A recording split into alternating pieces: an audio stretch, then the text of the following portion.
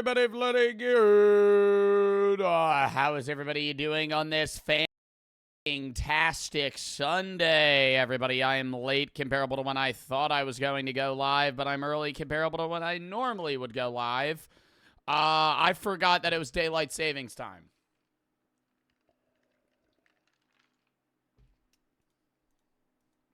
Forgot that it was daylight savings time. Dude, literally, what do you mean, what? Me too? Bro, yeah, it's 2 a.m. Like, you see it's 1:59, then it just jumps to 3, and I'm like, what the fuck?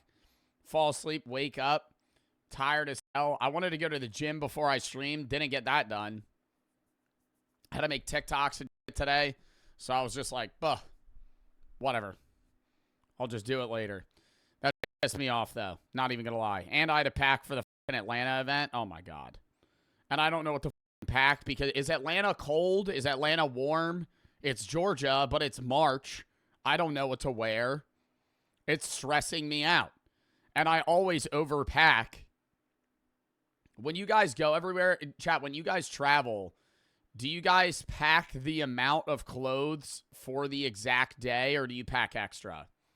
If I'm going for 4 days, I pack 7 pairs of underwear. I pack, 4 days, I pack 5 outfits, but I pack 7 pairs of underwear. You know, just in case. You know, you never know. You don't know if you're going to hit yourself, if you're going to need to, you know, just get a quick underwear change. Shit, I don't fucking know. You always just got to, you got to have more, bro. Check the weather there. Yeah, bro, but it's not that simple because you don't know what the feels like is. Extra socks. How often do you hit yourself? Not often, but I'd rather not have that problem, you know? You're going to be in a situation where if you're a 4 underwear Andy on a 4-day trip, there's going to be a day where you hit yourself. There's going to be a day where you had a gym workout and you want to change, right? But you can't. Tug, thank you for the 5 gifted subs. Thank them if you got a sub. Thank you for the 5 gifteds. Ian and Monty for the sub. Liam for the sub. May for the 6. Love your content. Thank you. Irish and Beth for the sub. Jail for the 1,000 biddies. Thank you for the 1,000 biddies. Loving for the 3. Second, 20. God, my fuck. I'm stuttering. Hey, Joe. I said second. 22nd month subbed is crazy to think about. Love the content. Appreciate everything you do. Thank you. Mitten, Sammy, Mr. Wing for the sub. Mighty C, Joths, Max, Mill, Potato Killer, Rex, Mr. and Foolish for the sub. Foxy, Mr. Round for the sub. Look for the 3. What do you think the first 48 hours of Mr. Beast's death would look like in society? Zim and Big for the sub. Dude, you're acting like he's a president. It'd be crazy on social media. The world wouldn't collapse. Like, if Mr. Beast just died, like, people would be like, holy shit. It would be on the news. Yeah, it'd be, like, a big thing. But you would just still work. Like, it's not like the Queen of England dying. Yo, Aladar, thank you for the 5 gifted subs. Thank them if you got a sub. Thank you for the 5 gifteds. Why does Joe only wear wife beaters? I sweat all the time and I'm inside. If I'm being honest, I'm normally shirtless. I wear a shirt while I stream because I think it's professional. If I'm out and about, if I'm at the gym, I'm wearing a tank top. If I'm anywhere else, I'll just wear a t-shirt. Nick and Ava for the sub. But yeah. Zazel for the sub, King for the 3. I had my college basketball session yesterday, and the coach said he likes my game and would like me back for a second one. Just wanted to say thank you so much again for all that you do, quality content you put out. Well, Dub, and thank you for the 3, man. I appreciate that. Anyways, today's a fucking React Day, chat. Today's going to be a 5-hour React Day. I'm excited. We got a great lineup. We'll go over that in a second. Excited about that. Dub for that. We got some philosophy videos we're going to end on as well. Haven't done some philosophy on stream in a bit because I've been recording some philosophy, but we'll yap at the end of stream, you know, last 45 minutes, hour. We'll do a little philosophy segment. But today's React Day. Tomorrow, I am doing a full horror game day. We're going to be playing Order 13, maybe Dream Core for sale. There's a bunch of games that we could play. AM is another one. There's a bunch of itch games that we could play too. Order 13, though, we could honestly play for the entirety of the stream. It just depends if we want to or not. We could stop whenever. It's kind of like a level-based game. It's supposed to be really good, though. I got a key for it. I've seen a bunch of other streamers play it. Then Tuesday, Wednesday, I'm not live because I have to prepare for Thursday's stream, which is the Rainbow Six Siege X Showcase event. That'll be co-streamed on my channel. And then I'll still be yapping to chat and talking to you guys, but I'll be at the Atlanta event for that. There's a bunch of streamers going. I don't know if I'm able to list them. Some dumbass said play Split Fiction. We finished the game. You missed it. You missed it. We played the entirety of the game. I finished it yesterday. You weren't here. Got to go watch the VOD. Sorry, brother. But yeah, that'll be Thursday. When Split Fiction. Finish the game. Can you replay it for me? No, I think I'll pass. If you have any games you want me to play or videos you want me to react to, though, video suggestion tab, game session tab, it's I find most of the videos that I watch the games I play. Outside of that, as I was saying, Tuesday, Wednesday, I'm not live because Thursday I have the Atlanta Rainbow event. Friday will be reacts and some gaming. Next Saturday will be another full horror day because we've been missing out on horror. Next Sunday's reacts. Next Monday, probably a random game day.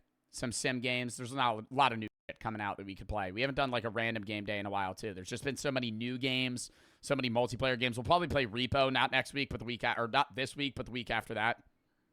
So next week, because today's technically this week, because it's Sunday. Nexus for the 3. Do you think it's more sketch ordering weed online, even if the website looks legit, or buying it off the street from a drug dealer?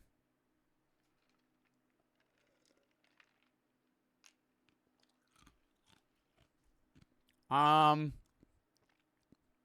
probably more sketchy buying weed from a drug dealer. That's a big ass cup. No, this is a regular size red Solo cup. Yeah, this is my lean cup. No. There's coffee in it. I'm drinking a French vanilla right now.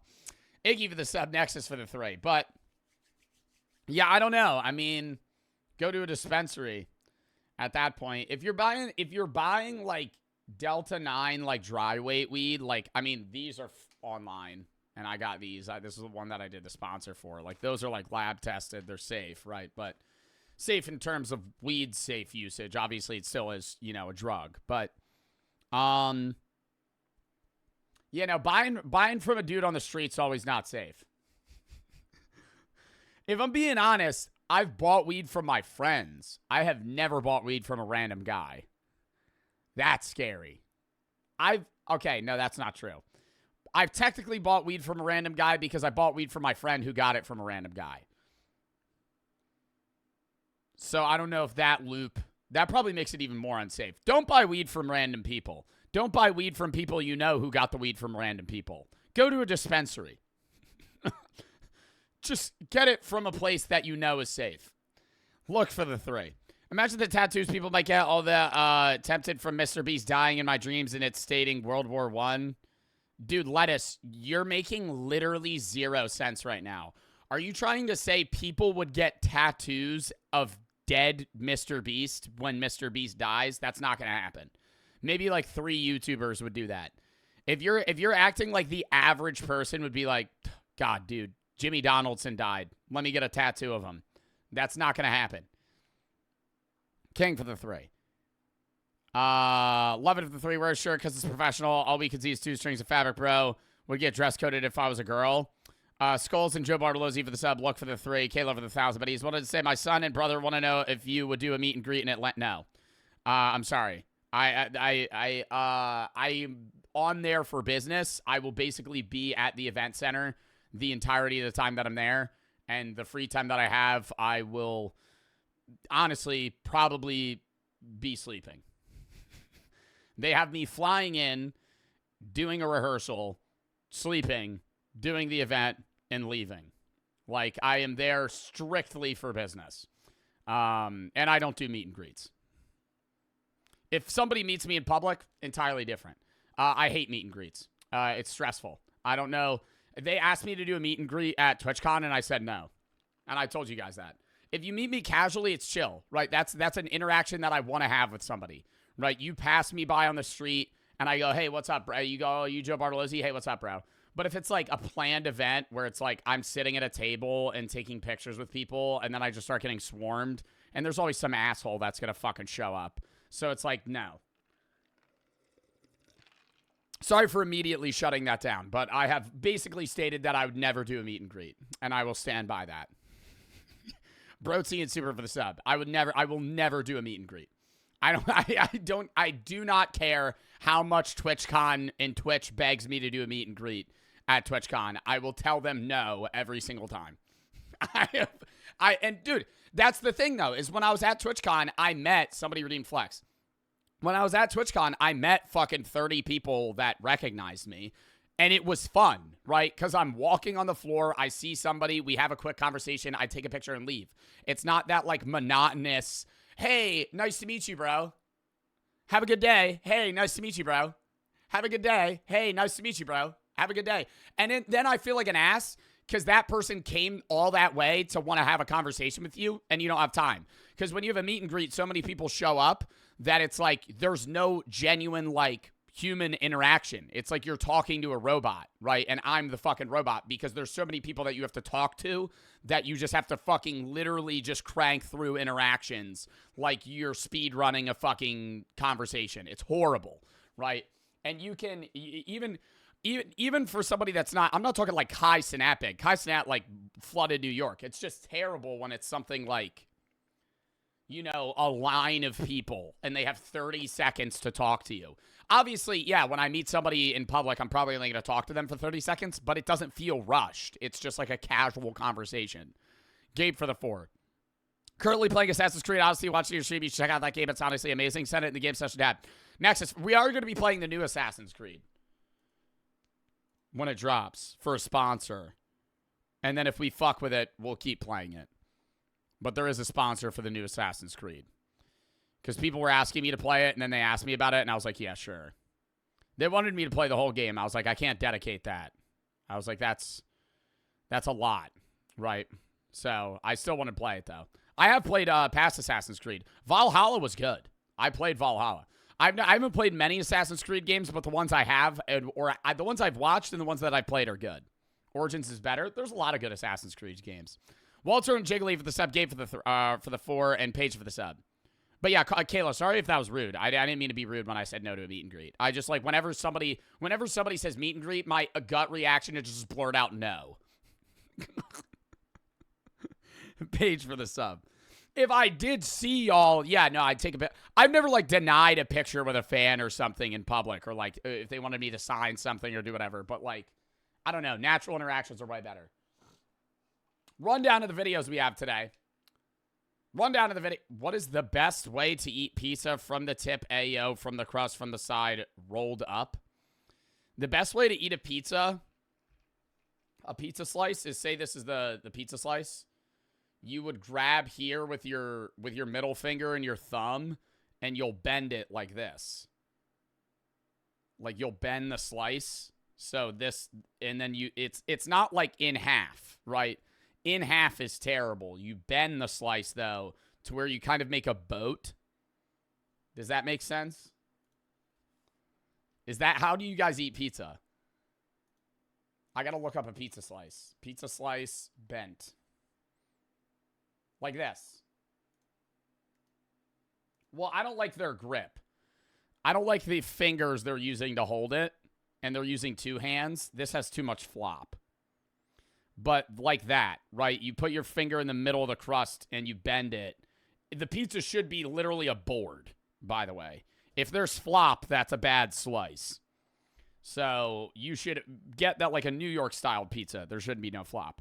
You bend that shit, you should hear and it should crack, right? And it should just literally be like a fucking cardboard piece. That shit's disgusting. You ever have you ever have a slice of pizza where I've said this before, where you pick it up and the cheese and all the toppings slide right off of it? Those pizza places need to be shut down, okay?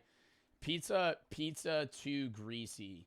Maybe we'll see this when we review your guys' lunch videos. We're doing that next week, by the way. We need more time to compile all of them. You guys sent like 2,000 submissions. Like, this is way too fucking greasy. This is what I mean. Like, that is gross. If I have... Was there an ant on my screen?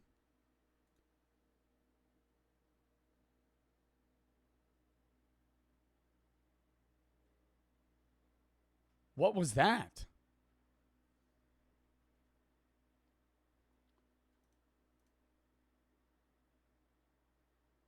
Did you guys see that? No, am I freaking out? Hold up. It's not there anymore. Was that only on Reddit? Reddit and on screen. Bro, I'm...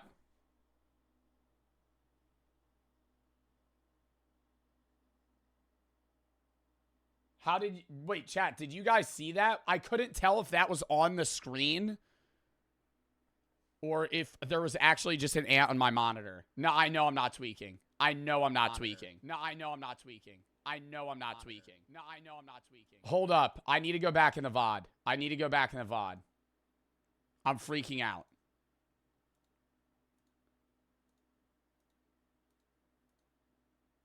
Oh my God, there's no ant. Dude. Am I tripping? I don't see an ant on my screen. I swear to God, there was an ant on my screen. I swear to God, there was an ant on my screen.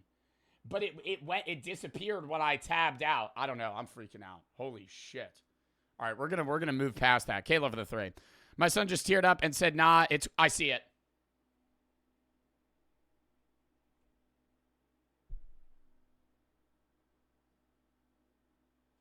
It's inside my monitor. Hello? Where did he go? Is that possible? Bro.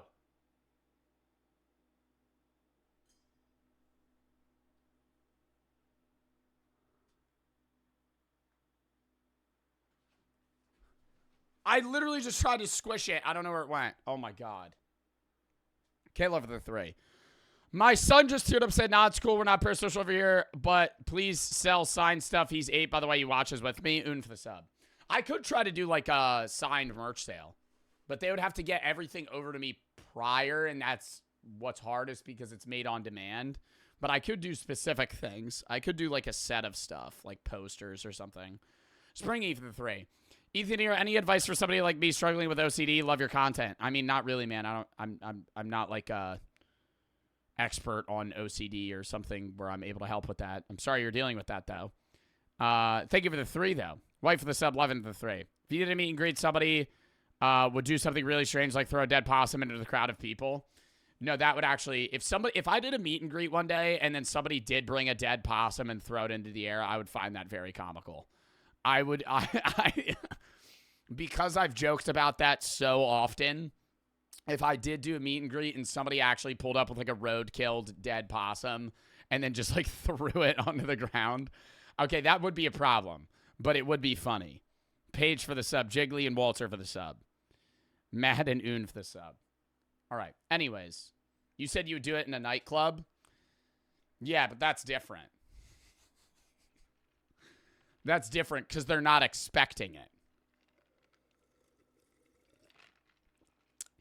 At a Joe Bart meet and greet, you would assume that there would be a dead possum thrown in the air. Mad for the sub. All right.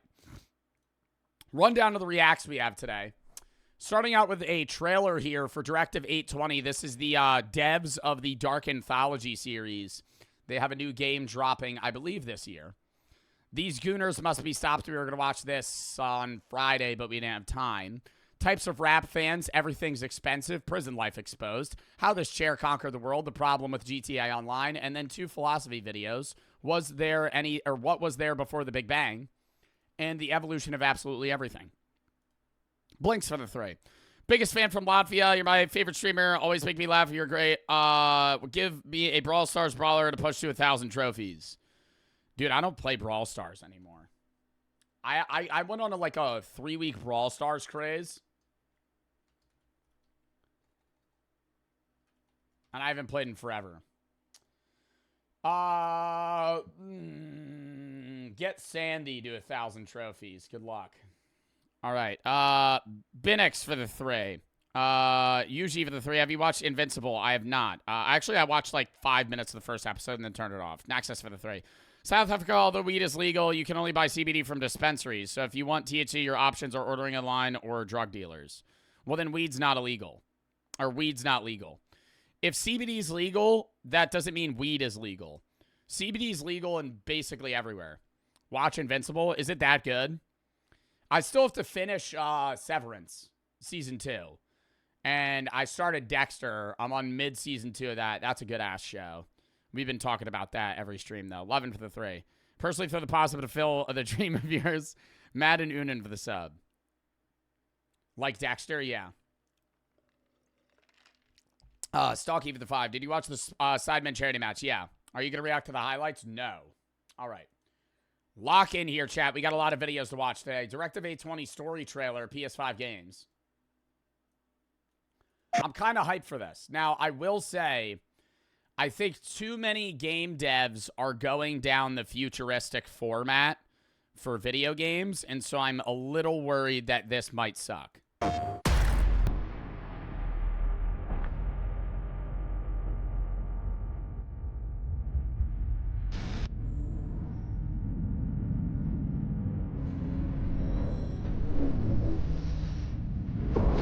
Moody, I'm not reacting to the highlights. Nellen for the 3. Turn 17 is a bit exhausting. I've gotten some kind of idea of sickness the last 3 times this year. I have no idea why my health's this bad. You got to go to the doctor. Happy birthday, though. All right, lock in. Yo, type locked in. Why are they capturing it on a PS5? I swear to God, if this is a PS5 exclusive. I don't know why I'm bitching about that, because I actually have a PS5. I just don't want to plug it in.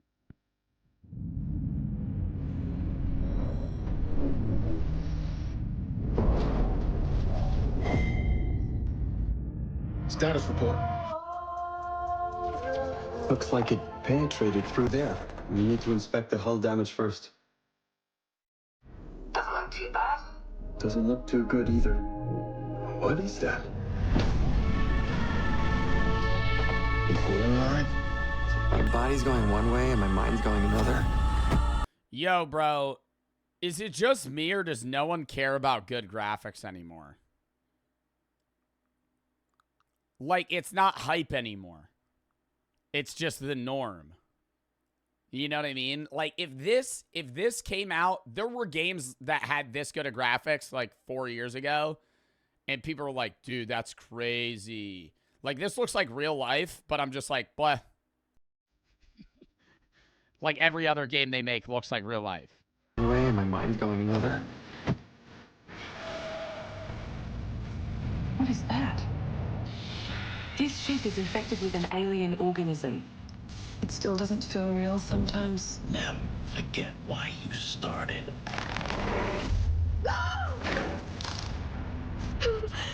Lord have mercy. This just looks like the plot of Alien. Yo, am I still gonna play it? Yeah. But they deadass just went, there's an alien on the ship. This is just the plot of Alien. I'm fine with that, right? That's still cool. But and then there's a guy shaking that, like, the aliens inside of him are, like, this is literally just the first Alien movie. Williams knows more about this substance. That's every space game? That's not true. There's space games. Bro, that's actually not true. Mouth watching.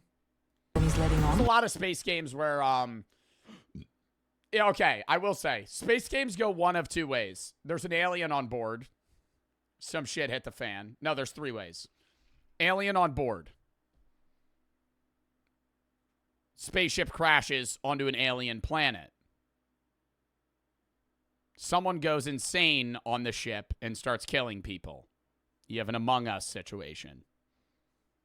Those are the 3 types of futuristic movies and games. In thrillers, in the horror category, rather. Not in the thriller sense, because you could have, like, Interstellar. You can't take any chances with him. Yeah, Subnautica. Subnautica, mouth-washing, Alien. Halo? Bro, I'm saying futuristic horror games. Halo's just a fucking FPS shooter. It can manipulate its physical appearance. It's changing its cellular structure. It's replicating the human form. It's replacing us. Okay, it's the thing.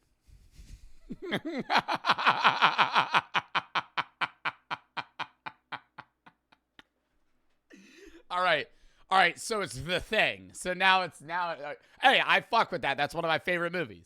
All right, now it's the thing. Now it's no longer it's Alien, but now it copies people and takes over their dead bodies. The thing. Changing its cellular structure. It's replicating the human form. It's replacing us. I know this will be difficult to hear, but if you're still out there, This would be a badass story to be able to actually experience the thing, though. you deserve the truth.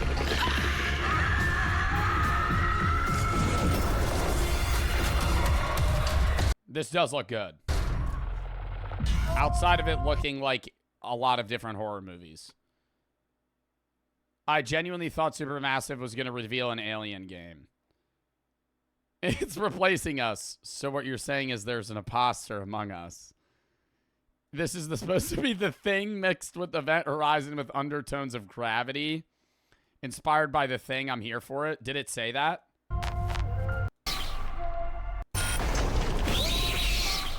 Oh, that's literally the thing. Does it say inspired by? No. Alien and Event Horizon as well. That is cool, though, bro. For them to make a game about that, the thing is fucking peak. If you don't know the thing, bro, I've said this before. I'm a dick rider for the thing. After the stream, go watch the thing. It is a movie where, or the premise of the movie is there's a monster that kills you and like disposes of your body or whatever, and then it makes an exact replica of you that has all of your memories and acts like you, and it never breaks character, right? And it's not like a conscious organism is the difference. So it's just kind of like a weird hyper evolved predator being that's capable of morphing into whatever it needs to be. And it's really hard to be able to figure out who is a real person and who's the thing. And the whole movie is going through that. And then the ending is amazing. The ending's amazing. Can I spoil the ending? No, because then you guys won't watch the movie. You need to go watch the movie. Watch the original The Thing, though. Don't watch the new one. Don't watch the 1951 or whatever. Watch 1982. 1982 The Thing is the best movie I've ever seen. All right. Next. Sketty of the three. Biggest The Thing Glazer. CZ Spiral, Loam, Mr. Owl. I like Rocks, BX, Spence, Tanner, and Mr. for the sub Nelio for the three. All right, next. These Gooners must be stopped. I feel like I should scan this video.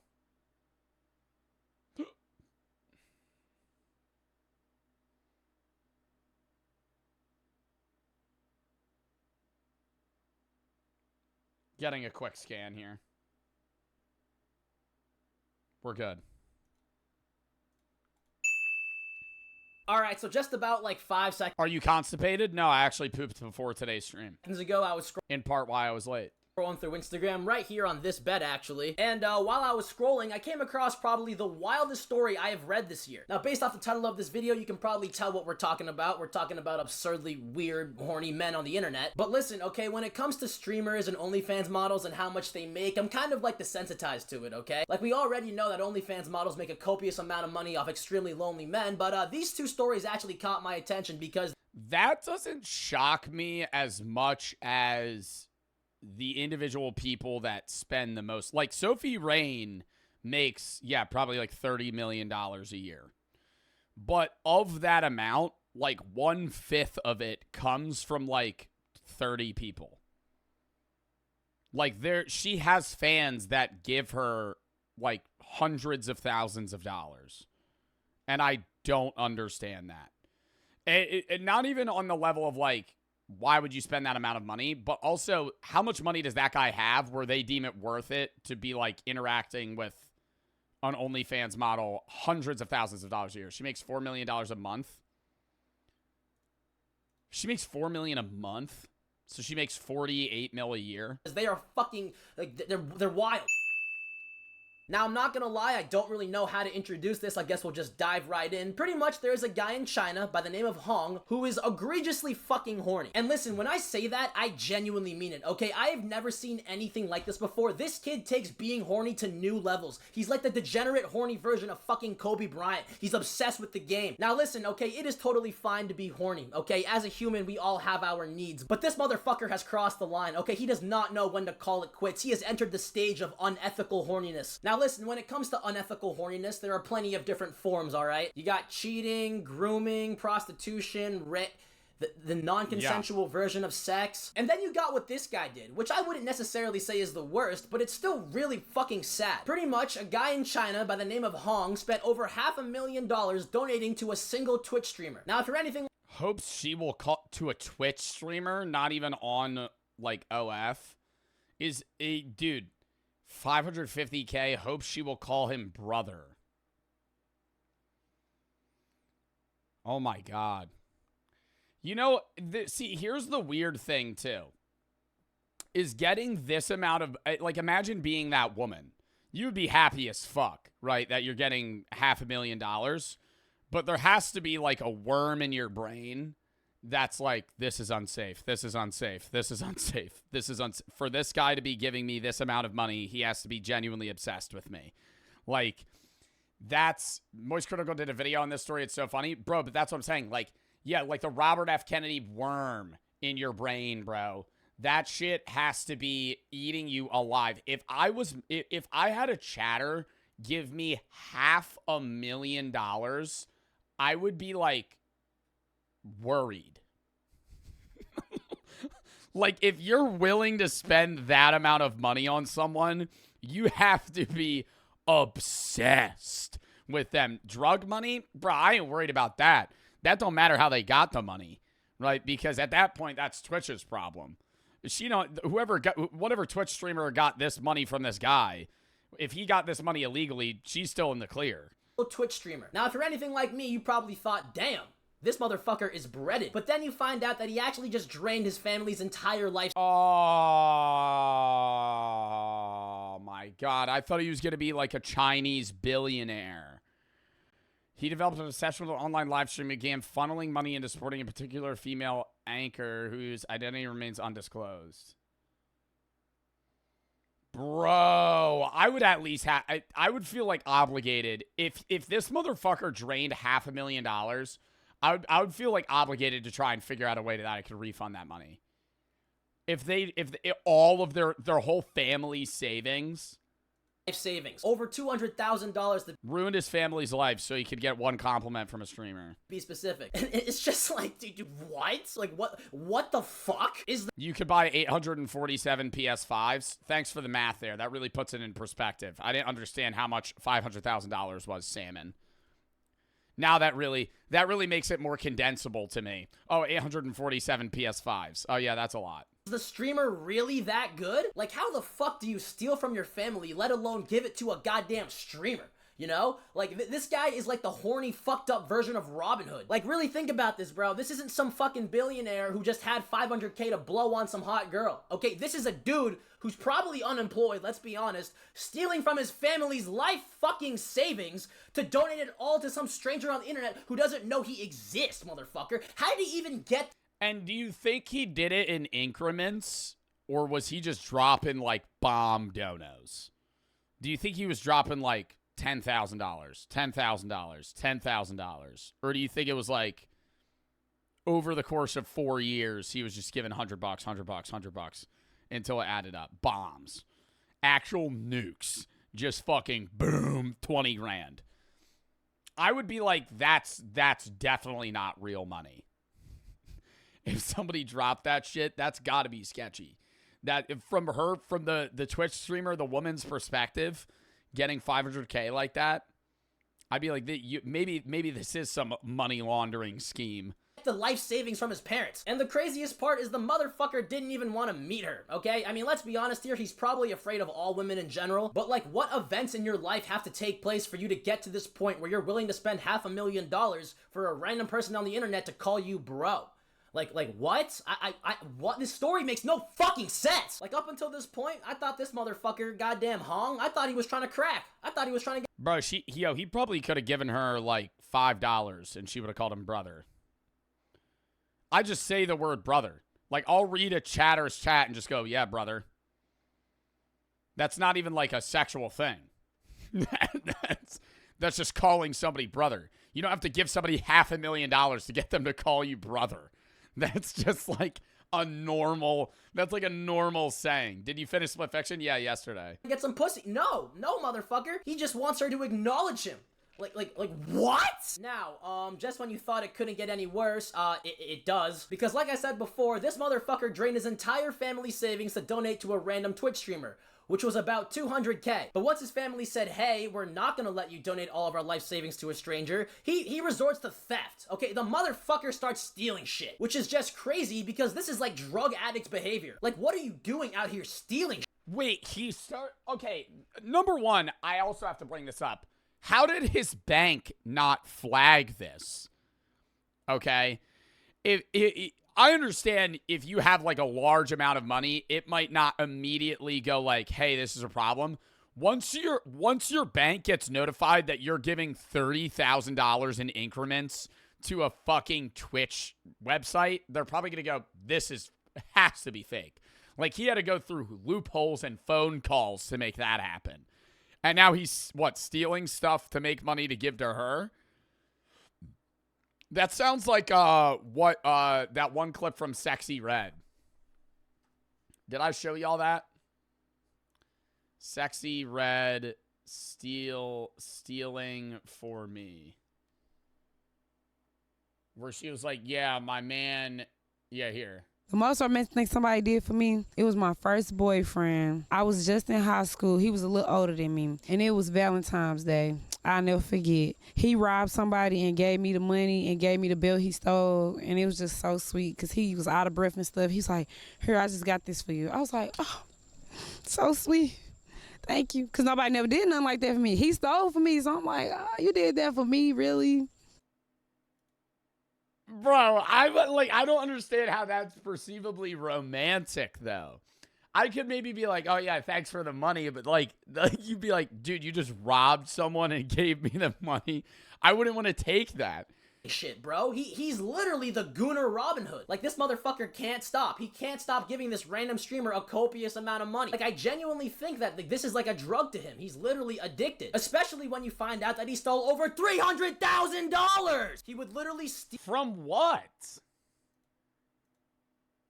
And he didn't get caught? He got 40 thefts of $300K? What the fuck would you steal? Dollars! He would literally steal a bunch of copper and sell it...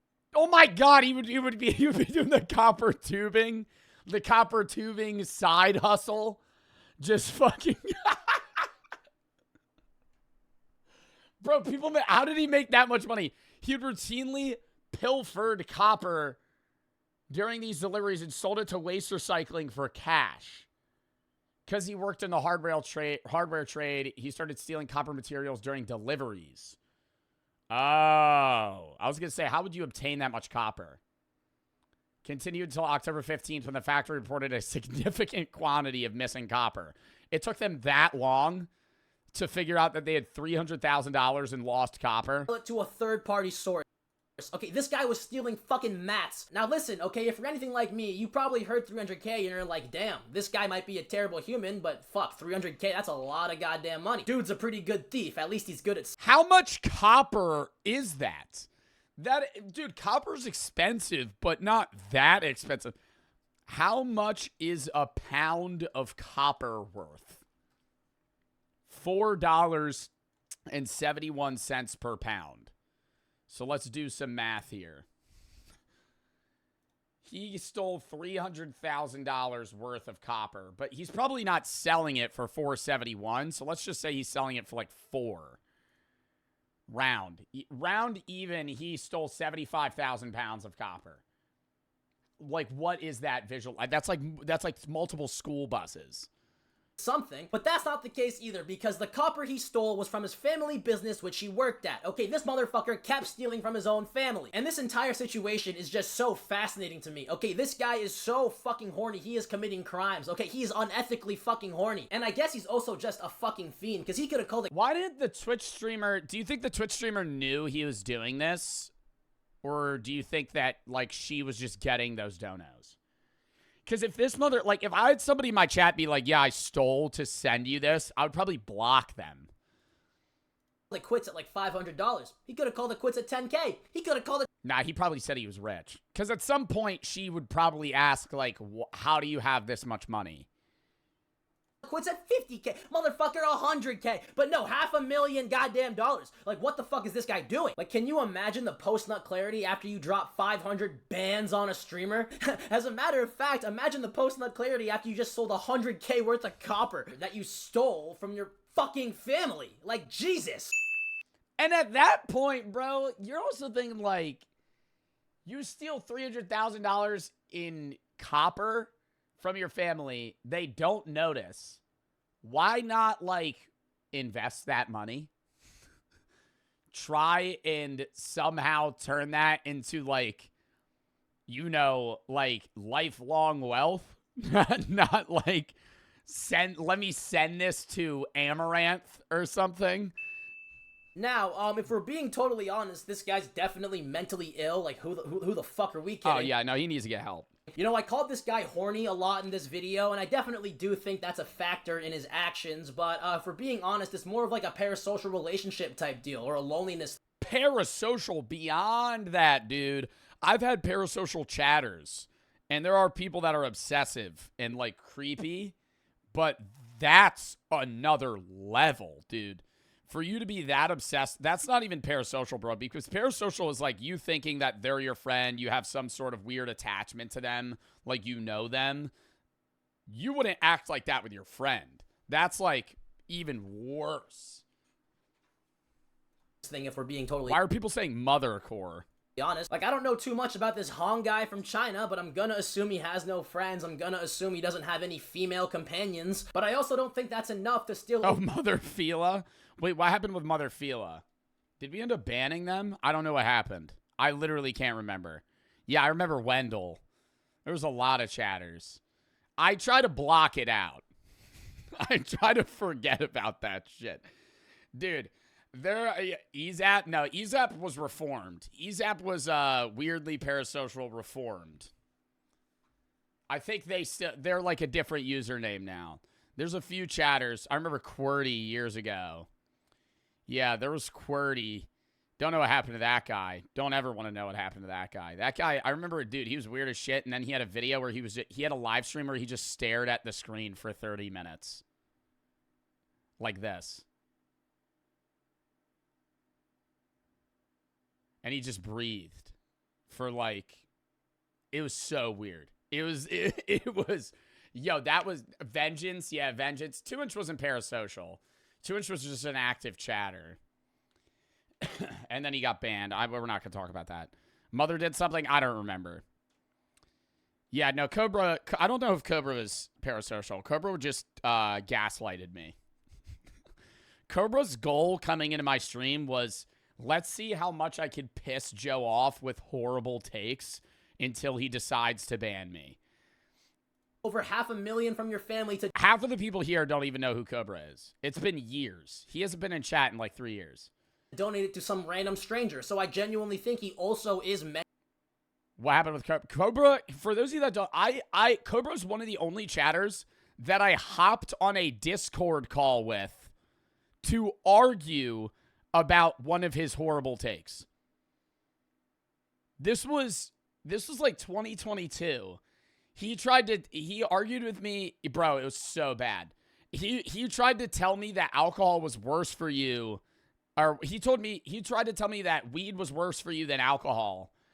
And it's like, obviously they both have downsides, but he had the worst points ever. He was like, yeah, alcohol makes you feel warm, so it's good for you. I was like, dude, you'll die of hypothermia quicker when you're drunk. It's a fucking placebo. You feel warm. You're not warmer. And what the fuck does that have to do with it being good for you? He would say stupid shit like that all the time. And then he would have horrible just fucking either, not even political takes. It would just be terrible takes that were just like, why would you think that? Mentally ill, combine that with all the fucking loneliness. You might summon him. Dude, that would be like a fucking Vietnam flashback if Cobra popped back up. Deals with, boom, his way out of it. How old was he? I don't know, dude. At the time, I think I was 19. He was probably like 16. He lived in like Moldova or some shit. I remember him mentioning it one day because when we hopped on the call, he had an accent. I guess is to give this streamer all of his family's money. For some fucking reason. I also think that he's mentally ill because the guy knows how to steal copper. Okay, he's not a fucking dumbass. Actually, to be honest, I have no idea if that's like hard to do or not, but regardless, the guy stole over $300,000. Okay, he did something right. He's not fucking slow. So I can't help but to wonder, like, did this guy ever... Remember he said you get happier from alcohol, so it's better? Yeah. He was basically advocating for alcoholism on a Discord call. It was the funniest shit. Okay, in hindsight, it was hilarious, but in the moment, he was actually pissing me off. He was just saying it, like, it was appalling to me that somebody actually had was thinking that way. Think about using this money for anything else. Like $500,000 is a lot of money. He could have done a lot of good things with that. He could have donated it to, you know, extinct animals or fucking orphans with no arms or limbs. But no, he gave it to a goddamn Twitch streamer. Forget donating it. The motherfucker could have traveled the world. He could have experienced things, met people, maybe found a fucking girlfriend, a real life one that fucking knows he exists. Also, what's good with the streamer, bro? They never mentioned her name in the article, probably for like safety reasons or some shit. But is she gonna keep the money? Yo, literally, though, I think it's different. I'm not saying that she's obligated to give all that money back, and there obviously is, like, taxation problems where it's like, now she's going to get taxed on that money, so how does she refund it? But if you're getting $500,000 from some, like, whale, right, that has billions of dollars, and he just wants to blow his money on somebody he finds hot, whatever, right, keep the money. But if it's like you end up finding out that this dude blew $500,000 and literally like drove his family into poverty, I would be like, dude. Like, hello? You gotta try and be like, yeah, here's the money. Like, here's the money back to someone. She technically earned it totally legally and not ethically, if we're being honest. Legally, it is her money. But she did get it legally. But dude, that kid bankrupted his fucking family. Like, can you imagine being that girl? Like, I wouldn't be like, I couldn't live with that on my conscience. Like, yeah, it's $500,000, but this kid was fucking stealing copper from his family. All right, he was taking mats. He was playing real life Fortnite, and you got it selling your body. That's already an L. So it's like, dude, come on now, fucking like shit, I don't think I could live with that, honestly. And I'd be like, honestly, I think I don't know if this streamer would be a good person or not if she kept the money. I think it's really just up to her and how she can live with that. But like, you're just kind of like, I don't know. I don't want to judge her because like $500,000 is a lot of fuck, you know, $500,000 is $500,000. But it's like, oh yeah, you would want to keep the money. But then you're battling like, am I an asshole for it? Somebody said at Scully is Cobra. I've thought about that before. If one of my mods is basically like a sleeper Russian agent, and it turns out that they're Cobra under a different alias, because I don't know who my mods are. I just know they're users, right? I have no idea what Scullyfoo's real name is, or like who Scullyfoo is. I just know they're Scullyfoo, right? Like the only person I actually know, like I know Brady, right? He's like my employee, right? But like, Scully could be some random guy that like I have no idea who he is. Right, dude, like, damn, bro, like, that's so sad, like, fuck, goddamn, Jesus Christ, Hong, motherfucker's name is Hong, too, bro, what a goddamn loser, fucking Hong from China, bankrupting his family, over 40 thefts, look at this shit, ew, oh my god, I wish I had a face on him, I bet he's overweight, what am I saying, if you're overweight and you're watching this, I'm sorry, I didn't mean to offend you, but, yeah, that's the first story, I guess, fucking Hong from China, goddamn bankrupting his family, saying in the downfall of the male race. That's what people have been saying in the comments. Dude, like, whatever. All right, that's the first story. On the next one. All right, so for this next segment, we're talking about another OnlyFans model, Sophie Rain. If you don't recognize her or know who this is, good for you, honestly. Round of applause. You have somehow managed to avoid all of, like, the bullshit. How did Sophie Rain even blow up? I feel like I don't want to say she's an industry plant because I hate when people use that term and I don't think it's real. But I feel like I can't remember when Sophie Rain got popular. I know she did OnlyFans chat. I'm saying, like, when did she get popular? Like, I can't even, in my mind, be like, yeah, when did she... Oh, the Spider-Man videos? Shit brain rot advertisement she does. She's always doing some clickbait shit on Twitter like, oh, me or the PS4, and she's in some Spider-Man costume. Then you go in the replies and she's getting, like, throated and fucking, like, tossed around like a goddamn thing. Oh, my God, bro. Holy shit. Yo, somebody said me or the PS4. Yo, the funniest shit I see is when they have Okay, I feel bad about this, but I laugh when I see it in the comments. GTA 6, like, trailer on TikTok, and somebody in the comments or, like, under the YouTube video is like, please tell me this is coming to the Xbox 360.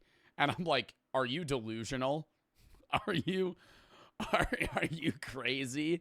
Somebody in the comments of a GTA 6 trailer going, bro, tell me this is coming to the PS3. What? The Xbox 360, the PS3. Brother, are you... no, it is not coming to that shit. And then, like, it maybe Xbox One, PS4, but even then, when people are like, bro, tell me this coming to the PS4. No, it's not. It's not. That shit will be on new-gen consoles, and that's it. Not even the Switch. I don't even think it's coming out on PC initially. Thanksgiving turkey. Either way, my whole point being is that this girl is basically just an OnlyFans model who, like, it does a lot of, like, marketing, like a lot of social media marketing. And Sophie Rain posted how much she made from OnlyFans this year, and she made fucking $40 million. Now, to put that into perspective, that is a fucking NBA Supermax contract. Okay, Giannis Antetokounmpo is making, like, damn near the same amount as this fucking chick. Sophie Rain is making more than just about every single NFL player, okay? Besides the quarterbacks, all right, maybe. I don't know. I think that's a bad comparison because at the same time, you can argue that athletes are overpaid. Not every athlete, but, like, I don't know. Obviously, they're worth that value because they bring in that amount of people. But to say that because you're really good at basketball, you should make $85 million is, like, you know, it's the same level of absurd. You know what I mean? Like, it's more, it's less perceived as, you know, bad because people fuck with sports and they love watching sports and they love Nikola Jokic, right? And shit like that. So it's different, but in the same sense, like, you got to be like, this guy's making an obscene amount of money. Maybe, like, I don't know, the GM's head coach. Are streamers overpaid? Yes. Yes. And I'm a streamer. She's making more than just about everyone else. Now, I think we can all agree that OnlyFans is not exactly the most respectable profession, but I do respect the fucking hustle, okay? You know, making $40 million in a span of 1 year is not easy, okay? That is very, very impressive regardless of how you do it. No. Bro's ungrateful. That's the opposite of ungrateful. It would be ungrateful if I said I was underpaid. You know what I mean? Like, that's entirely different. I don't know. I think YouTubers' salary is different because I think YouTubers make a shitload of money, but it's still a fair 50-50 share, rev share. Twitch is the same thing, but I think, I don't know. Why I think Twitch streamers are overpaid in the sense of, like, just the amount of money they make for the work that they output. Like, how, like, the job isn't easy, but it's like you're making way more than people do that are, you know, grinding 9 to 5s in a union, at an electrical job or plumbing or whatever they're fucking doing, right? At an office job. So, I don't know. In that sense, I would say it's overpaid. But oh, let me take that back. If you did it in a fucked up way, that's not okay. Either way, you know what I'm saying? $40 million is just a shit ton of money. Thing is, people choose to pay for it, and ads are paid for by companies, so it's hard to determine where the money taken goes. That's what I'm saying. Like, I could sit here and say I'm overpaid, but at the same time, it's valued accurately, right? Because if it's overpaid, companies wouldn't be paying Twitch streamers the amount that they're paying because they wouldn't be getting that money back. But same thing with YouTube. YouTubers, like top tier YouTubers, make tens of millions of dollars a year, right? Like Mr. Beast and fucking like the Sidemen channel and all those guys that are pulling, you know, 5 million views per video. They're making so much money, but they're definitely valued in that sense because the ad companies wouldn't be paying that premium if it wasn't getting them that money back. Confix for the 3 gifted. Same, yeah, Outdoor Boys too. Outdoor Boys makes fucking $30 million a year. Easy. A Camo and Max for the sub, 1MJ for the 3. Wondering if you saw the 17-year-old high schoolers who ran a 999 100 meters. No. Sketty for the 3. Weed is as healthy as heroin. Insta and Andrew for the sub. Gunch for the 3. Project where I got to choose charity presented by college class. What is the first charity you could think of your personal favorite? American Foundation for Suicide Prevention. F Cancer is dope. The one we just did, National Pediatric Cancer Research Fund. There's a lot of good ass charities. Wakanda and Alex for the sub. Goober for the 3. Can you say hi to Brianna or Brina? She's my mom. We've been watching you for a while. She finally gets past the swearing. Well, thank you for the 3. And hello. I'm sorry I swear too much. Can you say what's up, brother? Hello, Chunkles. Take for the sub. Jal for the 3. Give my money in bits, or for the 5. Erica for the 3. Love your streams. You Brooke should do a stream where you follow Bob Ross video. Dolph and Fisher for the sub. Crazy for the 3. That would be cool. Should I do that? Joe Barton Red for the sub. Sketty for the 3. We get easels. Dude, that's a good idea. Follow Bob Ross video. Where we try to paint like Bob Ross. That'd be hilarious. I would do so bad. I'm terrible at art. And even if she did it, like, selling her fucking body, I gotta kind of, like, give her props, you know, 40, even if it's manipulating fucking lonely men, she somehow managed to cap, because everyone, there's hella OnlyFans models, bro, hella people, there's hella fish in the sea, okay? I wonder, too, like, what do you think the average age of a person buying Sophie Rain's subscription is? Dude, I feel like probably, like, 30s. It's not, dude, I don't think it's people that are, y'all are saying like 19. I don't think it's like people in their 20s.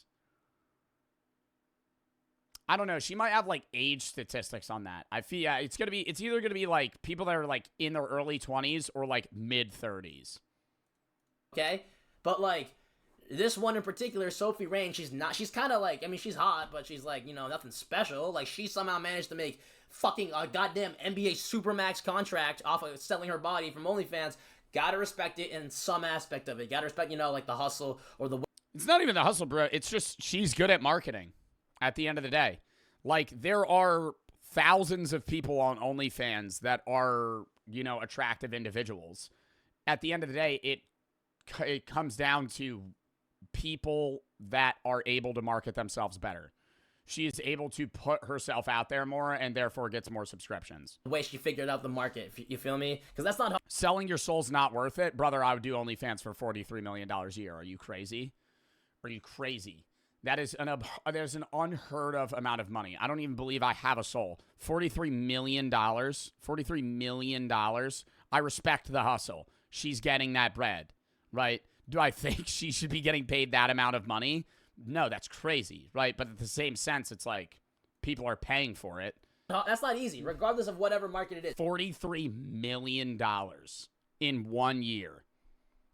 She just happens to be in the OnlyFans market, which, you know, it definitely... Money talks, bro. I have said, I have never... I don't diss people that do OnlyFans.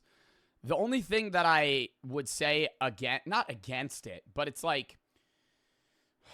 Bro, there are people that do, like the majority of people that do OF are people that have like 4 subscribers. That's not worth it. If it's like a side hustle that you do and you're making like a substantial amount of money from it, whatever. But if you're doing it and you're making like $100 a month, it's not worth it, right? Like at that point. Definitely is not as impressive as other markets, but you guys get what I'm trying to say. A lot of people have been saying that this shit's fake. It's unethical, bro. Then so is working at a liquor store. Or a gas station. In the same sense, right? you're advocating for people, like similarly, while you're saying if you're an OF model who is advocating for people that are into that level of, you know, sexuality or whatever, you're selling alcohol to alcoholics. Too, that Sophie Rain's capping about how much she made, but then she posted this screen recording kind of. I mean, dude, I've done at the same sense, I've done DraftKings ads, right? I've done ads for that stuff. At the end of the day, you have to be 21 to do it. But like, have I questioned whether or not I should do those ads? Yeah. But I've turned down big companies. Like, I've turned down Stake. Like, Stake has come to me and they wanted me to do like their offshore gambling shit for money. No. They wanted to pay me a shitload of money. Not going to do it though. Right? Because at that point, it's unsafe. But DraftKings, you got to be 21 and older. Most men that are going to download it already have another sportsbook app. They're just going to download DraftKings so they get the promo deal. It's entirely different to me. Of like proving it. I don't know if this is real, by the way. This could all be fake because, like I said before, should have NGL now. I said not when I started streaming, but when I started getting big on Twitch, I told myself I would never do a stake deal, and they can't. Yeah, though. They want to pay a lot of money to creators, but it's like, I don't want to say I understand why people take it, but I do, right? I would not, and I'm in a situation where I won't, right? And I would never, but the guys that you see that are averaging like 400 viewers on Twitch that get a like kick stake deal, I get why they're doing it, because it's basically ensuring that they'll have a salary. Because it pays them, right? And so it's like, yeah, they're valuing their own money over other people's, but still, she does it's all crazy. That crazy. How much can you even say? No, that would probably get me into shit. Viral marketing, but yeah. How much would you have to get to start at OnlyFans? I keep pausing the fuck out of this video. I would never want to make one. I mean, dude, yeah, $43 million. I mean, at that point, yeah, money talks, right? 43 mil, but like, I don't know. There's no definitive number. But if you were like a genie came to me and they're like, you're going to make $10 million, I'd be like, yeah, okay. Yeah. Regardless, if she's fucking capping about it, that's crazy. And it's working if she is. And if she's not, still fucking crazy. This bitch made 40 mil. Sophie Rain also gave a shout out to her top OnlyFans spender, Charlie. And as you can see, this motherfucker spent over $5 million on this girl. Now, this Charlie. In a year? He had to spend, he only spent $84. The year subscription was $84. $278,000 in messages. $4.4 million in tips. Are you kidding me? Charlie. And as you can see, this motherfucker spent over $5 million on this girl. Now, there are so many things to address here. First of all, I think we found the next person for the School of Hard Knocks to interview, because how the fuck do you have $5 million to spend on OnlyFans? Second of all, how do you spend that much fucking money? Okay, how is that even physically possible? Is there even enough content? And then, also, people don't think motherfuckers with that amount of money have accountants. And so, at the end of year, like end of quarter, this guy's sitting down with his accountant, and they're going over with him his $4.4 million bill on OnlyFans. And now he and his accountant are having a conversation about why did you spend $5 million on this? And he has to reason with it. Now, maybe he hires somebody that doesn't ask questions, but most of the time your accountants will heckle you. They'll be like, why are you doing that? To spend that much. Why are you doing, because you can't write, that's not a write-off.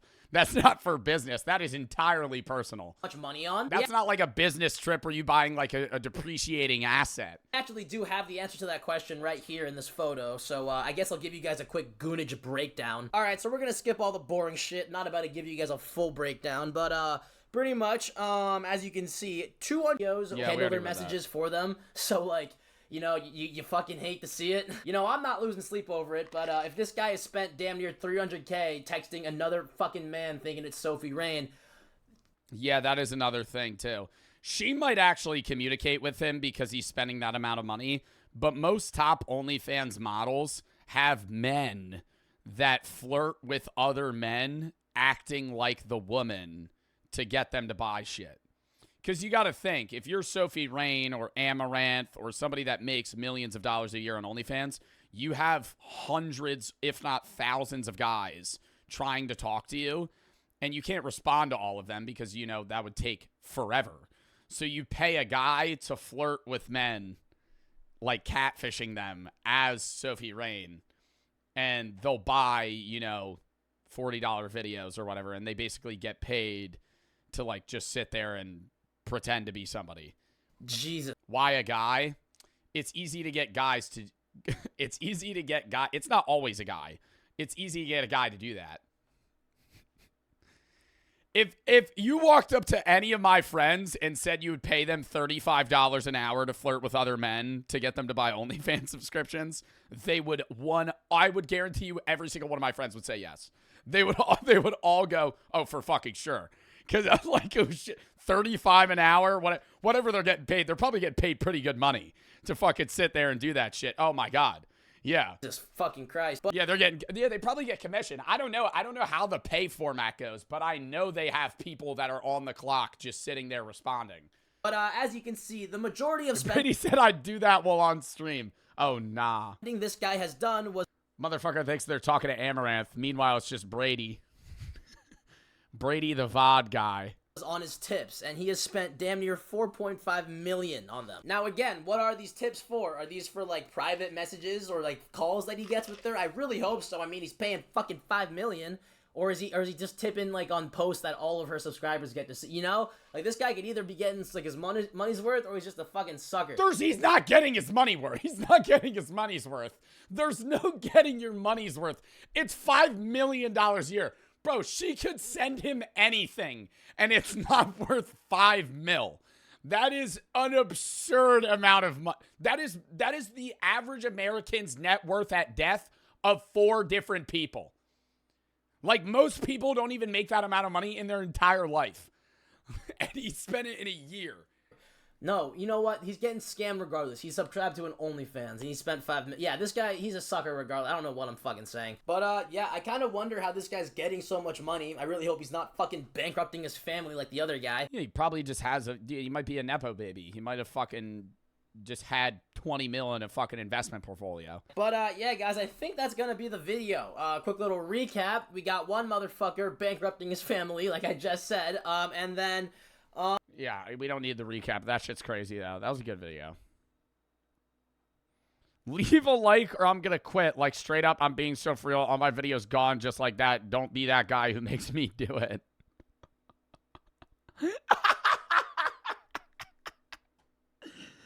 Yo, he's threatening to delete his YouTube channel if they don't like the video. That's so funny. Yeah, I gotta subscribe to him now.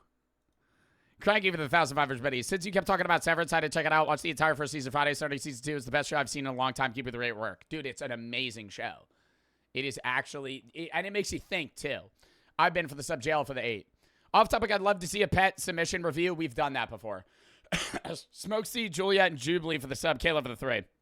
Remember, though, that money can't come with you when you die. Money's in everything. There's joy in having just enough philosophy take. Yeah, that's facts. And when you die, your money gets taxed, too, before it goes to your family. You have an inheritance tax. So even if you build up your empire and you want to pass it down to your children, a lot of that will end up going to the government when you keel over.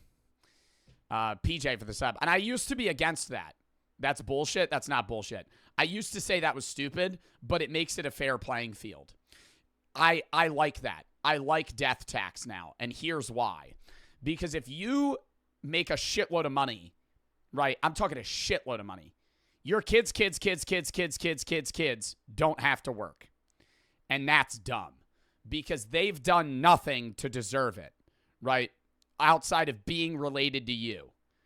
And that's bullshit. Because then somebody that's born into a poor like household that is more qualified than you and works harder than you is still fucked over because your great-great-great-great-great-great-great-grandfather owned an oil company. And even then, you still transfer the majority of your wealth. Like, if you die with $10 million, the majority of that is going to go to your family. But I understand the government taking a cut of that, not only for the government to run, but also it gives like a reset, right? Every generation, it gives a soft reset so people are able to try and build their own wealth. Generational wealth and Nepo babies still exist because at the end of the day, connections are worth more than experience. And even without the money, you being related to your granddad who fucking owns and runs the fucking Philadelphia Eagles is going to put you in a better position than somebody that has a dad that works at a fucking 7-Eleven, right? PJ for the 3. Who is better, LeBron or Jordan? I don't really watch basketball, so I don't know. Bison for the sub. Would you ever consider wearing a tie-dye tank top on stream? Proceed for the 1,500 biddies. Maybe? I don't know. I would have to buy one. Sketty for the 3. Do you think if I try real hard, I could be that next Sophie Rain? I don't know, man. Milks for the 3. If you don't want to understand, do you make more from subs or bits? I see some streamers struggle to get 60 subs on the daily. You get like 130 on a good day. I was wondering how they manage to live off that without having a second job. I would say however many viewers you have to average to make like a genuine yearly salary depends on how dedicated your viewer base is on subs and how many ads you run. I probably make more money on subs. It depends on the day, though, right? There's days where I'll get a shitload of bits and no subs or vice versa, right? Like, it really varies. I also just don't look at that, if I'm being honest. A lot of what I do on Twitch is me actively thinking what I could cut down to YouTube videos. And so I just kind of focus on trying to be entertaining, and then the money comes with it. And that's literally like a piece of advice, too. Like, if you just focus on gating viewers and like trying to be good on retention, the money follows, right? Like that's all you need.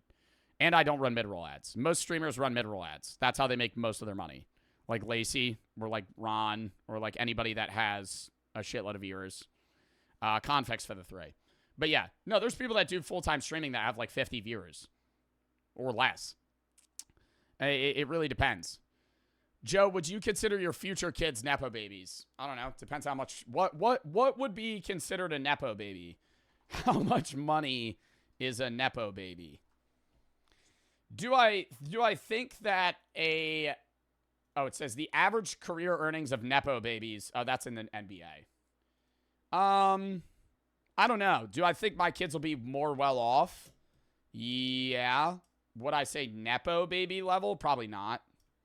It really depends, though, how long this career lasts. You know what I mean? Cranky for the 1,500 biddies. She 8 for the 7, new for the 3. Do you have to react to the Indian rapper that has like 5 million views in a day? Could you send it in the video search tab? If you have any videos you want to watch games, you want to play video search tab, game search tab. It's how I find most of the videos that I watch games I play. Next video. What is a Nepo baby?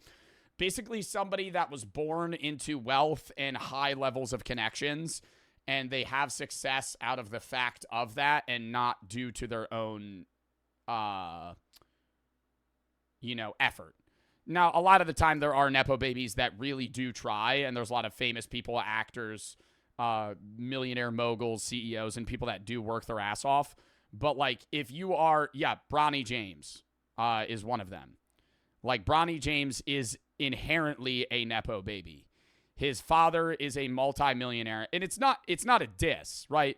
When somebody gets upset when you call them a Nepo baby, I hate that. It's like that rich kid that you know when you call them rich and they're like, I'm not rich. And then they try to convince you that you're poor or that they're poor.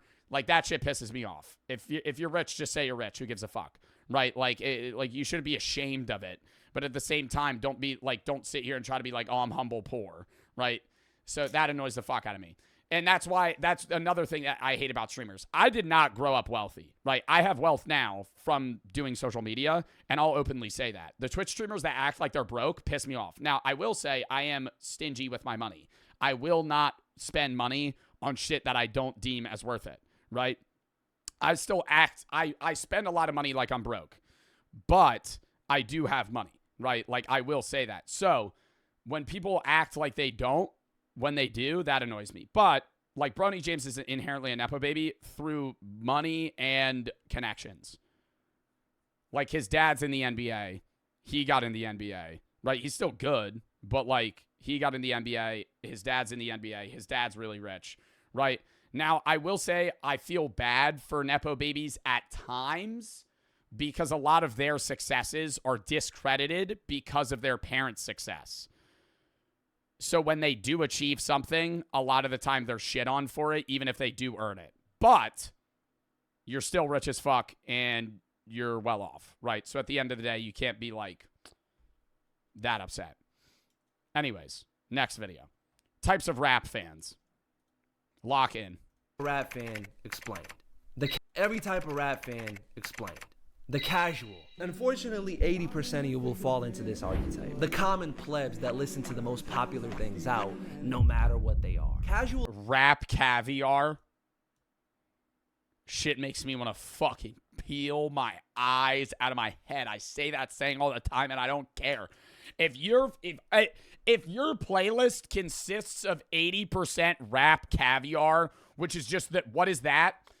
Rap caviar is like a Spotify playlist of the most popular rap songs, and it's so annoying because everybody that listens to rap caviar is just like TikTok brain rot. Whatever the most popular songs are right now is what they're listening to, and it's like those same people are always like acting like they have the best musical taste when in reality they just are literal sheep listeners.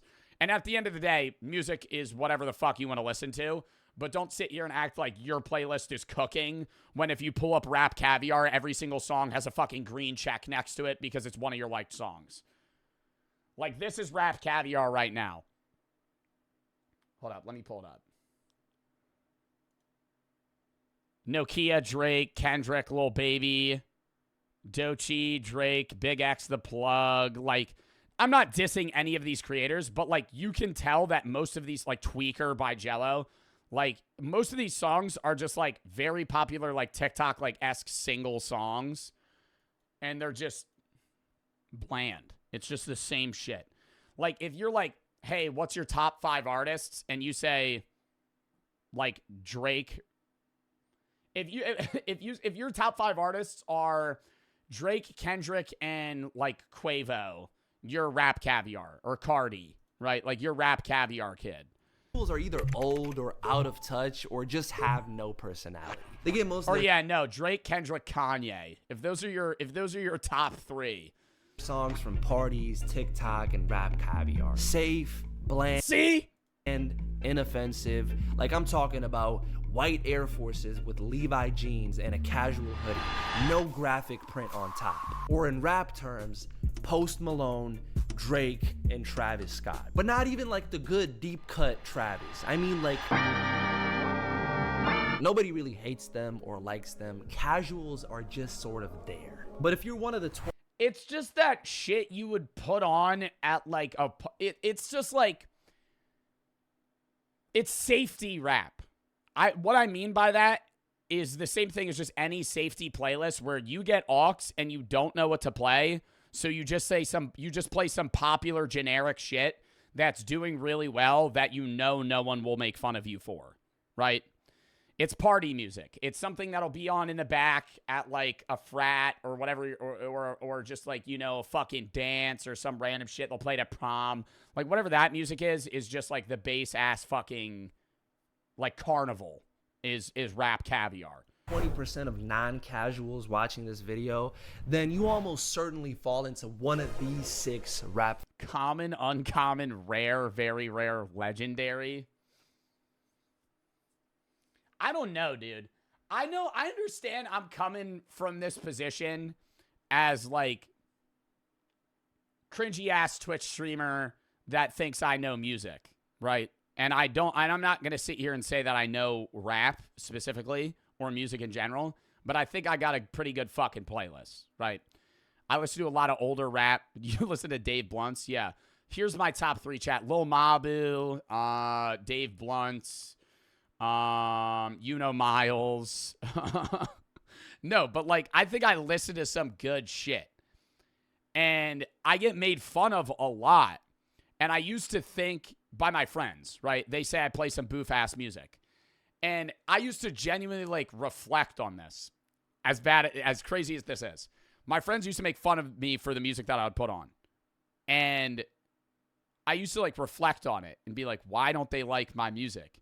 And I used to be like, maybe I listen to shit music. No, bro. They just listen to some basic-ass shit. Somebody redeemed Flex. Like right now, bro, let me play some shit. Hold up. You sang gangster rap? I did not. An AI version of me sang gangster rap. Bro, like, top 5... Okay, let me just say this. Top 5 rappers for me. No order. Nas. Lil Wayne. Biggie Smalls.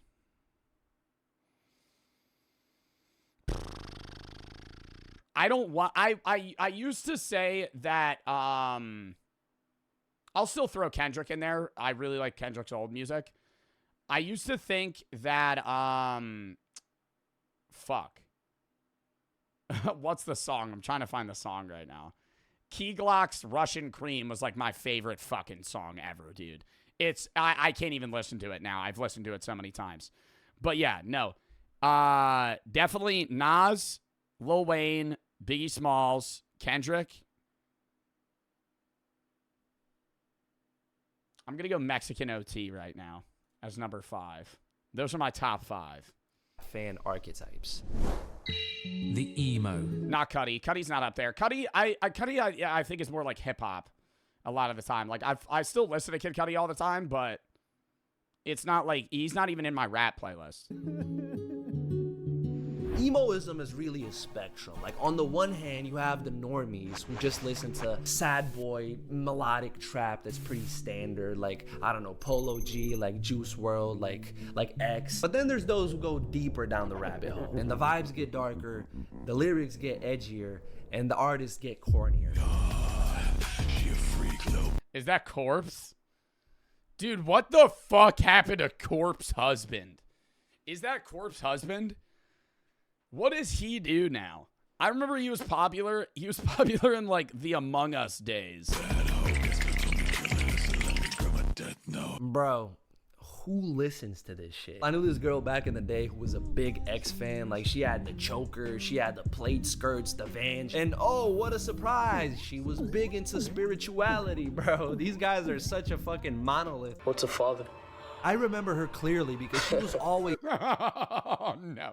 Is this not... No, this is a fucking edited reaction. What are they actually watching? She's way too invested in her favorite artist's life. But then I realized that literally all of them are. Oh my God, bro. Oh, hell no. And when these artists die, the obsession doesn't stop. It just gets stronger. That's any artist, though. That's not just like emo rap. That's any artist that dies immediately skyrockets in popularity. And no matter who they are. I'm telling you right now, if Dave Blunt's died, Dave Blunt's would be top 10 for a week. Put Down the Cup would be a fucking another, it would be a re-hit, right? It'd be back up there if he died. These guys have no clue what personal boundaries mean. Bro, just take inspiration from the next archetype. The hustler. Nah, dude, if somebody's favorite artist, yo, Key Glock's definitely up here. Key Glock's in the hustler category. It's just all about getting money. And that shit's I used to love listening to that rap, but then it just becomes, they all blur. Every rap song about just getting money, they all just are the same fucking thing. At the end of the day, every song just has, they're different bars, but it's all like, I'm a bag getter. I'm going to make money. If I have to step on people to do that, I don't care. That is basically the lyrics just condensed into a sentence. And I don't think I've ever met somebody that's favorite artist is NBA YoungBoy. This is an archetype all of you know, and it includes a wide range of individuals. This could be your D1 quarterback. This could be your local gym bro with a failing crypto portfolio. Or it could be like a real deal street dude that's involved in some... Yeah, dude, it's actually like, it's the full spectrum of people. There's people that listen to like, I'm gonna get rich music. It's literally, you could have like the opposite, like people that would never get along with each other. Like that, what's that one Key Glock song? Oh my God. Where is it? I need to find it on my playlist. I literally only have a rap play. Here it is, Mr. Glock. This shit. This used to be popular on TikTok.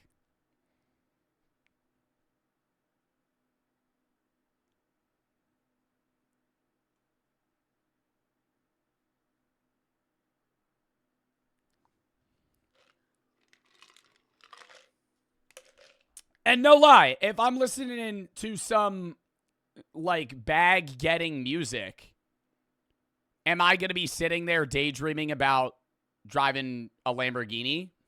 Yeah. Am I going to be sitting there imagining myself drag racing? Yes. Right. Am I going to be putting myself in cool scenarios? Yes. But,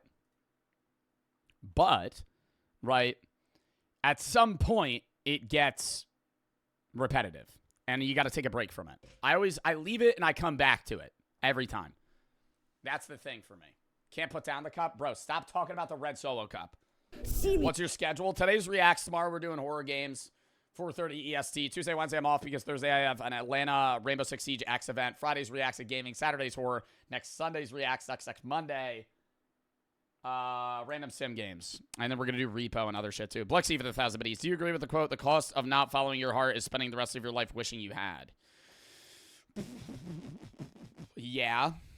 Pat and Karma of the sub. I think at the end of the day, a big thing that you guys are going to... This is just getting deep real quick before we get back into the video. A big thing you guys are going to have to confront in your life is money or living. That's usually a big crossroads. I was just having a conversation with one of my friends about it, who's big into, like, the sports world. And a lot of people that make a lot of money have to sacrifice their entire life to do so. And then you never really live, right? And at the same time, there are very specific jobs where you could have both at once. But a lot of the time, following your heart is not going to coincide with a lot of the other things that you do want. And it's hard to balance those things. George for the sub. Criminal activity. All these guys have one thing in common. They just love plain standard trap. That means hard-hitting bass, loud-ass high. I will say, a lot of rap for me is now lyrics, but like 2-3 years ago, I used to only listen to rap if it had good bass. I did not care about the lyrics at all. Now I actually listen to the words, but years ago, bro, did not give a fuck. If it had some hard-ass beat, I thought it was a good song. Hi-hats that go like lyrics about street shit like money, drugs, bitches. Play this to your granny and she'll have a fucking heart attack. This is the kind of music that'll have you throwing up unrecognizable gang signs alone in your room on a Wednesday afternoon. Stop, I'm sorry, I'm not gang affiliated, I'm so sorry. Hype like you just took on the NBA champion Piston squad by yourself and beat them to go to the finals at 21 years old. That's Still in the Paint for me. Still in the Paint by Denzel Curry, bro. I always say that's my walkout song if I got a boxing match. That shit makes me feel like I could fuck somebody up. That's what I'm saying though. That shit, like that, this type of rap is the stuff that makes you feel like you could actually 1v5 a fight. But that's what makes it good rap. Is it like, I don't want to say it motivates you because that's not like, it's not necessarily a good motivation, but it makes you feel powerful. Sorry, VOD viewers.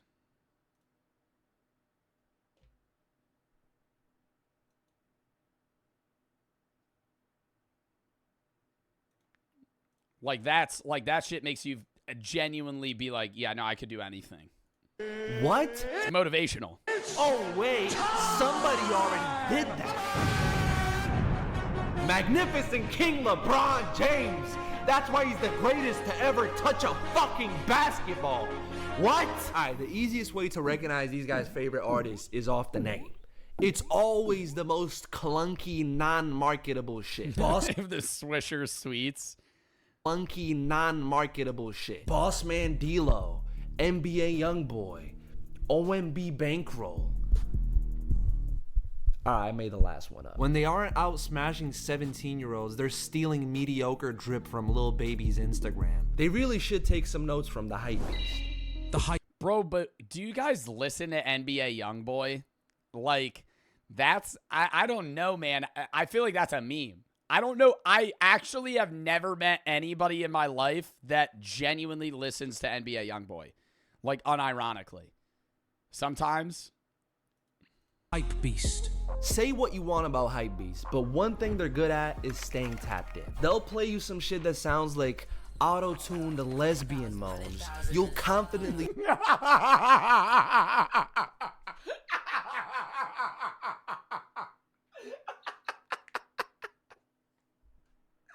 No, I never thought I would hear that. I never thought I would hear that phrase in my entire life. But said auto-tune lesbian moans. What the fuck does that mean? Play you some shit that sounds like auto-tuned lesbian moans. You'll confidently tell them it's ass. And then like in a couple of months, before you know it, everybody's saying Osama's son is the next wave. Welcome to the underground. The only place where white... Oh my God.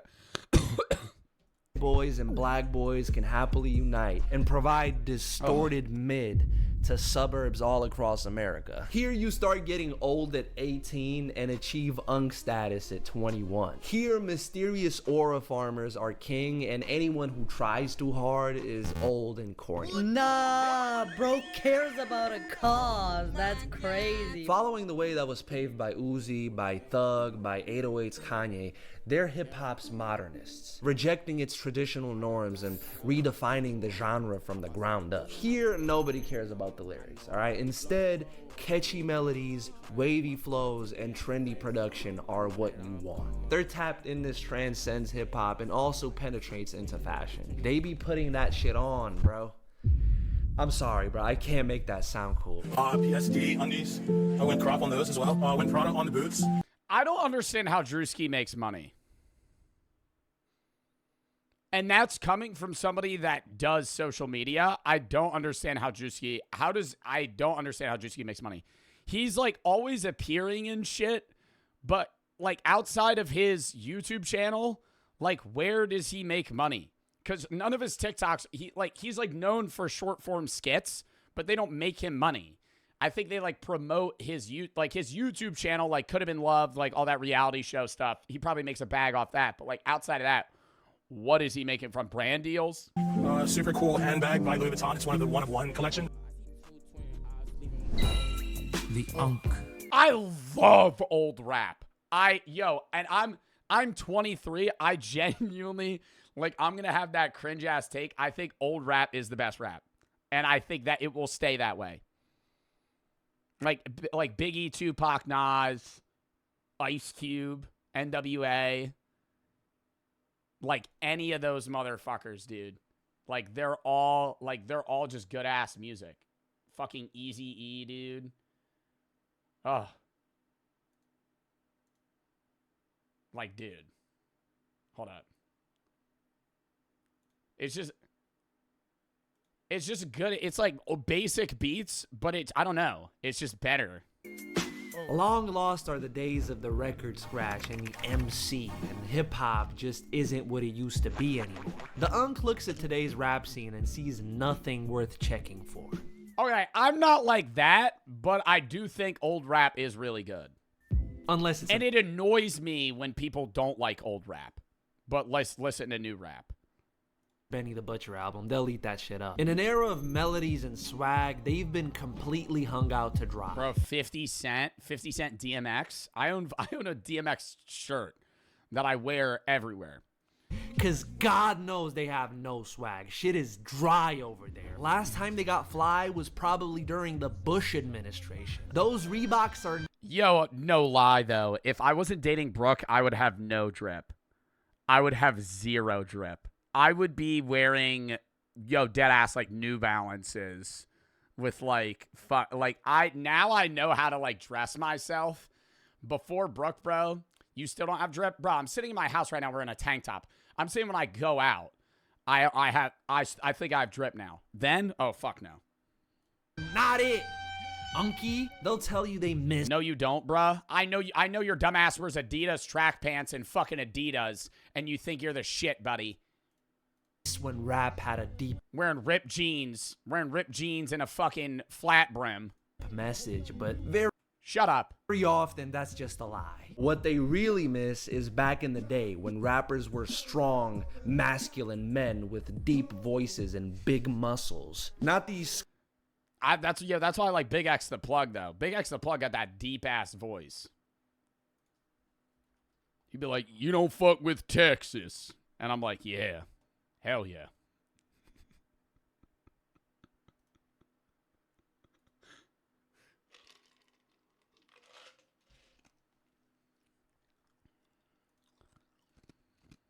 Squeaky voiced sissies singing melodies. That's fucking gay as fucking fuck. As an unk, the last thing you want to do is actually find artists that are putting real work in and pushing the genre forward. No, you don't want to do that at all. Shitting on everything new and saying that things were better back in the day is so... Why do new rappers always do that gay voice? What does that mean? So much easier, bro. Just do that. I'm 17 and I like this kind of music. No one at my school likes good music like me. If they... Rap today, sex and drugs, old rap, poetry, meaningful stories, a little weed, having fun. This is true, but this is not. Like, dude, people, I will say the people that like old school rap, that shit on new school rap, just think that, like, the bag getting NBA Youngboy music is all of rap. But there's so much new rap today that's just not that. Music like me. If they really decide to get fresh, they'll put on some Jordans. And they're probably some weak-ass Jordans. Hey, but you know who never gets fresh? The Coworker. It just only listens to Eminem and white guy rap. Oh my god. Meet hip-hop's parasites. To them, rap is like a mountain, okay? Black at the bottom and white at the top. Alright, you get it. NF, Logic, Hobson, Tom McDonald, Eminem's unwanted children with disabilities. We like to call this coworker music. Rap for people who don't really like rap. All you gotta do is rap really fast and really angry, and almost instantly You'll get a fan base filled with 50-year-old truck drivers, soccer moms with too much spare time on their hands, black Republicans, 8-year-olds that listen to Eminem's Rap God and clicked on the wrong recommendation, and also just incels, bro. This is a really sad group of individuals. I mean, Bro, I will say, though, I think Eminem has good songs. Like, I don't listen to him often, but he makes good music. He only plays... That's an L take. Bro, Eminem has good songs. Eminem has good songs. They're, like, outdated to a degree, but he has good ass music. You'd find a higher concentration of losers is one of those... His new shit was terrible, though. Houdini, that shit sucked. Esports, I'm not even gonna lie, stadiums where they play Fortnite at. Instead of simply enjoying the music they actually like, I don't know, country, rock, heavy metal, they've infiltrated rap culture to... Houdini was good. No, it was not. I'll listen to it right now. He, like, didn't change the style up.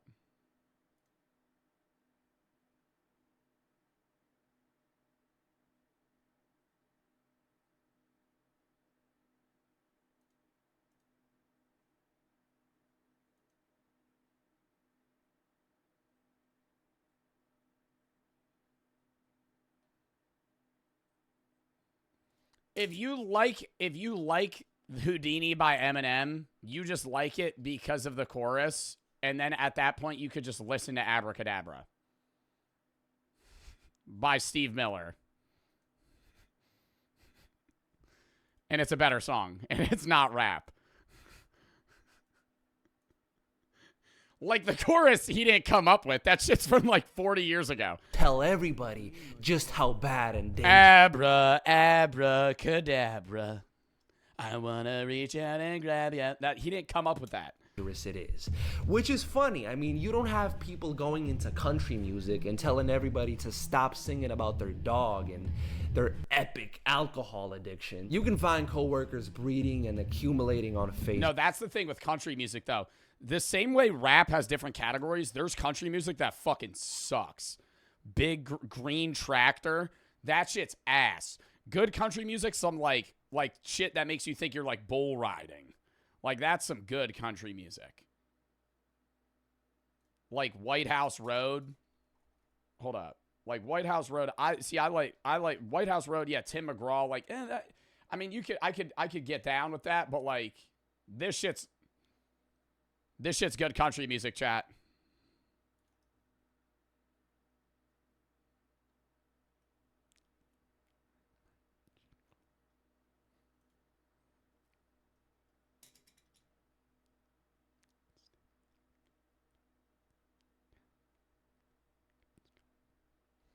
That's better.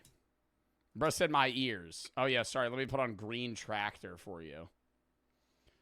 Gonna take you on a ride on my big green tractor. We can go slow or maybe go faster. Like, that shit sucks. That shit sucks.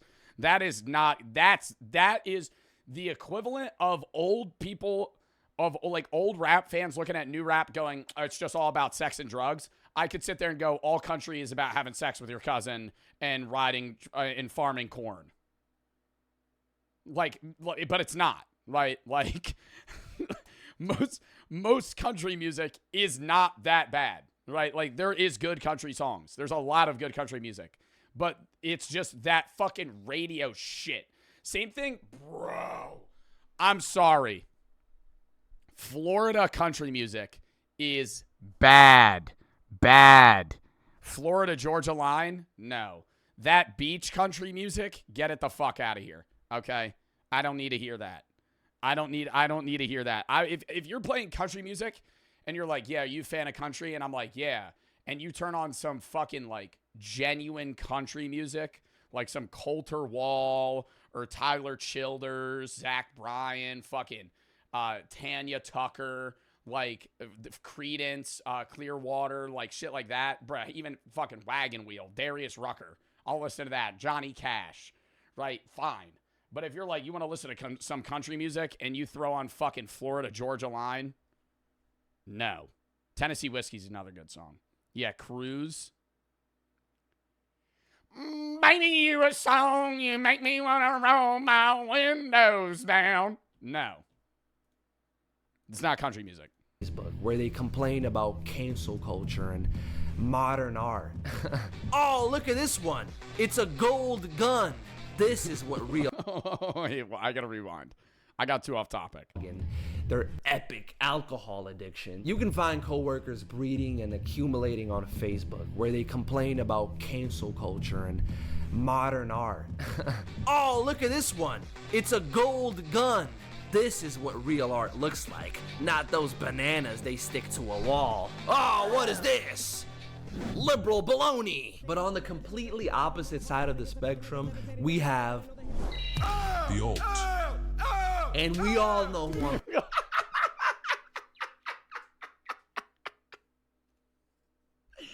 Wait, what is that song playing? We have the alt.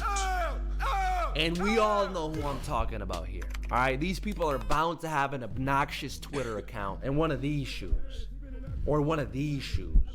Or maybe... That was Tyler. What song? I like Tyler, the Creator. What song was that? Even one of these shoes. MF Doom, Danny Brown, JPEG Mafia. Bro, the wilder, the better. They specialize in scaring the hoes. I mean, full-fledged PhD. Playing this kind of music on the aux is almost certainly going to result in a public humiliation ritual.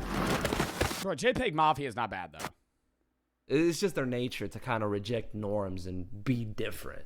Maybe sometimes even for the sake of being different. And this means they have to hate everything the general public likes. I'll never forget when their idol, Tyler, the Creator, brought out Drake on stage at his festival. And then he was surprised when it resulted in like everybody booing him off stage. Bro, that's like their arch enemy. What the fuck? That was never gonna fly. They don't like Drake. They'd much rather listen to an underground experimental rock band with 46 monthly listeners. They are rap's designated weirdos. And between the radical politics... Yo, I gotta say this. Cover bands at bars.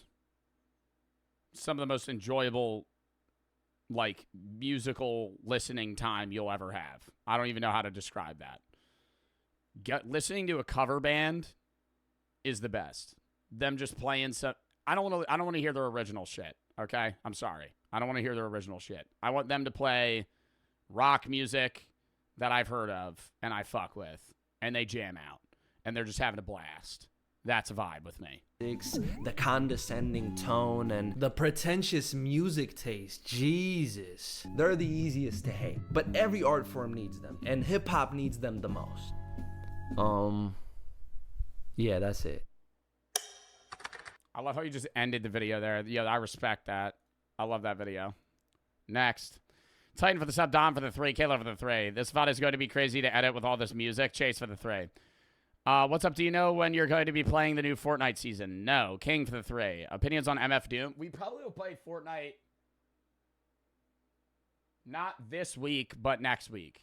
Because today we're doing Reacts. Tomorrow, as I said, is Horror. Tuesday, Wednesday, I'm off. Thursday, Rainbow Event. Friday, Reacts and Gaming. Saturday, Horror. Next Sunday, Reacts. Next Monday, probably Sim Games. Maybe Fortnite, some random shit. Next Tuesday, probably Repo, shorter stream. Maybe some horror games. Next Wednesday's Horror. Next Thursday's Reacts. Because next Friday and Saturday, we're doing the collab with Zeusy. CERN for the sub, Rex Arena for the 3. I hate rap, but Big X the Plug's pretty dope. Kaler for the 3. If you had advice for imposter syndrome, I do not. Sorry that you're dealing with that, but sometimes I don't have... I feel like I've been getting a lot of, hey, do you have advice for this specific thing that I'm dealing with? And I don't really have that much of advice for that. I would say if you're dealing with, like when somebody asked about OCD earlier, I mean, imposter syndrome, if you're just dealing with, like, your own self-doubt, I would say, realistically... You know, I mean, obviously, like, therapy and stuff helps, but also just recognizing that, you know, your own specific capabilities are higher than you think they are. Putting the effort will obviously attribute to results. I don't think that you should put yourself down in that sense. I don't know if I'm recognizing what imposter syndrome is correctly. Self-doubt of intellect, skills, or accomplishments among high-achieving individuals. At the end of the day, dude, you run shit at your own pace. Everybody lives their own fucking life. You're not supposed to do or match every single other thing that somebody else does. You know? Do your own shit. George for the sub. Lexi for the 1,000 buddies. Do you agree with the quote? I already read that. And for the sub. Vision for the 3. Got a job now. Got money to spend. Love you, Joe. Thank you. Titan for the sub. Dom for the 3. Chad, I got to piss real quick, then we're hopping into the next video. Count me down 30 seconds. I almost just played Florida Georgia line. Hold up. I'll play, yeah, see, now we just got done that rap video. Let me play a rap song.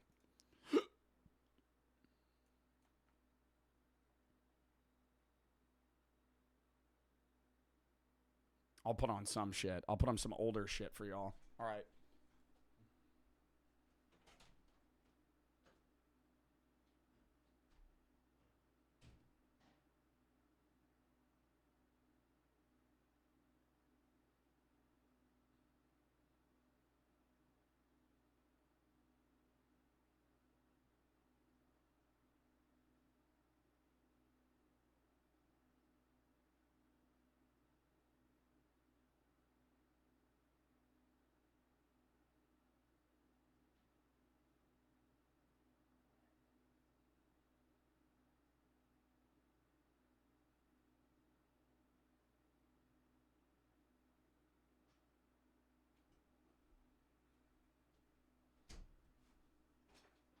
Oh, dude.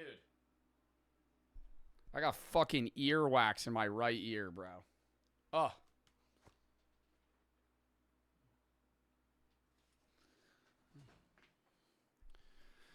All right. Next video. And for the sub, prison life exposed. Papa Me video. I haven't watched one of these in a while. 72 for the 3, Dom for the 3, but in the gym for 2 years. Still can't get my chest definition. You got any chest exercises I can try? Con for the sub, Vision for the 3. Last photo, have you finished AOT or One Piece? No. AOT, I'm on season 4. What other animes have you seen? I have fully finished One Punch Man, Mob Psycho. I got to season 6 of MHA and stopped watching. I watched probably 50 episodes of One Piece and stopped watching. And that's it. I don't know. What else? Oh, song name? Timeless. But yeah. Oh, chest exercises. Chest flies are always good. Dumbbell chest flies, really slow, like descent, and then like a fast, explosive, you know, closing your chest together. Outside of that, just like pyramid sets are always nice, increasing weight. You just really want to get a pump going. All right. Prison life exposed. Welcome back to the Papa Meat channel. How you doing? How you doing? Come on and sit down because today we're talking about prison. Social media has made it very accessible to kind of get the ins and outs of what happens in a prison. Maybe you see a prisoner, maybe he makes a love doll out of pillows and he squeezes its ass and its titties, and you know, you're like, that's romantic. Bro, how do they get phones? I see them all over TikTok where there'll just be like guys in prison charging their phone by like rigging a wire out of a light bulb into just open electrical wires. They'll like fuck with a light bulb, jam a wire into the socket, and then charge their like Galaxy Note 6 with it, and they're like filming videos. They're like, yeah, here's how I charge my phone. I'm like, did you electrocute yourself 10 times trying to fucking set that up? Like, how do they even obtain those skills? I would have no idea.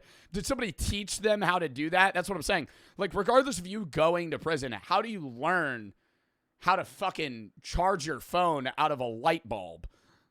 Or maybe you watch people smoking weed or maybe stabbing someone to death. Prison has never been more accessible to the common man. With prisoners getting cell phones and all kinds of different weird things happening, it just made me want to make a video talking about all the weird things that happen in everyday prison life. And it seems that every person who has been to prison has an interesting story or some kind of perspective that we from the outsiders, a safe... Is that a paintball gun? Safe, law-abiding citizens find scary or fascinating. Have you seen that guy that talks about, like, it's like a prisoner who has a social media channel? It's just about how he got addicted to like having sex with men, like getting obsessed with like men's asses. I'm talking about this motherfucker's ass was so fat. It was like your baby mama. That motherfucker's ass was fat, ungodly fat, right? So let's take a look at some of these absolutely wild stories and see what life's like inside the clink. Is that the right word? Verbiage? Brink? The clink. I've never heard of clink. I'm almost positive clink is a... Clink. I'm slang a generic term for prison or jail. Okay, the clink. Just making sure. You know, when people think of prison, what do they think? They don't say butts and pedophiles and murderers. And if you're thinking of them... What I don't understand, though, is... When okay, I don't know if you guys know this. Do you guys know the difference between jail and prison? I didn't for... the majority of my life. The majority of my life. Jail is when you have a sentence of like 12 months or less. Prison is for longer periods of time. And then there's different types of prisons. But whenever I see these videos on TikTok, I always assume it's jail because jail's usually like lower security, more open areas, right? It's like jail isn't really it's housing people that are awaiting trial, but it's generally like just people that committed crimes that are like 6 months in jail, 3 months in jail, a year in jail. It's not like you fucking killed 5 people and now you're serving life in prison. So I would understand them being able to sneak a phone in and like document their own daily life in jail. But how do people get cell phones in high max security prisons? Like, where are they hiding this shit? Goofy, what do you think? You're probably thinking of sneaking in contraband. Right. Some of the best stories come from people trying to smuggle things into prison. Prisoners have to constantly find more creative ways to bring things in, whether it be cell phones or drugs, all that kind of stuff. And they have to get creative. You know, back in the day, it was just your butt. I feel like the butt's a dead meme. Oh, that's the first place. Butt's a dead spot. Butt's a dead spot to smuggle things now. They got x-rays. They be looking up your buttholes. I remember we watched a video about that, about CCOT. They be looking up people's buttholes. You can't do that anymore. They look. What's the whole thing? And have you like squat and cough? Really? Oh my God. Yeah, I can't show this. I gotta fast forward. You get naked and they're like squat and cough. So you squat, you do, you're supposed to. Yeah, because it would fucking shoot whatever cylindrical object you got shoved up your ass. If you gotta squat and go, you go, and an entire fucking like case of cell phones just pops out of your butt. like a power drill just fucking falls out of your ass. You're just like, well, how did that get up there? Did you put that up there? I didn't know that. Is that yours? To immediately just shit out of Dude, it's covered in shit. That's not mine. everything. There's no way you're pushing like a box of ibuprofen up that deep, you know what I mean? Our first little subject today, which is an attorney smuggling. Yo, Jal, thank you for the 15 fucking gifteds. Thank them, you got to sub. Thank you for the fucking 15 gifteds. Jal_Zen. Thank them, you got to sub. Thank you for the fucking 15 gifteds. Appreciate the support there. Angel for the subvision for the 3. K2 soaked court documents. First off, just want to say, great prison pick. He looks lovable, but he also looks like he could just kill me with his bare hands. In the gay community, he'd be called a bear. Just kind of cool. In 2025, this year, this happened this year, 2025. 37-year-old Nathan Williams got the help of his other inmates to come up with a unique way to smuggle in drugs to Duval County Jail. Oh, God. You see that Jacksonville Jaguar thing? Duval. Yeah, that shit is so cringy. I had to start hitting not interested on my TikTok for that because of how many times I fucking saw that video. Of like the new, what is it? The new manager or new head or some shit. Duval. It's so bad. Duval. Duval. Duval.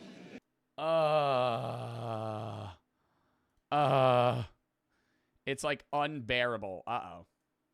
Oh, that's my OBS. Oh. Y'all saw the OBS. Oh. Duval.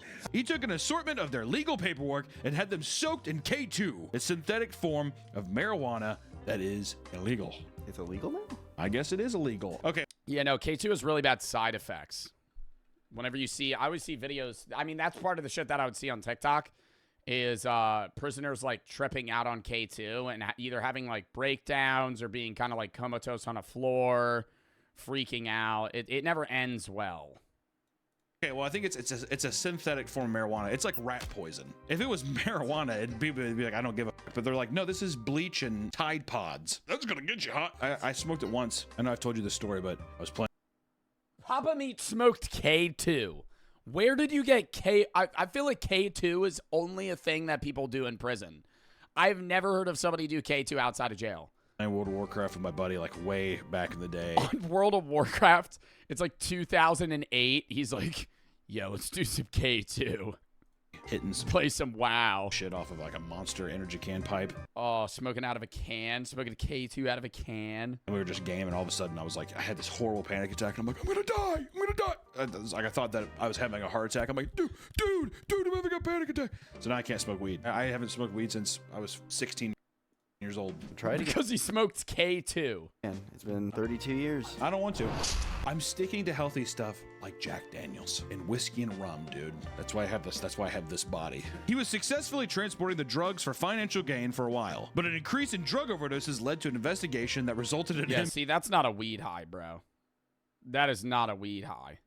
Like, that's K2, but motherfuckers don't be fent folding on smoking a joint. Overdoses led to an investigation that resulted in him being caught and arrested. He now faces 8 third-degree. Bro said that is a weed high. You must be the worst person to get high with if that's how you act when you get high. I saw one video, Chaser made it, and it is so fucking relatable, dude. I gotta fucking show you guys the video now. I be getting too off topic today. Hold up. I gotta find it. It's so funny, though. Hold up. Pulling it up. I gotta send it to myself. Hold up, hold up, hold up, hold up.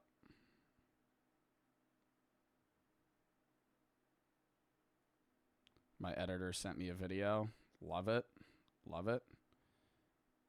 1 second.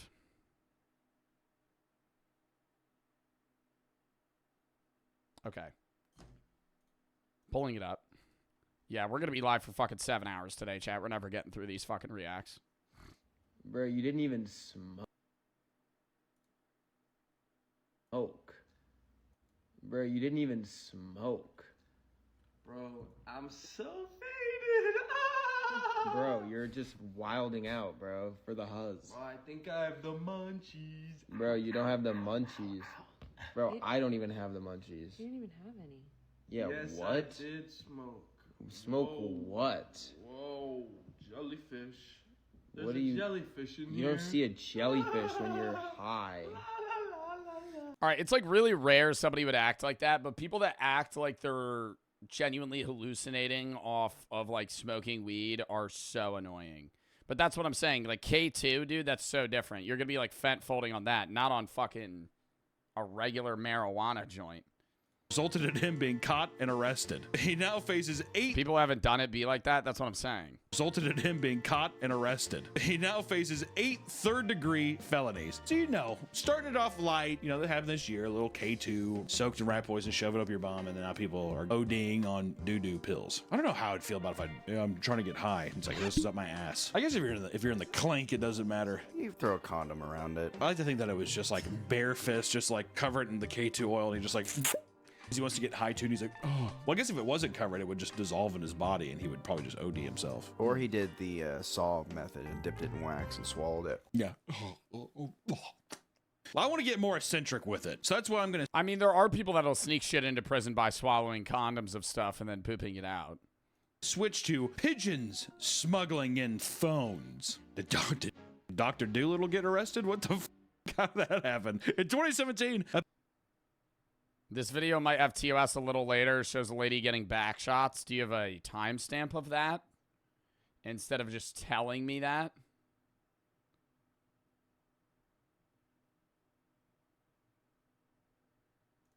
A pigeon was found trying to enter a Brazilian prison with a cell phone attached to it. Guards noticed that an inmate was frantically trying to capture the moving bird, so they intervened and lured it down with pieces of food. Dig in their asshole and grab out some like a cupcake or something. Hi. Further investigation revealed that it was wearing some sort of vest designed to help it carry contraband over prison walls. Pigeons had supposedly been bred and raised by inmates with the purpose of having them smuggled out and given What? They raised the pigeons to try and bring stuff into their, like, windowed bars? Contraband. So that how do you even train a pigeon to do that? They could be released and use their instincts to return home. Bred them in the prison. He's like, no, give him time. They must make love. Only if they make love is his home. That's a pretty devious way of bringing in some stuff, though, huh? Training pigeons? How'd they get the first pigeons? Probably sweet treats or something. Probably plantains or some shit like that. Oh! I mean, dude, yeah, just throwing, like, crackers on the outside of the fucking window, and then they come in, you just grab it. Just grab, because the bars are probably, what, like that spaced out? You just fucking grab the pigeon. But then what do? You gotta calm it down. Get it to trust you. Or we could talk about an updated pigeon, a drone, delivering drugs to inmates. Well, that makes more sense. You can be pretty far from a drone to control it. Some of them, yeah. Or you get like a little extender. Yeah, a giant Melrod. In 2016, it was discovered that drones are being utilized to smuggle coke. They got cornhole bags in this prison? 2016, it was discovered that drones are being utilized to smuggle copious amounts of contraband, like drugs, cell phones, and films. Where they watch these films? It's also just like, this isn't a cell phone. Bro, wait, can we actually get the timestamp on that back shots thing? Brody for the 5 gifted, GSU for the sub, Paul for the 4. You help me so much. I've been watching your videos. The VODs. You've blessed my day. Love you all your videos. Thank you, Ricky for the sub, Izzy and Paul for the sub, Jay for the sub, Sarah for the 5. My dad's mom is dying soon. My mom just divorced him. Is there anything I could do to help him not be suicidal? Well, did he voice that he wants to kill himself, or is he just upset? I would say, you know, obviously be there for your dad, but, I mean, if he's just going through some shit, he might just be sad. Talk to him. Joe for the sub. 27:36. That's the end of the video. 19:47. I feel like you got to be fucking with me here. You're fucking with me here. 17:38. What are the odds? What are the odds? 17:38? Really? I'll just do that for you. I need magazines, DVDs. It's like, so I have to bring a portable. Whatever. We'll risk it. Well, DVD player too. Yeah. When an inmate named Thaddeus Shorts, that's a great name for a prisoner. When an inmate named Thaddeus Shorts had been released from prison, he came up with a scheme to efficiently deliver products to those inside. He would make— Why, dude? He's out of jail. Is he just trying to help them out or make money from them? Make up to $6,000 per drop-off. It's not bad. Yeah. What? What does he drop? And who's fucking fronting the money for this? He's getting $6,000 from prisoners. Where are they getting the money? And how's he getting paid? Yeah, that's pretty good. You're not doing daily deliveries. Pretty good. That's insane. Though there's no way that the guards are like, what is that thing? Drones are so loud. Can you imagine? He's like, it's multi-drops a day. I'm making $700,000 a month. The operation was shut down after Shorts was caught near the facility with a brand new truck he had purchased from his earnings. The vehicle was filled with drugs, DVDs, and other packages alongside a drone. I like the idea that he immediately got out and he's— Well, yeah, that's why. Just like, I'm going to buy 150. Don't they drug test you in prison? Maybe when you get in. I doubt they're doing routine drug tests if you've been there for like years. $1,000 Ford Raptor. It'd be a waste of time. Twinkies and 1625.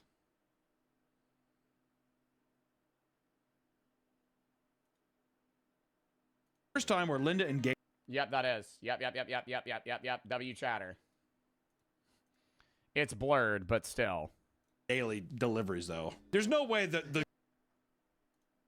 Shorts was caught near the— I'm going to buy $150,000 Ford Raptor. Dropping off Twinkies and to inmates inside, dude. Apparently, he was so proud of the scheme he orchestrated that he told the investigators everything they wanted to know. He told them he was using the money to create a new, customized drone that could carry larger quantities of supplies. He definitely saw— Well, that also probably lessened his prison sentence if he tells them how he did it. Catch me if you can. They're going to be so impressed with this evil scheme that I'm doing that the government's going to hire me. Shorts was convicted yet again, prompting prison management to become more aware of how new tech could be utilized to smuggle stuff into prisoners. Look at that drone. Don't they have cameras everywhere around jail, though? Wouldn't they see even if the drone dropped it into the prison yard, they could just walk out there and be like, I'm going to take this from you.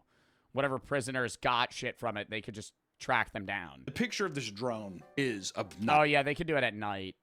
Obnoxious. Like through the fucking cell, through these little bars here. At like 3 in the morning. I think DJI drones have 4 propellers. This has, I think it's 8 propellers. If you've never been around a drone, it is not a quiet affair. I don't know how the guards didn't realize this. Sounds like a fucking AC unit starting up. Was happening. Also, like, look at all these windows. Is everyone just like... Today's video is sponsored by Gamer. All right. Hold up. Video and build. An attorney smuggles fentanyl. Convicted dominatrix's attorney accused of smuggling fentanyl-laced pot into New York City jail. Lace weed to a dominatrix in prison. It's like if you're an attorney, they're just like, no matter what, there has to be some kind of marijuana in my ass. You have to pay me, and you also have to give me a chapstick tube. In 2023, a Russian dominatrix named Victoria Nostrova began convincing her attorney Christopher Hoyt to smuggle in bags of fentanyl-laced marijuana into the prison for her. She was definitely... How did she convince her lawyer to do this? The guy that's defending her rights? Like silver tongue in that motherfucker. Do you want me to whip you? He's like, yes. Yeah, could I whip you? She's like, if you want. He's like, I'm afraid. Do not be afraid of things you... And why fentanyl-laced weed? Are there people that get high on that purposefully? Wouldn't that kill you? Or would it just, in small amounts, would it just get you more high? Do not understand, Mr. Attorney. He would do this regularly before being caught with a loose bag of drugs in her shoes, leading to the lawyer being arrested and replaced. Oh, thank God we put the replace thing. Being arrested. Well, was he still in the case? As it turns out, the reason for Victoria's imprisonment is absolutely banana nut crazy. In 2014, she was caught on a traffic camera propping up her recently murdered neighbor in the passenger seat of her car. And according to the victim's daughter, quote, all that was left basically was his skull and bones, no legs, no left hand. I couldn't believe it. She's like, I don't prefer people have left hand. So she killed somebody and then was like sitting them like a passenger in her car. Her goal was to steal money and valuables from 1555, I'll check. the neighbor, but instead became an international fugitive running from the law to escape Russian prison. And by 2016, she started working as a dominatrix while regularly visiting a salon in Queens. It was there that she met Olga Tisk, a stylist that bore a striking resemblance to Victoria. She decided this was her ticket to freedom. Victoria wanted to have Olga killed so that she could take her identity and live out her new life in Queens. What? God, Victoria's kind of a baddie though, huh? I'm not a killer. I'm woman. Only.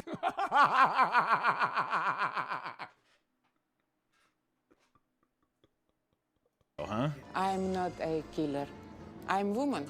What the fuck does that mean? I'm not a killer. I'm a woman. Okay. Only woman. Also, they don't look that similar. I think the only... Yeah, I don't think you... Well, even if they did look strikingly similar, I don't think you would be able to kill them and then replace them. Similarity is they come... You would have to... It's not like you just kill somebody and because you look like them, you could just start living their life. I have a cold Russian stare. Like, they're just like, how are you doing? Victoria begged Olga for an eyebrow touch-up that she could perform at her home. There, she brought out a cheesecake as a thank you gift. Olga ate a slice of the cheesecake and found herself vomiting 20 minutes later before passing out. The cheesecake had been laced with phenazepam, oh, God. Intense tranquilizer that could lead to death if dosed high enough. I walked over to the waste paper basket, and right there was this plastic container with what appeared to be the remnants of pastry, something that looked good. Olga was alive, but spent the entire night feeling sick. To finish the job, Victoria visited her to deliver some chicken soup, again laced with more of the drug, which sent Olga into a coma. She's just like, oh, you're sick from cheesecake I gave you? She's like, he's hers. Okay, the woman that decided to take the chicken soup, Olga, if you ate cheesecake and then started profusively vomiting directly after, I would just be like, I don't know. I don't need your, even if I didn't think that she was the reason that I'm sick and in the hospital now, I wouldn't want her other shit. Oh my God. Ugh. Stomach bad. She's like, don't worry. All right, yeah, I know what time stamps to skip that. Soup. You have to drink quick though. Drink what hot. Drink it. Oh. Olga. Oreo, you're full. Did she die? You no sit right with Olga. Victoria then ransacked her place for valuable jewelry, a passport, and an employment authorization card before leaving. When she woke up, there were pills surrounding her in what seemed to be a staged urukai. In 2018, the New York Police Department finally found Victoria with her boyfriend buying a 50-inch TV. Also, you know, I've been watching Dexter recently, so I don't want to say this gives me any credibility here. But if she wanted to replace Olga, wouldn't she inherently want to kill her and hide the body as if she's missing so she can replace her? Because if it's on record that she's dead, she's not going to be able to take her identity. Like, she tried to poison the woman's in the hospital. It's on record that she's in the hospital. If she dies in the hospital, then now it's on record that she's dead. So how is she going to take her identity? You know what I mean? Like, she's not going to be able to just return to work the next day if it's in the newspaper that she's fucking dead. Where she was eventually imprisoned for murder as well as a slew of other crimes that emerged after her arrest. But did she kill that woman?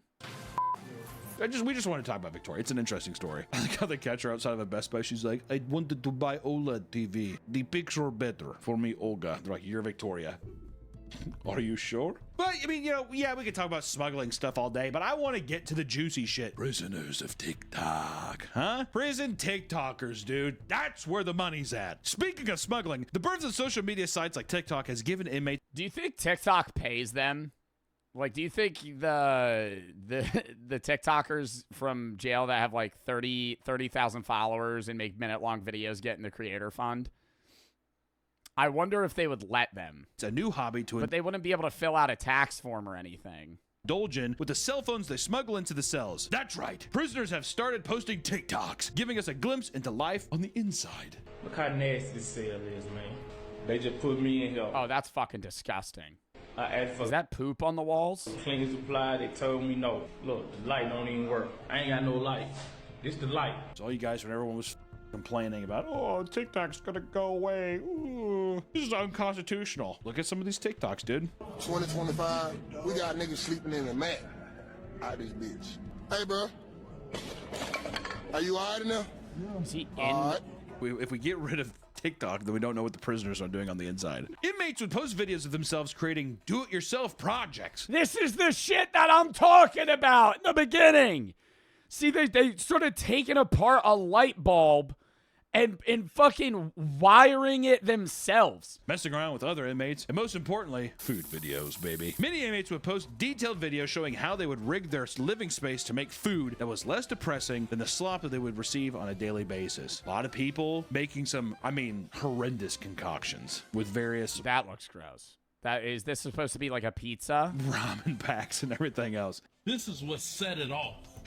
The pickle placement. Also, some of them, dude, I eat a lot of these recipes that they're doing. One of the bigger prison influencers has made him a name for himself as a very prominent TikTok prison chef. Said shelf for a second. His name is Untiktolard, the prison chef. Did I say that right? Untiktolard? Untiktolard. Whose name translates to a TikTok convict. In French, whatever, was he eating snails, dude? Has over 400,000 followers on his account where he posts videos of his personal prison recipes as well as other types of educational amusement. Is he currently in jail still? Using content. Let's show some of it. Tiramisu? Bro. That's too much. Why aren't we just making pancakes or some shit?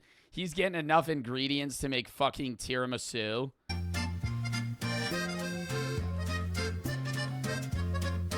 All right, that actually looks good as fuck.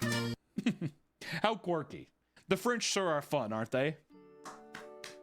You know, who gives a fuck about TikTok, right? I shouldn't have even led you down that road, because the thing that connects us human beings is love, relationships, physical affection. So let's talk about prison dating and relationships. Let's roll that shit. I want to first talk about a murderer rapper who impregnates two jail workers. Impressive. In 2024, Darius Tyson was accused of getting two employees at Durham County Jail pregnant. You dirty dog. But where are they even going where they're able, like, most of prison isn't private areas. Where are they doing this to where nobody's watching? Darius, the highest-ranking blood member from North Carolina, was imprisoned due to murder charges for kidnapping, burglary, and conspiracy to commit murder. I thought if you take a prison photo, yeah, like solitary confinement or a bathroom. Bathrooms aren't private in prison. Like, look at the camera. Maybe your bathroom. Bro said bathroom. They have their toilets in their cell. It's not like they have stalls, dude. And they shower in the open. He was looking at a big fat ass of that woman. He's just like, that one's gonna be mine. While in prison, it was discovered that he had intercourse with both a I keep like checking the timestamp. I'm not trying to watch this. Contracted nurse as well as detention sergeant within the facility, both of which became pregnant. And the shocker here is one of them's a man. Can you imagine? Oh, Darius, what the hell? Do you think they got upset when they knew? Yeah, dude. Like, I risked my job and everything to do, you know what I mean? Or maybe they're just like poly. What if they're poly couples? In on it. You never know. He had also used his charm and influence to get another detention sergeant to provide him a phone, which he used to orchestrate illegal drug deals from inside his cell. He was delivered. That is so much shit.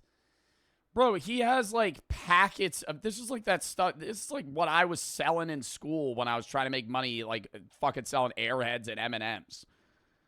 He has multiple different sodas, full on boxes of saltine crackers. Other contraband as well, including a vape pen. But I bet you Darius didn't even consider getting a few. What you want to think today's? No kidding. I just want to know what kind of silver-tongued devil this is, dude. Jesus. Nick just did. That's all he has to do. The girl's like, ooh. Just does, come on. Come on. Darius, no. Come on. If you ever want to try and be like, I want to take you out. So will the women get in trouble for that? Probably minutely. I doubt they would be hired again in a prison. But, I mean, dude, they had sex with a convict. They'd probably just get fired, get, like, parole, and then that would be it. time. The girl's just like, You get lots of trouble? Nah. Oh, the smuggling the phone in, yeah. Having sex with a convict, though, you'd probably just probably get fired and get parole. oh, no, I'm good. I have a boyfriend. Come on. Huh? Is that a silver tongue thing to do? I'm gonna try it. What's your dream car? Realistic, unrealistic? Carter for the 3. I've said this before, but Stingray, Corvette, realistic, unrealistic, Bugatti Chiron. Jude for the 3. There's this girl. She's beautiful. I'm scared to ask out. Any tips? Ask her out. Benito for the sub. If it doesn't work, it doesn't work. Ask her out to eat. Kakin, hello for the sub. Lava everything. Joe Bartolozzi for the sub. Are you? I legitimately want you to try. Come on. Come on. You can do it at different speeds. Come on. Come on. Come on. In court, he claimed that he was sexually assaulted. Word? Seeing as a detainee by law cannot consent, according to his attorney. Oh, Darius. Playing the system now. He is still in prison. Is that actually a rule? And awaiting a trial for his previous charges. Damn! Do you think he kind of did that? He's like, oh, I had sex with him. And yeah, we're almost at the timestamp. Hold up. I'm about to go full face cam here. It's prison guard who bangs another prisoner and then goes to jail herself. OnlyFans people, man. Trust me. 30-year-old female. Come on. 2024 viral. This ain't show up. While he was filming. The inmate's friend who was smoking weed while he was filming the sex tape saying, guys, we made history. This is what I'm telling you. People discovered that the woman There's a woman that made a sex tape with a prisoner. Yeah, there it is. Saying, guys, we made history. This is what I'm telling you. People discovered that the woman, Linda de Sousa Abreu. Linda de Sousa Abreu. Whatever. Linda is also an OnlyFans model and a married swinger. Oh, wait, is it still open? Can I still donate? Pretty sick. Apparently, this was the first time where Linda engaged in sexual activity with a man in the video. There was another instance which was easily found because she was still wearing her prison body cam at the time. She was ultimately jailed. Hold up, I'm trying to not show this. Crime to have sex with inmates? Okay. Ultimately jailed for 15 months for a crime and no longer works in the prison. She's like, oh. So she was promoting her OnlyFans by fucking a prisoner. Crime to have sex with inmates? Yeah. Come on. That's all she had to do. So what, I can't bang I'm going to lose my job at the prison and not be able to have sex with the inmates anymore? They're like, no. Come on. Or in her case, come on. Charlie XCX is my favorite.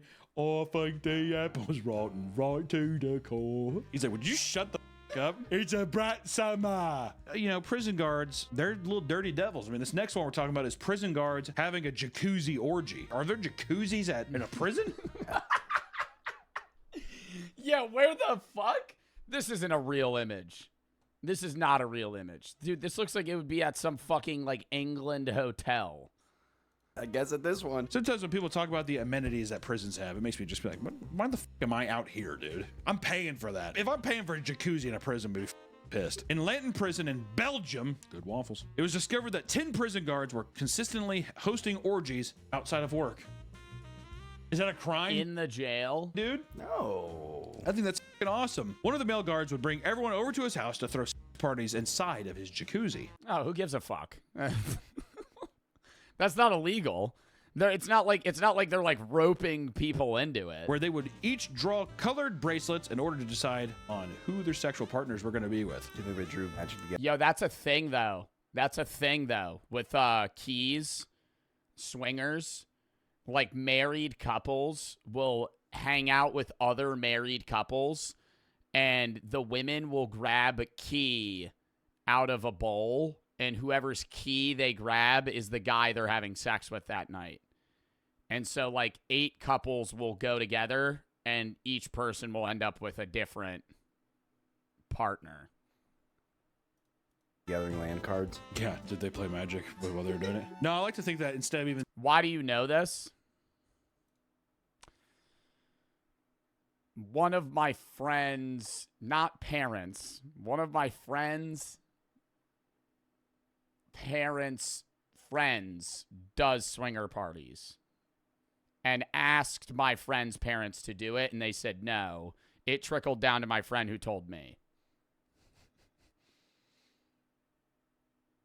And so it's like a thing. It's not even, I don't know if it's just a New Jersey thing, but it's like, sure. Bro said, my friend, I'm not married. If you're going to try and insinuate that. No, I am not a fan of polygamy. And the beads, after a while, they do that thing that kids do. Yep, time and raccoon out. My parents are divorced, pal. School where it's just like 3, 4, 5, 6. Red or blue? Red. All right, you're Jared. Wouldn't that be fun? I'd like that. One employee identified as S was a nymphomaniac that literally refused to work until she had sex. In the morning at 6 a.m., she would relay this to her colleagues, and a senior prison official began granting her access to his office to have intercourse with whoever agreed to at that day. So basically, he'd just be like, my room's a pit. She's like, I want to have with Tony. Tony Soprano. How do I find out? Is that an actual thing where somebody like is unable to do something until they have sex? That can't be real. What have with Ash today? Come on. Fuck off, Carmelo. That's not even like sex addiction. I'm got busy. That's like worse than that. This information was given by an anonymous source that revealed that S was hardly qualified to be a security officer. What? Really? It was originally just a visitor who would come to Lanton to see her inmate brother that was charged for murder. The prison guards were shocked to see that she became a prison officer seemingly overnight. She probably just immediately sucked and fucked one of them, right? The man in charge of hosting sex parties was found to be engaging sexually with female inmates as well, which resulted in him being banned from a women's wing of the prison. And S, however, was banned from the chat. Thoughts on moving on. We have a lot of videos. I do fuck with this, but now it's kind of getting the same. We're going to move on. W skip. I do love Papa Meat, though. T1 and Joe for the sub, but there's like 7 other videos we have to watch. Blake for the sub, loyal for the 3. Remember the older video you watched where old people in family homes would have different colored hair ties for the party? Yeah, no, old people be fucking, dude. You think they don't? They do. Old people homes? Not all of them. Right, I'm not talking the ones where it's like they're like 95 and at the end of their life. But like casual old people homes where there's like 70-year-olds in there, they're getting around, dude. Your grandparents, if they're in an old people home, I'd watch out. Old Gam Gam might not be chilling knitting all the time. Everything's expensive. My hair is already... I have a problem. I mean, I have many problems. My hair is always a mess. My upload schedule is a mess. And I'm pretty sure the man that lives in my closet isn't my roommate, but homeless. But this problem is more important. Plus, he gives me free Twinkies, so he chill. My problem is that everything is expensive. Like everything. Food, houses, clothes, you know, all the things a human needs to live are at prices that even Psycho from Psyche K couldn't afford. It ain't even just those. Even our favorite pastimes are just costing more and more money. The movies used to be and still is one of my favorite places to go when I want the big silver screen experience. Then I walk into the theater and they charging damn near $20 per ticket. $10 for kids between. Yeah, dude, I remember when movie theaters, wow, I sound like a fucking old ass motherfucker saying this. I sound old as shit. I remember back in my day. No, when I was like 10, I remember movies being like $8. So serious. Like 2010 going to the movie theaters. I remember, dude, kids get in for like $8. Adults was like 12. How much does movies cost for you guys? I think it depends on the movie theater you go to. Probably $20. $20 at a good one, especially if it has like lay down seats. At a regular theater, it might be like $15 though. Probably cheaper. But I mean, then you're getting, you know, drink, popcorn, other shit. An average movie trip per person's probably costing like $35. Between the ages of 2 and 3. Total. How charitable. So if you got a family with you, you most likely gonna be spending $100 just to get a seat. And you'll feel even worse afterwards. I have a friend that refuses to buy anything from a movie theater, so he wears cargo pants to the theater and puts Gatorade bottles and different snacks in his pants. And it is cripplingly obvious that he has just full pockets because they're just poking out. But none of the workers are going to say anything because they're like fucking high schoolers that are too shy to confront you. So they're, or just like, you know, like more, I feel like everybody that works at a movie theater that's like a ticketer is like an introverted 25-year-old. And they're just like sitting there like, oh, enjoy your movie. And he's like, yep. And his pants are almost falling down because he has so much food in his pockets. They don't say anything. I also think they don't give a shit because it's like they're getting paid minimum wage. Why would they snitch on you to make you go buy a fucking large Dr. Pepper for fucking $15? They're watching a movie and it turns out to be ass. I feel bad for all you parents out there paying for your family's tickets, probably thinking, dang, I should have gone out and got some milk. I'm broke. Not only that, the concession stand prices have always been high, but today it's robbery. Why does a large drink be costing me $10? Does it come with a meal? But you might as well. And see, that's the scam thing about movie theaters too. If you ever go to the theaters, just get a large. Even if you're not, I'm not advocating that you be unhealthy and drink all of it, but a small $7 and it's 1/3 the size of a large, and a large is $1 more. Just get a large, or don't get anything. Like a medium at any place is a waste of money because you're paying more for a fractional increase from a small, where a large is like twice the size of a medium and it's only like 60 cents more. It makes no fucking sense to me. And the sizes are too big. I would rather them reduce the size. A large soda at a fucking movie theater is like 45 ounces. It's like a gallon of liquid.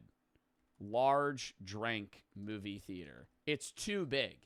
It's like twice the size. Yo, literally this. Literally this. What the fuck is this Looney Tunes ass fucking Coca-Cola? That is an genuine accurate Coca-Cola bottle size, right? This is probably 4 Cokes in one. That's fire. It's disgusting. Yeah, America moment, literally. The popcorn's whatever, because you share that with people, but holy fuck. It's too big of a size. No, literally. Oh my God, I'm so happy somebody did this. This is an American McDonald's large, and that's a movie theater large. Honestly, that might be a movie. Oh, no, that isn't a large. I was going to say that might be a movie theater medium at some fucking theaters. Why is it so big? Or nachos? And then it makes me have to pee because I feel forced to drink the whole fucking thing. And so before the movie even starts, I'm halfway done the fucking Dr. Pepper. And now 30 minutes into the theater, I feel like I'm going to fucking piss myself. At least, nah, it's just a drink.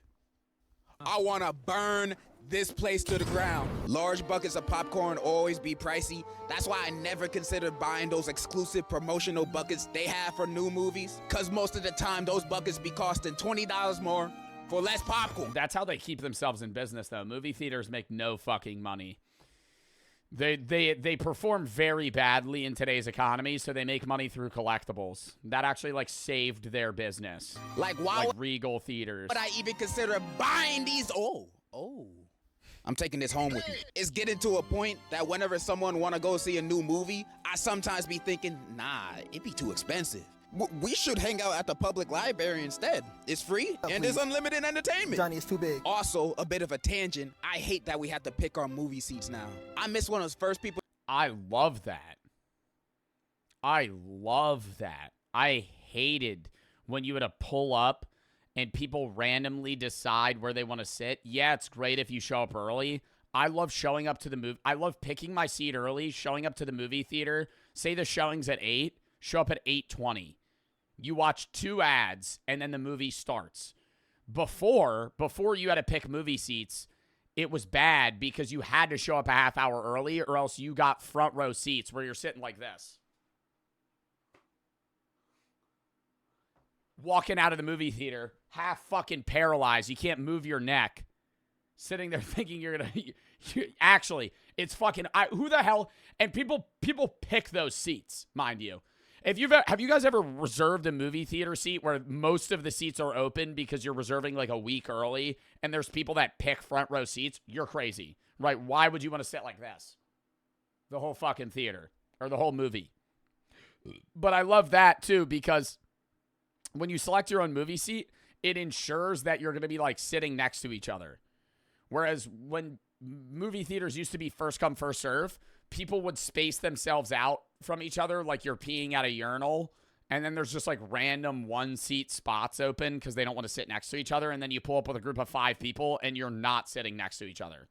People to show up to the theater, get the best seats. Cause now after the movie I paid to see finishes, I can't walk into another theater cause I might be sitting on someone else's seat. And you might say, oh, DJ, you're not even supposed to be doing that in the first place. I paid $30 to be here. I have the right to steal movies. Speaking of entertainment, you could still get the way you get around that though. Okay, I'm not advocating for this. Let me say pay to go see your movie. The way you get around this, semicolon, however, comma, is when you buy your movie ticket, you go to the movie. When you're done, you can go on the app and see what seats are able to be reserved at the movie, hypothetically speaking. And so say there's a show, say you go, and this is during, not Barbenheimer, because all the seats were full. But let's say you go see an exciting, what's a new movie that's out right now? I don't fucking know. Well, say you go see a new movie that's out. You pay for that, right? Then you want to go see another movie that's not as popular. Maybe it's been out for a while and, you know, the seats aren't really filling. You go on the app or you go on the website. You see what seats aren't chosen because you act like you're going to go buy them. They'll tell you what seats you're able to select. Go sit in those seats, hypothetically, because nobody has them reserved. These streaming prices are getting too much for real. I've complained about this before, but since that video, it's only gotten worse. Netflix be hiring. At the same time, though, I can't watch 2 movies back to back. It's too much. It's like I need to do something. I don't think I've had a day where I've watched 2 movies back to back, especially if they're long. I can watch 1 movie, then I want to go do some shit. Like I'd go like bowling or something. Their prices every like 2 months, and everything you actually want to watch is on different services. Oh, you want to watch that show? You gotta subscribe to Hulu. You want to watch sports? Well, you gotta subscribe to Fubo.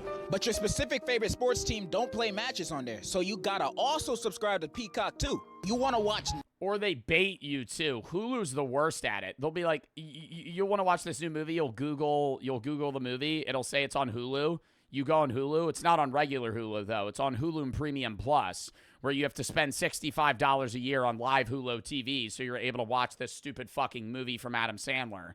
But you want to just watch the movie, but you're not able to, even though you're paying $15 a month for the fucking subscription. But you could just go and rent it on Amazon for $4, so that's what you end up doing. Nature documentaries, you gotta subscribe to Orangutan TV. But they only show orangutans on there. If you want to see more animals, you gotta get the multi-nature package for an extra $20 a month. Like, why? Streaming is supposed to be the easier option from cable, but me and my wallet gotta do hat tricks bouncing around between. It's still, I need to reiterate this though. It's still better than it used to be. You have more options. Does anybody remember when on demand was the only thing that existed? Netflix didn't exist. Hulu didn't exist. HBO Max didn't exist. And you had to buy or rent every single movie you ever wanted to watch outside of the worst fucking movies ever. And if you wanted to watch a show, you had to buy individual episodes. That was a thing. Before Netflix and HBO, if it was not a free-to-watch with ads, you had to buy the episodes. It was like $3 an episode to watch fucking 30 minutes of a show. It was a fucking shithole. Redbox is different. Redbox was, you would go to that and then rent movies. I miss Redbox, I will say. Redbox was fun. It was simpler times. God, I sound so stupid saying that. It was simpler times in Redbox. It was fun to take a car trip to your local CVS where you had to pick between the 7 shitty movies that were out at that time. And then you fucking locked in and you got that CD disc and you would go put it into your DVD player. It was fun. Services to even find the thing I want to watch. And some might say, well, it's higher in demand, so higher prices. Ah, you greedy ass niggas. Y'all sounding like landlords right now. And I really like you, Netflix, but your catalogs are not good enough to be this expensive. I won't lie, the only reasons I pay for it now is because WWE Raw is on there, and I can't miss that. And because I be sharing my account with my family, and my mom be using it all the time. If it wasn't for those reasons, I'd be sailing the 7 seas. You hear that, Mom? It's your fault! I'm just kidding. I love you, Mommy. Speaking of home entertainment, homes. The housing market is a scam. The prices today for a house are insane. With the prices they're charging, you would at least think they are selling a spacious, accommodating home. But nah, in the city, it's like, yeah, we got this space at the Bronx. It's 10 square feet. The kitchen's in the bathroom and the toilet's in the sink. We're asking for... And motherfuckers still rent it out.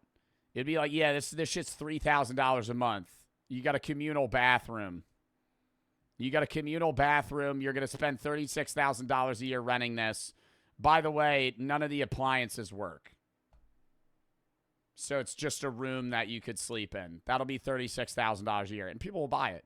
And it's like, obviously, people are in situations where they need to, but it's crazy that big cities have rent that bad. I think the housing market's terrible, but I think rent is worse. But everybody rents now. Nobody wants to buy houses because houses are so expensive. So people that are in their early 20s don't even look forward to buying mortgages or homes. So more and more places are just owned by big companies that rent out to individual people. And then that further differentiates the wealth gap because a lot of individual people own a shitload of properties that they rent to individuals. That's why real estate's one of the best things you could get into when you are wealthy, not financial advice, because then you could just fucking basically own people's housing and you have to fucking pay it or else you can't have a place to live. And then you're fucked. $2,000 Yo, Zywatch for the 1,600 biddies. Thank you for the fucking bits, bro. W10K bit badge. Google for the 3. I used to use Redbox after Skyrim on Xbox 360. Went down to Redbox movie nights. Right over the 3. Can't go to movie right now because they count seats and see what seats aren't paid for them. They kick you out. And if you don't have a ticket, it happened to be my friends because they have cameras now. So they'll count that shit. They probably do like computer scanning. In this area for the sub K for the 3. Bring back Jailbreak, Fire Sticks, and Roku. Shrek for the 5. I have 3 exams tomorrow: thermodynamics, electricity, and computational methods and engineering. Good luck. Hope you study well. I love the 3. You're sending out a 5K viewer, Andy. You have the average date for the last 15 streams. Congrats, man. I've not averaged 5K for the last 15 streams. Yesterday, I didn't even hit 3K viewers. We were playing Split Fiction. Right now, this month, I'm probably going to be like a high 3K Andy overall average. But yeah, on React days, I do average a higher view count. Loyal for the 3. Remember the old video? I already read that. Yabo for the sub. A month for a 2-year lease. It's in high demand. It'll be gone by tomorrow. So you gonna get it or not? Hell no, I don't want this. You selling me a glorified closet for courtside ticket prices just cause it's in the city? I'd rather sleep in the back of my car. It's just as big and the heater actually works. Well, and I also, I think real estate agents is the biggest scam.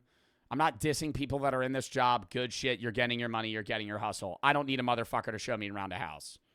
Okay? I've come to that conclusion, right?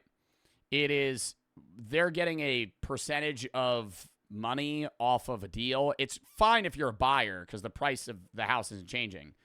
But if you are selling homes, right, and making a percentage off of that, you're doing very little work to get a very high percentage back in terms of revenue, right?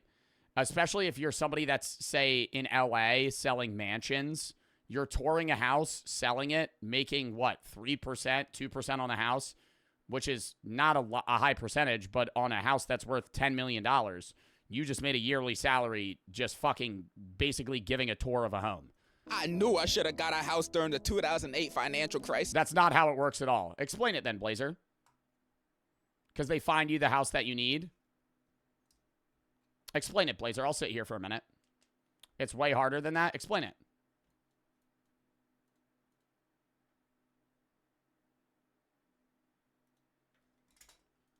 What do real estate agents do?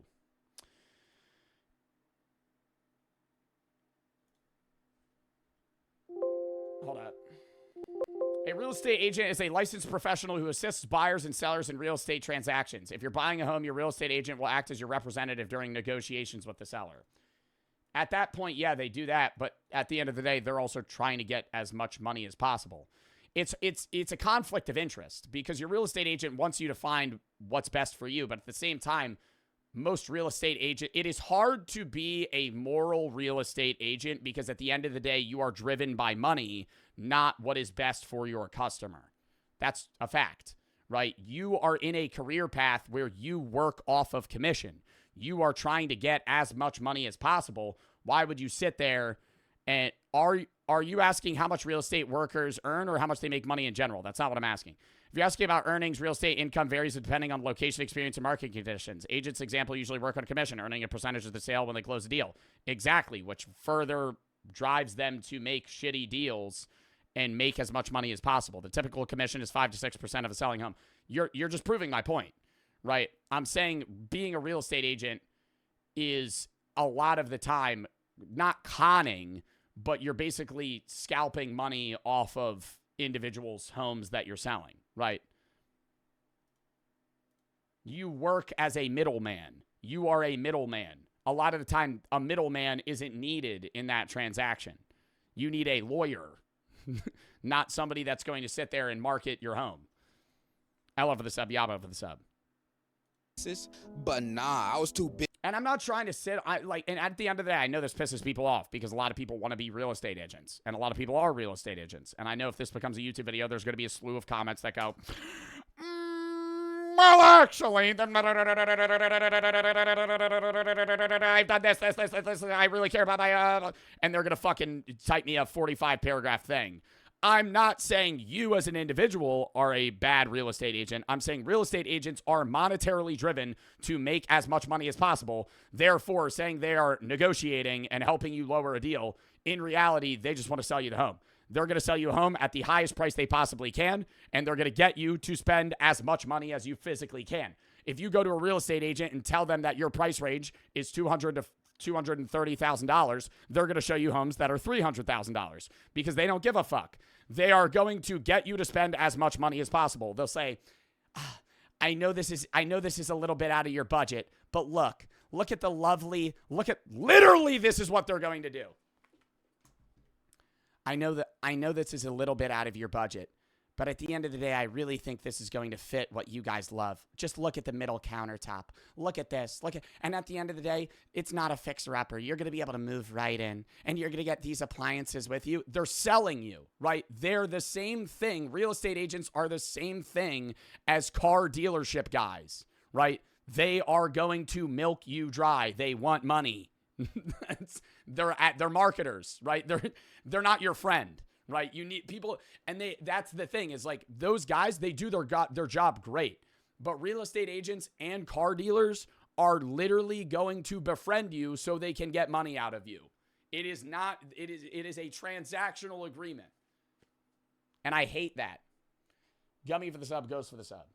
What happened to 2-inch? I love for the 3. You're about 3 years late on that. LO and Yabo for the sub. Busy being in kindergarten, playing with toys and going to Chuck E. Cheese. I was such a bum. But the number one thing I'm most agitated about being expensive nowadays is food and groceries. I swear, the average grocery trip here today is gonna cost you $100+, and half of that. That doesn't bother me as much as what companies do, like snack brands, where instead of raising prices, they lower the amount of food in their specific bag to where you think you're getting the same amount of food, but you're actually getting much less. I would rather you raise the price than limit the amount of food in the bag and try and psychologically manipulate your customers that they're getting the same and the price isn't changing when in reality there's 30 less chips in each bag. That's going to the eggs alone. Every chip company does that. And sometimes these food... That's why you be opening a bag of air. That's like a meme. And that's been a meme for 10 years and it's only gotten worse. You open a bag and 80% of the fucking bag is air. Companies be keeping the same prices for their products, but making their sizes smaller. I'm looking at you, Tropicana. These new... Not Pringles. Pringles can do that. Pringles can't do that, though, because it comes in a tube. You would notice. Bottles ain't it. They shrunk their bottles 6 ounces, and they ain't even lower the price. So you paying more money for less OJ. I am now vitamin C deficient because of this. You might say I'm tweaking over a 6-ounce difference, but I know I'm not. Let me tell you an analogy real quick. You go to your plug. All the time they give you a 3.5 for the same price. You're satisfied. One day you hit them up, they pull up, but this time they give you 3 G's instead.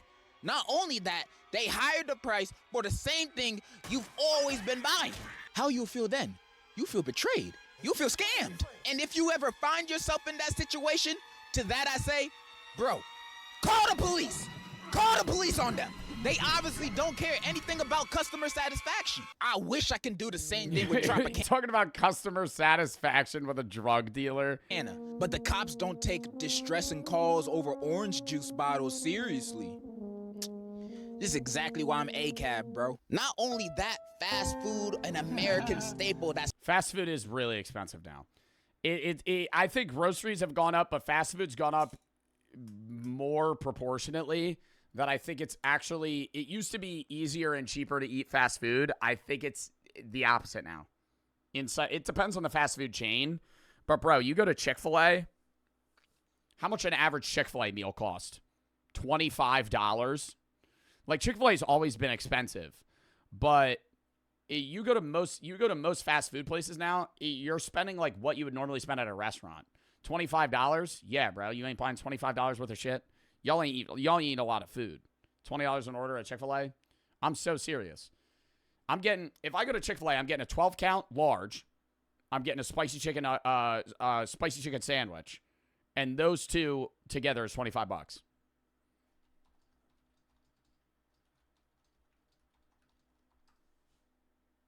Yeah, 12 count meal at Chick-fil-A is $16. And then a spicy chicken sandwich. Maybe get a cookie on top of that. I don't know. It's supposed to be cheap. Now it be doubling prices all the time. Like the McDonald's dollar menu don't even exist no more. It's called the value menu now, selling sandwiches that used to cost $1 that are now almost $3. And they'll still... Yeah, you also got to be on crack if you're spending $6 on a fucking filet of fish. Let me just say that. Who the hell's going to McDonald's like, yeah, I'm having a fucking hankering for a $6 filet of fish?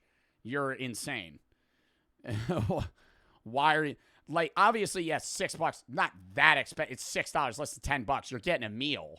But it's like, dude, you can get a McChicken for half the price. Almost $3. And they'll still find a way to get your order wrong. You might say, oh, they just adjusting for inflation. Don't get me. Why are people saying 99? Did I say 99? Oh, hot and spicy McChicken, $99. That's got to be a glitch. Are now almost $3, and they'll still find a way to get your order wrong. You might say, oh, they just adjusting for inflation. Don't give me that. If Arizona tea can still be 99 cents, then what's their excuse? It's McDonald's. They're not struggling. The only people struggling are the workers in there that are making the food. I don't understand how Arizona does that. How does Arizona keep their price? But they don't... Okay, Arizona says 99 cents per can, but am I wrong in saying that some businesses sell Arizona's for like $1.29? How do Arizona's iced teas stay $1? Oh, they raised it? Yeah, businesses can mark it up. They changed efficient productivity methods and reliance on basic ingredients like water, sugar, and tea. Yeah, they're also in a market where those items can get cheaper over time. 99 cents is a suggestion. Yeah, I feel like most businesses don't sell Arizona's for $1. Not the people that be at the headquarters, but the fast food. You know what's going to go out of fucking business soon? Dollar stores. And that shit, yo, Five Below is fucked. Dollar stores can rebrand, right? Dollar stores are now $1.29 or 25s, right? Most 99-cent stores are $1.25s. Even then, they're selling shit products, and the stuff they could sell is getting less and less, and they're selling more boof shit, and it's just fucking shithole. It's a shithole. Every dollar store you walk into is dirty, and they're just becoming more dollar cheap items rather than like, hey, everything here is going to be $1.20. Five Below is fucked. Half of Five Below now is Five and Beyond, which is half of the store, which is just items more than $5. So that literally just limits the entire brand of your store because now half of your products are more than $5. And on top of that, in like 10 years, 20 years, is Five Below just going to be 10 Below? I feel like that's what they're going to have to do. They're going to have to rebrand. Because at some point, they're going to have like Five Below, 1/10 of the store is going to be Five Below, and then the rest of the store is going to be Five and Beyond. And they're going to be selling like eraser heads. Prices become even worse when ordering off of delivery apps. Buying a $10 meal turns into a $30 meal. The fees be taking advantage of us. I know this because I see it in my orders all the time. Let me show y'all something. Not long ago, I did an Uber Eats delivery for 2 items. 1 Haagen-Dazs ice cream because I'm a fatty, and 1 Dayquil because I was feeling a little sick. And that's, hey, degenerosity. Stop ordering 2 fucking items on Uber Eats. If you're going to use Uber Eats, okay? That's my take on it. If you're going to get a motherfucker to deliver you shit, spend $30. If you're, like, when I was on call, this was 6 months ago, when Handsome Fella ordered a Red Bull, and 1 Red Bull, you paid a motherfucker to drive to a convenience store, grab you a $1 can, and drive it to your house. Yeah, it's going to be $10. What the fuck? Order something that is cheap. Like, not like order something that's cheap. Order a bunch of shit, right? If I'm going to DoorDash from a store, like, if I'm going to DoorDash, like, food or Uber Eats food, I'm going to get $40 of shit. Put it in the fridge. Get other stuff that you were going to get later. Because it's going to be the same price. You might be able to get a deal, and then you're just paying the same guy, same amount of money. He just had to pick up a heavier bag. I only got these 2 items. Once Philosophy reacts, whenever we're done this shit. I know I'm ordering them to be Today's going to be like a 5-hour stream. delivered, so I know they'll be a little more expensive than usual. But you'd expect this order to be like $20 max. Now, I want you to guess how much you think this order cost me. $30?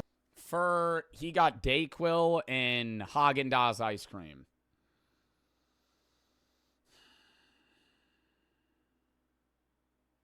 With tip, $32.50. Nah. $40? No, that's too generous. This order costed me $50. How much does Dayquil normally cost, though? That's $49.99. How much is Dayquil normally? I don't. Why would you place that order? That's what I'm saying. Like, you gotta get a confirmation for this. Probably like, okay, maybe Dayquil's like $15-20. That Haagen-Dazs is overpriced, and he probably had to pay a delivery fee too. That's actually wild. I was gonna say like 32, dude. That's really expensive. What is this? You can't justify this price to me. Is the delivery driver also gonna give me a goodnight kiss with my order? Because that's the only justification. By the way, the delivery man did not give me a goodnight kiss when he dropped off my order. I got scammed! This should not be considered a new norm in the US. And some people seeing me complain about this might say, wait, what is that video? Holy schmoly, $20! About this might say, you're a YouTuber. Why are you complaining about this? You already got money. True. It do not matter. But I still like trying to save money, you know? Because nowadays... No, that's a valid point. Like, I have people in my chat that are like, dude, you make money. Why do you give a fuck? And it's like, you still have to have the recognition of what's expensive and what's not.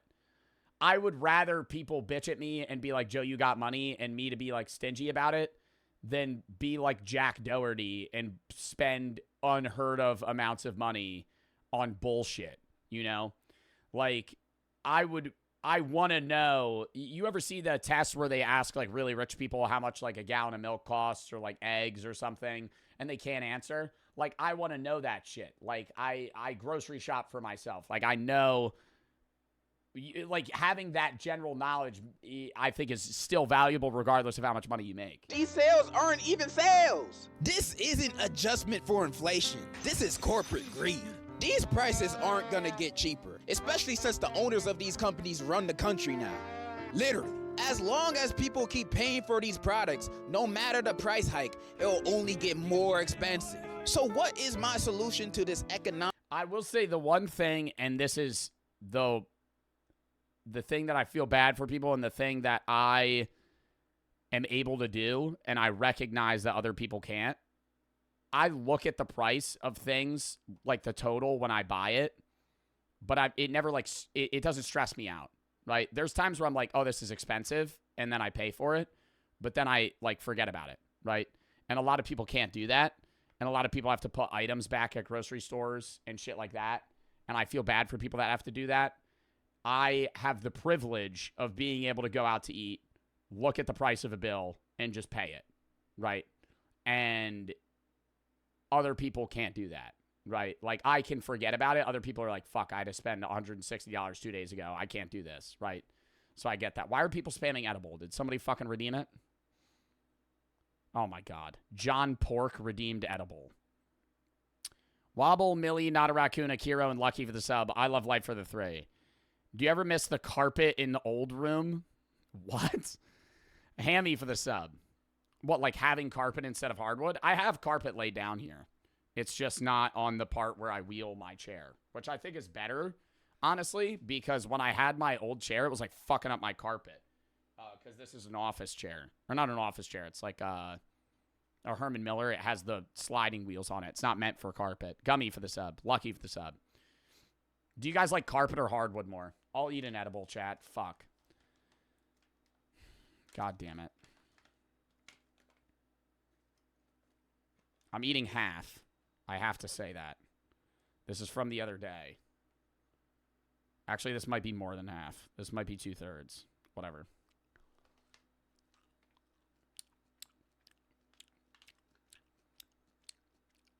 No. Eat a full one? Bro, we're live for another 2 hours. If I don't feel it in an hour, I'll eat more.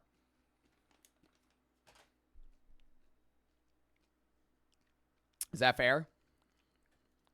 Economic crisis we are dealing with right now. Looted. I'm joking. I'm joking.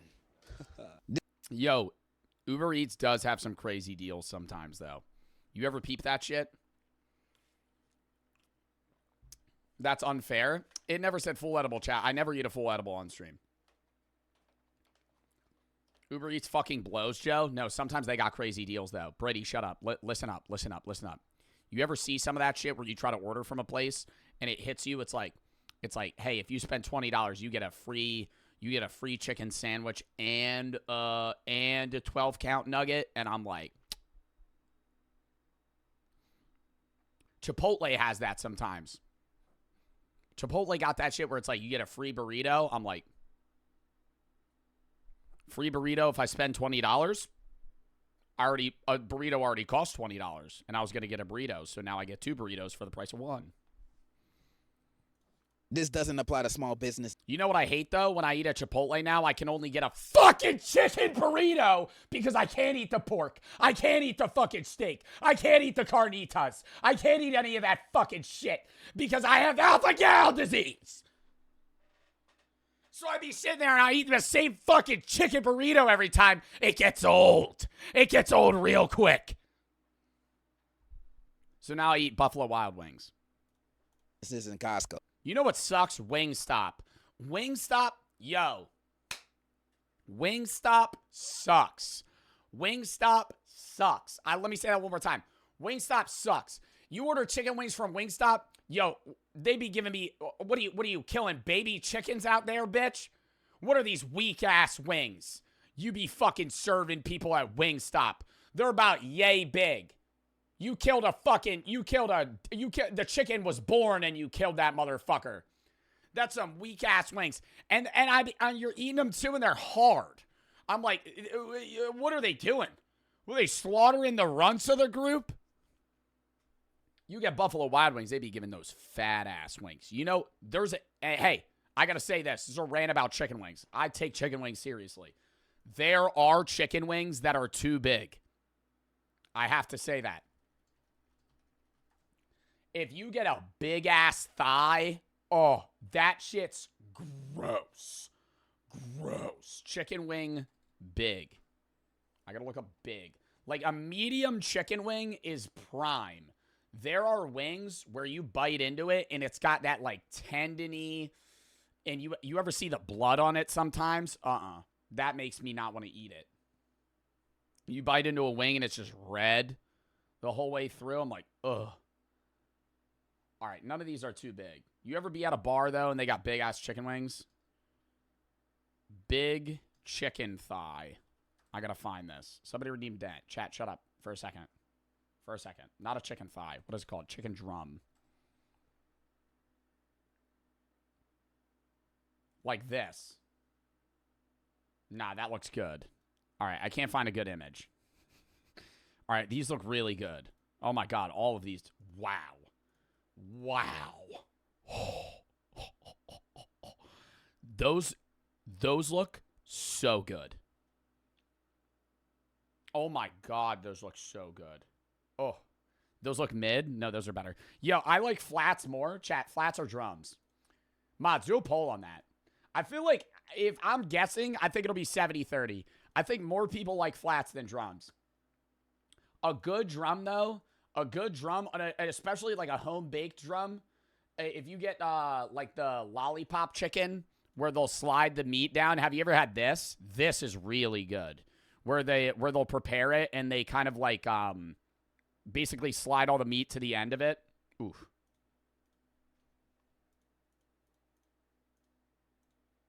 Optimus for the 3. I'll take Joe Wingstop's peak. It is not. Optimus for the 5 gifteds.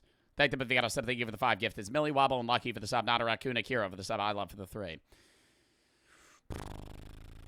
Lock in. Oh, they're goated. But I'm joking. All right, that's. Did he say Costco's goated? I'm joking. I'm joking. This doesn't apply to small businesses in Costco. They're goated. See, that's the problem, though, is when you go to places like wholesale shit, if you, like, don't have a big-ass family, a lot of the time, it's too much food. Oh, shit, I forgot about that. 72 for the 3. Like, what grocery store do you or your parents shop at, chat? Where do y'all get groceries? Genuine question. I know a lot of y'all are probably going to say some shit that I never heard of. Because it depends on where you live. Like, Publix isn't around here, but I know people shop at Publix. Aldi, Kroger, Sam's Club, Walmart. Like, the 2 grocery stores that I'm probably shopping at most, or top 3, probably Acme. Number 1's Walmart. Then probably ShopRite Acme in order. Acme's too expensive, though. And that's more of like a Northeastern thing. Tesco. I've never even heard of that. What is that? But yeah, a lot of y'all are saying like regular grocery stores. That's the problem with like BJ's or Costco is they're cheap because you're buying it in bulk. But unless you have like a family of 4 or 5, you're buying like so much stuff that just needs to be frozen. And it's just too much food. But I'm joking. All right, that's. What the fuck is Publix? Publix is a southern, like a southeastern thing. Where do you guys have Publix near you? I remember just seeing Publix in Florida. They make some good-ass subs at Publix. But, yeah. Really all I wanted to say. I just wanted to rant about modern-day prices and my low-key bad financial decisions. Hopefully my message comes across, even if you don't agree. Maybe you like spending $20 on eggs. Who knows? That is all. And in conclusion... I love that video. I don't know. Bye. 30. WVid. I love the Generosities videos. Next. The problem with GTA Online. Lock it the fuck in. I'm about to go off here. Inflation. I actually might go on a fucking 30-minute tangent. Inflation.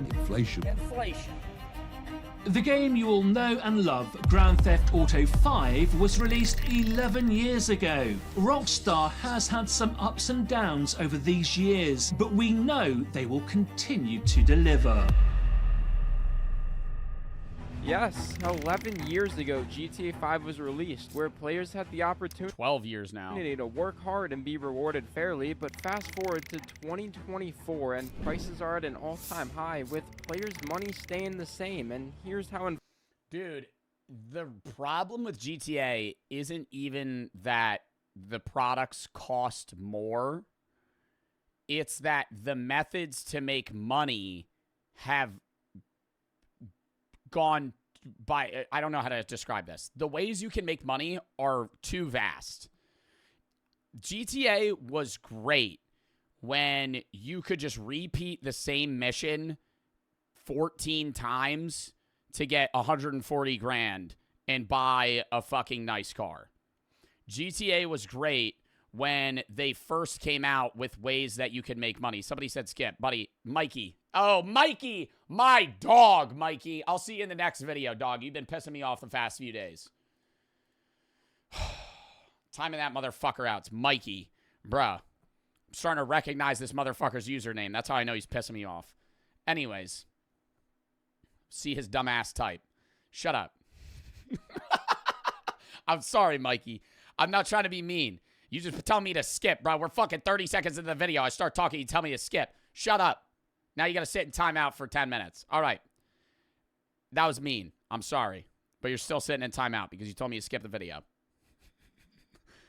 As I was saying, GTA is a pain in the fucking ass now because if you want to get a bike, you can't just grind money, right? You can't just grind a method.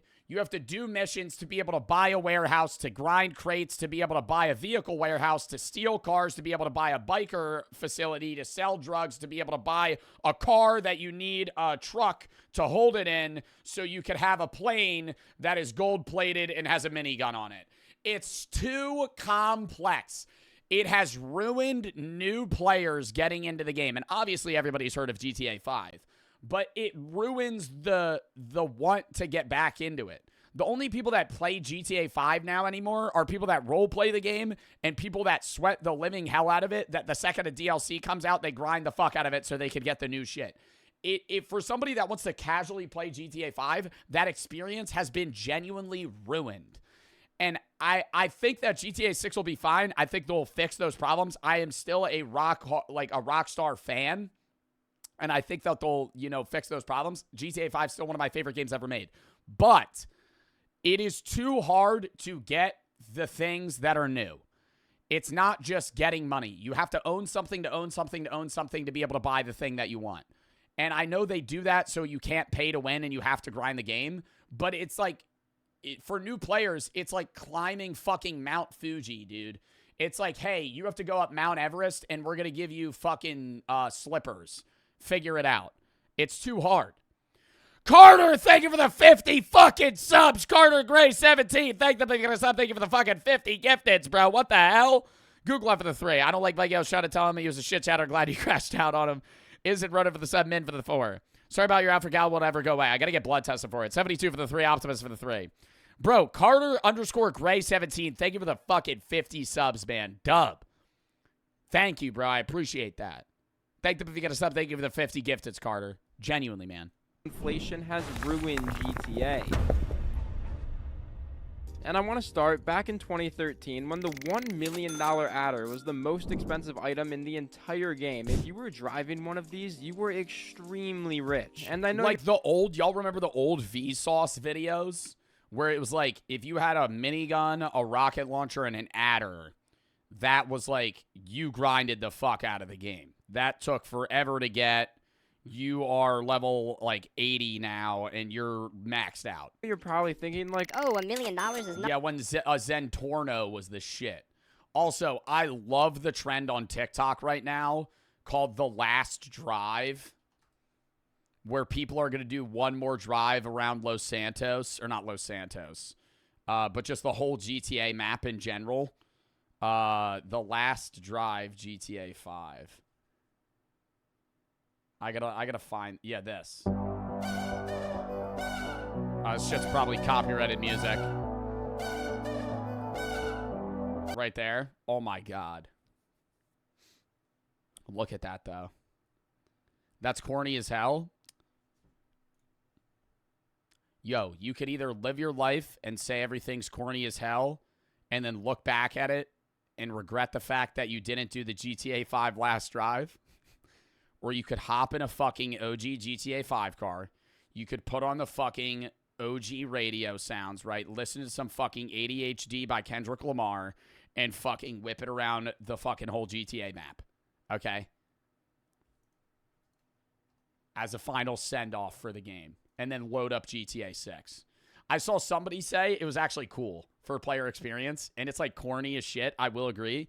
They said do the Last Drive, end at the airport, get in a plane, and fly off into the abyss, shut down the game, and then load up GTA 6 as if you flew from LA to Miami.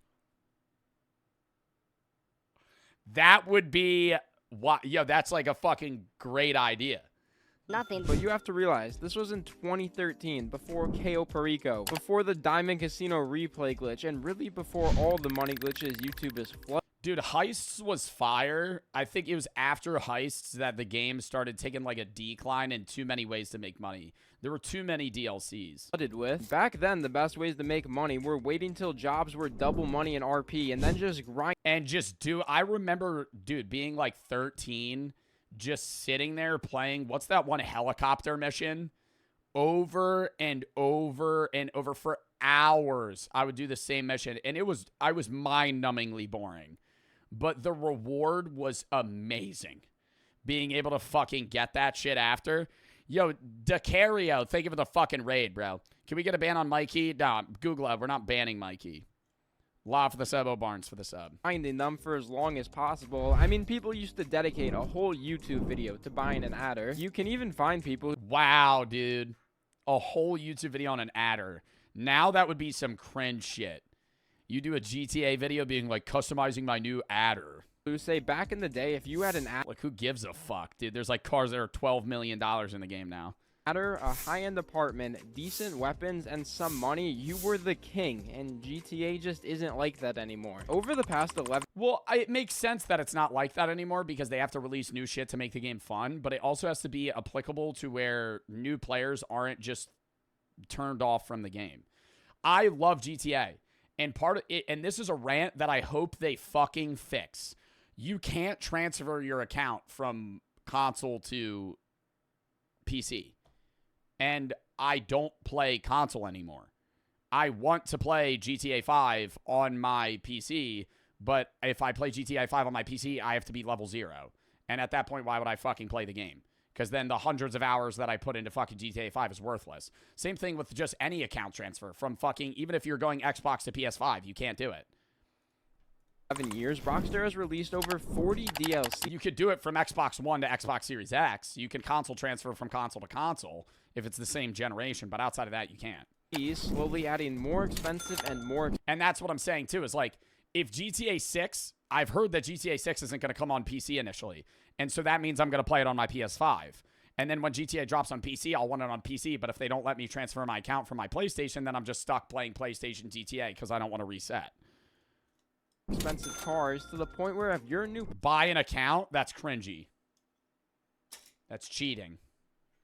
Me saying that as I'm definitely buying an $8 million shark card the second I load into GTA 6 online. Player, these prices aren't even possible to get. Just for a second, pretend you're a level 1 in 2024 and you just load into the world of GTA and have absolutely nothing. So you open your phone to check what you want your first car to be and you see this for $1.6 million, or this for $1.5 million, or this for $1.8 million. I mean, all of these are more expensive than the adder, and they're all a lot worse. And I just feel like when a new player sees this and realizes cars like this they won't be able to buy for months, they're not going to keep playing to see how long it takes to buy a $5 million cop car, which actually brings... And a lot of those cars that are $5 million, going back to what I was saying, you can't even buy them unless you own specific facilities to house them. Brings me to my next point of why is there a $5 million cop car? If you haven't been on recently, this is one of the new... I have not seen this shit. I didn't even know this was a thing. I stopped playing after they made that ramp car after a bit. I remember doing the vehicle shit where you would like steal cars and then sell them for like $100K each, and it was a great way to make money, and then I quit the game. Cars in GTA, and it's $5.4 million, and it's a... That was like 8 years ago. Yeah, that puts it in fucking perspective, dude. That's right. Last time I played GTA, I was probably a senior in high school. Cool car. I'll give... So that would have been 2020. That would have been 5 years ago. Give it that. I'm happy GTA added it, but it's a Gauntlet Hellfire with the livery and lights on it. And the Gauntlet Hellfire is $745,000. Even if you don't agree with other cars being overpriced, I don't think anyone can argue that this thing is worth over $5 million. I mean, just go on Reddit and look up Gauntlet Interceptor because every comment is just... Who the fuck made this shit $5 million? And I honestly... I think it's just a flex car. GTA 5's at a point now where there's some people that just have so much money and they want to keep those people on the game, so they're just going to release shit that is just absurdly expensive for the sole purpose of being absurdly expensive. Like fucking drip in a video game. Couldn't agree more. Like you own it to own it. Carter, thank you for the 5,000 biddies as well, bro. Dub. Hey, Joe, I love your streams. I normally watch the VODs because of work. I wanted to spread the love today. Well, thank you for the fucking 5,000 biddies, bro. And thank you for the 50 gifted as well. And thank you for the support on the VOD channel, too. 2 of the 3s. Confession, when I worked at a pharmacy, I had a customer that was probably the worst I ever dealt with in 3 years, worked there. So I copied her information down and signed her email and phone number up to a bunch of corn websites and Temu dildos to her house and consistently called her number pretending to be telemarketers. Dude, that's like harassment. Remember to be nice to customer service workers? Bro, that's still crazy, though. That's like genuine harassment. Beaver for the sub, Donnie for the 3. Growing up with Vandals, GTA 5 was funny. Take me to the pure nostalgia prime YouTube gaming. David for the sub. David for the other sub, too. I don't know if that's the same David. David Perry and David Lau. David Alou. Carter, thank you for the biddies again. And 2 for the 3. Now, it's crazy that she was an ass to you, but I also don't think that you should have gone that far. Even the other cop cars are pretty overpriced, but I don't want to get into that right now. Instead, I want to head over to weapons for a second, because while most of them are fairly priced, I don't really have a problem with them. There's one that's insane. We all know the taser, right? It's actually a pretty fun weapon to use. But if you go into a gun shop and try to look for it, yo, y'all remember when people were trying to say that GTA 5 like made people school shooters and shit? And like Fortnite was like causing like terrorism and shit. Oh my God, that was crazy. What year was that? That was like 2018 when people were trying to like say that video games were the Call of Duty and GTA were the reason that people were killing people. I'm like, dude, you're actually wild for that. At that point, every guy between the ages of 13 and 18 would be a school shooter. Like, or you'll probably notice that it's nowhere to be found. That's because the only way to get a taser is to actually buy it from your agency for just a small fee of $3. Mikey comes back with a fire comment, says, fuck you haters. Doubles down. Doubles down. My vape died. I'm sorry to hear that, Mike. $152,000 for a taser. Like, I think the only weapons that are more expensive are the Up and Atomizer, the Unholy Hellbringer, and the Widowmaker, which, yeah, that means the taser is one of the most expensive weapons in GTA Online. But in storage... Well, also, they can't relate it to real money, because then everything gets all fucked up in progression levels, so they have to make a grenade launcher $700,000 or some shit, like a laser gun, $10 million, or like it's just random funny money. Right, GTA is supposed to be like real life, but at the end of the day, you end up just having, off rip, it makes sense, and they have like a genuine set of like rules and amount of money, and there's like an economy, but at the end of the day, they just have to start making things weirdly expensive, comparable to what they would be in real life, so it can be something that you progress to. David for the 5 gifteds. Thank you for the 5 gifted. Story mode, if I go into an ammunition store, the taser is $100. So please, Rockstar, is it $100 or $352,000? Make it make sense. And so far, if you haven't came to the conclusion that the economy in GTA is messed up, let me take you to a clothing store. This place is super weird. Like, some things make sense, like a couple bucks for a shirt, that's a pretty decent price. But then we have other things like a jacket for $50,000, some other random black jacket for $40,000, a literal straight jacket for $38,000, but most important... But that makes sense, because like some missions you do now, you're getting $30K. So if they make everything cheap as shit, you progress through the game faster, and then you stop playing faster. And part of Rockstar's gaming and money-making process is keeping you on the game for long periods of time. That's what gaming wants to do. The more time is money. The more time you have on the game, the more money they're going to make. It's just literally a point-to-point fact. For $38,000, but most important, if they let you get everything quickly, then it's pointless. Wow, I forgot about this trend. The fucking alien suit shit. That was years ago. Colored alien suit for $330,000. Buying clothes isn't game progression. It's not game progression in terms of what you're doing, but it's a free... GTA isn't game progression, right? You're not going... It's not the story mode. When you play GTA Online, it is literally free roam, whatever the fuck you want to do, whatever you want to buy. And part of that is making things grindable so you can get to that point. Yes, clothes isn't story progression or game progression in the sense of something like a car or a weapon would be, but it is in the sense of something that you want to obtain, and if you're able to obtain it easier, then you'll stop playing quicker. I actually even found these alien suits on Amazon for $12, so I could either buy a $10 shark card and run around as an alien, or just spend $12 and run around as an alien in real life. And I'm sure there's a bunch more clothing that's stupidly overpriced that y'all can let me know in the comments, because I want to move. Do you think they'll change that up for GTA 6? No. There's going to be shit in GTA 6 that's like $30 million. But that's what's so weird, too, is there's some things that are overpriced, and then there's things that are underpriced. Like, they have private jets that are like $4 million, $5 million on GTA. Private jet costs like way more than that. If you get a good one. Move on to the $10 million plane. And if this... That's cheaper than real life. Isn't the definition of inflation? I don't know what. There's going to be more ways to earn money, though. Yeah, but I hope they don't make it too complex. I hope GTA 6 is like, they lay it out well, and you can make money in this way, this way, this way, this way, but it's not something that's like a string of complex jobs that are attributed to each other that you have to accomplish to be able to obtain something. I hope it's just like a website where there's a bunch of cars that you could buy, and it's like, hey, here's 5 ways you can make money. When you go to look at planes, you'll notice... Is it going to be cross-platform? If it isn't, that's a terrible decision on Rockstar's point. Legend for the sub. GTA 5, I think GTA 6 should be released on PS5, Xbox Series X, and PC at once, and you should be able to play with anybody on all 3 platforms. If they don't do that, that's stupid. They would make way more money if they did. And I know they're probably not going to release on PC off rip, and I don't know if it's going to be cross-plat, but if it isn't, that is horribly dumb. $1 million... There's hackers, Joe? Yeah, but still. Like, the amount of money they would make from a business perspective is so much more if they have crossplay. And I also don't think, I'm pretty sure GTA 5 didn't have online off rep, right? It'll probably, I do not want to play with PC players. You have aim lock. Why don't you want to play with PC players? You have aim lock in GTA. When you play GTA, you don't have to be good at aiming. You literally hit left trigger and it goes, and it just locks onto the person. We don't have aim lock. PC players don't. Console players do. $10 million golden version of it. The normal Luxor has better handling and acceleration, while the expensive one has better brakes and it's solid gold. Those hackers, Joe? Bro, but what does crossplay have to do with that? Those are the only differences for an $8.5 million price difference. Oh, you're saying PC hackers. Oh. But here's the problem.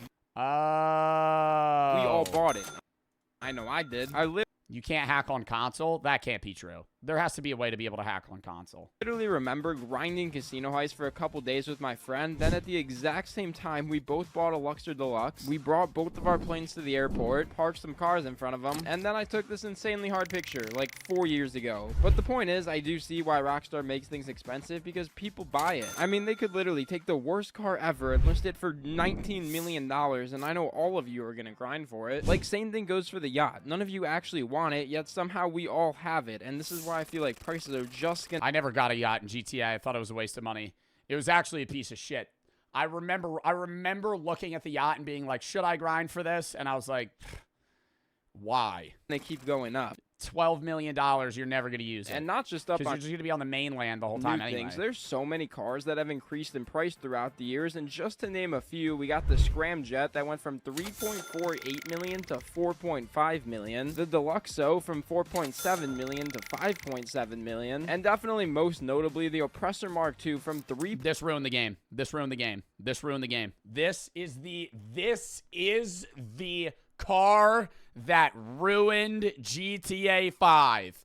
Oh my god, a flying motorcycle with tracking fucking missiles? Are you kidding me? It's not even a car. I don't know what this is. It's not a plane. It's whatever vehicle this is. Holy shit. Everybody had one of these. From $3.8 million to $8 million, which is insane. And there's plenty of more vehicles that got hit with inflation. And it soloed every other type of fucking vehicle, dude. I remember I had jets that with like tracking missiles and shit. I would buy all those because I thought they were badass. Did nothing. Yo, Carter, thank you for the fucking 10 tier 2 subs. Dub, man. Thank you for the fucking gifteds. I appreciate the shit out of that, Carter. Thank you for the fucking 10 tier 2s. Thank them for your sub, and thank you for the tiers. The tier 2s. Just Ani for the 3. They have GTA Online membership now. What is that? Legend for the sub. But we don't want to be here all day. So let's recap real quick. Wait, GTA Online member? They have GTA Online like Netflix. GTA Plus. What is GTA Plus? It's pay to win. So far, we found that. I hope they don't do that in GTA 6. Shark cards is whatever. You get extra money with it, like multipliers. It's enhanced. Oh, that's so stupid. Cars are extremely expensive. Weapons are extremely expensive. Clothes are extremely expensive. Basically, we figured out prices have went up a lot over the years, but we also have to talk about how getting money has changed. Because like I said earlier, in 2013, the best ways to make money were doing double money jobs and just grinding out contact missions, both paying maybe like 20,000 max. So I would say back in the day, the absolute most amount of money you can make in a day is $1 million, which I think is a... Yeah, you would have to play... If you played all day nonstop, grinding the same mission over and over again, you would get $1 million. I think if you play GTA now all day, if you have a squad of 4 doing heists, you can make way more. But if you're doing just like vehicle shit alone, you could probably make like, what, 5 mil? Perfect system. You grind all day, you can afford the best car in the game. Sounds fair, right? Well, no. GTA spent the next couple years adding more and more cars, but no new money methods, and realistically, people weren't going to be playing all day every day, so the only way to really get all of these new cars were to buy shark cards. I disagree. I think there's ways that you can make a shitload of money in GTA. But there's too many items now. There's too many things that people want to buy and not enough money to buy them. Literally articles of people spending thousands of real dollars around 2015 because of all these new cars, but... Glitches is the only way? Bro, I remember doing that via... What was that shit called? Where you would sell cars for 100K each, and you could do it like every 30 minutes? Again, no one could possibly make enough money just playing the game to afford them, so that's when GTA started adding more money methods, like the one vehicle warehouse we know today, such as the Doomsday Heist, the Bunker, the Nightclub, and a couple other things around this time, but then money was actually too easy to get. I mean, just think about how much money you can make doing a Doomsday Heist. It's a lot, to the point where more cars were coming out, and instead of being 1 million, they were 2 or 3 million. But then, more money methods came out, like the Diamond Casino Heist and the Arcade, so instead of 3 million, cars were 4 million. And the trend continued to the point where we're at now, where there are so many different ways to make money in GTA. Are they shutting down GTA Online when GTA 6 comes out? Because nobody's going to play that shit anymore. No? It's actually insane. I mean... But do you think people are still going to play GTA 5 when GTA 6 drops? I feel like it'll be a Call of Duty where, like, it hard cuts, like, 85% of the player base. And then it just trickles down to nothing. Yeah, outside of like roleplay, because GTA 6, you wouldn't be able to roleplay off rep. I mean, if you look up how to make money on GTA 5 online, there's so many different people commenting their methods, and you rarely even see the same thing twice because, like I said, there's so many methods. But then, since we have so many methods, we have things like the $5 million cop car. And honestly, if you've been playing GTA for a while, these insane prices of vehicles are probably annoying, sure, but you can still afford them. The problem... They bought the company that made 5M.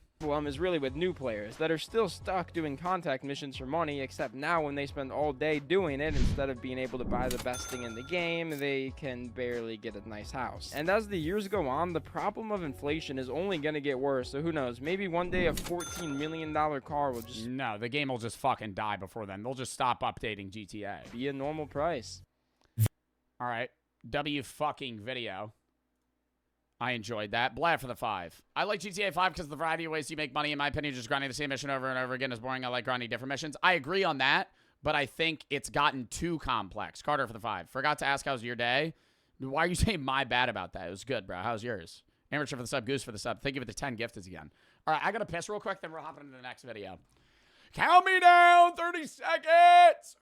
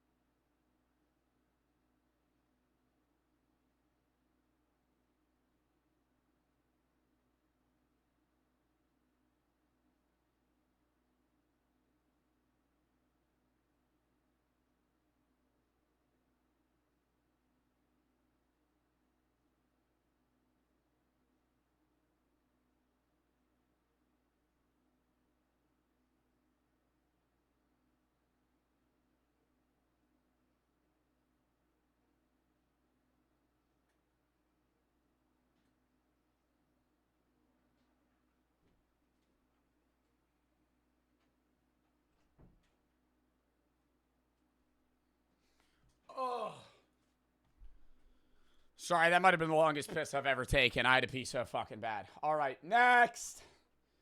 We got this video, then we're going to get into some philosophy shit. How this chair conquered the world. Lock in. No matter where in the world you're from, it's very likely that you've already sat in this chair at some point in your life. This is the so-called monoblock, probably the best-selling chair in every family barbecue, every outside event. They're always at Airbnbs. I don't even know how much these chairs cost. They just spawn in your life. Every family owns one of these and they can't remember when they got it. How much are they? Probably, if I had to guess, this chair's probably $10. It's plastic. How much is a monoblock chair? Yeah, like $7.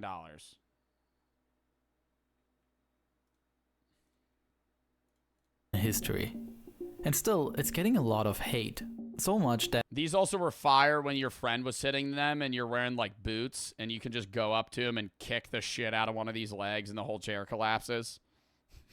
Because the fucking leg flies off. In Basel, Switzerland, the chair even became a political issue. For years, it was forbidden by law to place the chair in outdoor areas of restaurants as people complained that they destroy the cityscape. But how did we even get the monoblock? And is it an example of good or bad design?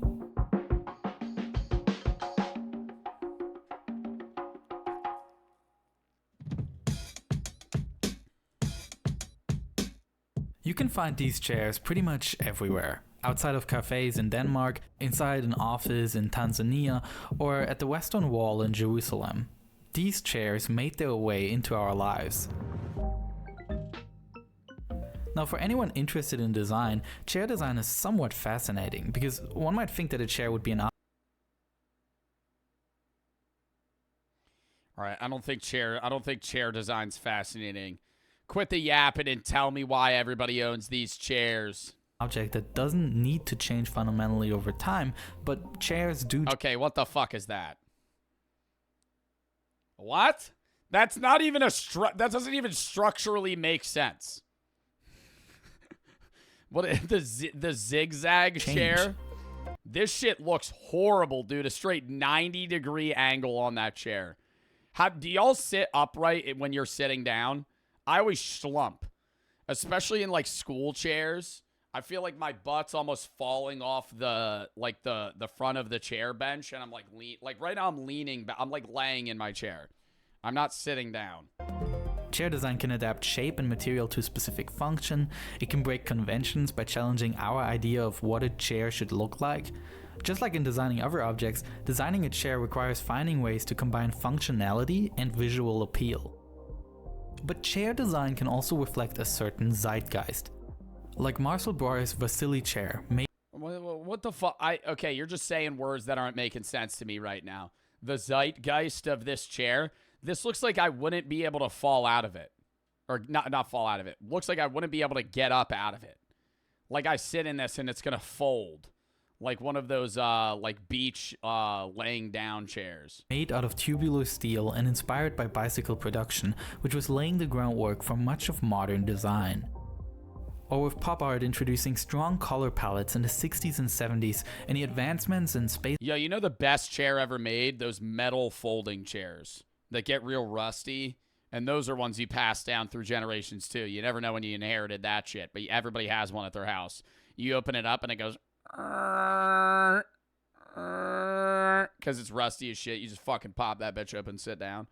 And that thing could hold a fucking truck on it, dude, too. Those ones are strong. The plastic chairs suck because they break so easily. Those metal chairs, you could fucking put a fridge on it and it would hold it up. Space exploration, inspiring futuristic furniture in private homes, like a bunch of circle and egg-shaped designer chairs. But the monoblock is very different. It is used so widely that it's sort of meaningless. Take a look at this photo. Where was it taken and when? Oh shit.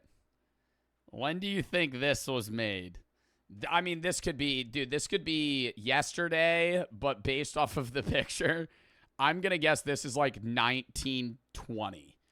Like 1920. I'm going to say this is in like based off Giorgio Verdiani, Italy. It's almost impossible to tell. This is an observation made by American media scholar and blogger Ethan Zuckerman, who has described the monoblog as a context-free object. We tend to associate most objects with a certain time and place. If someone shows us a random photo, chances are that the object— Are you not gonna tell me when that fucking picture was taken, you asshole? I literally, what the fuck? Now I gotta look up the image myself. Nah, I hate that. What is his name? Giorgio Verdiani. Verdiani chair. Oh my God. It's the fucking guy.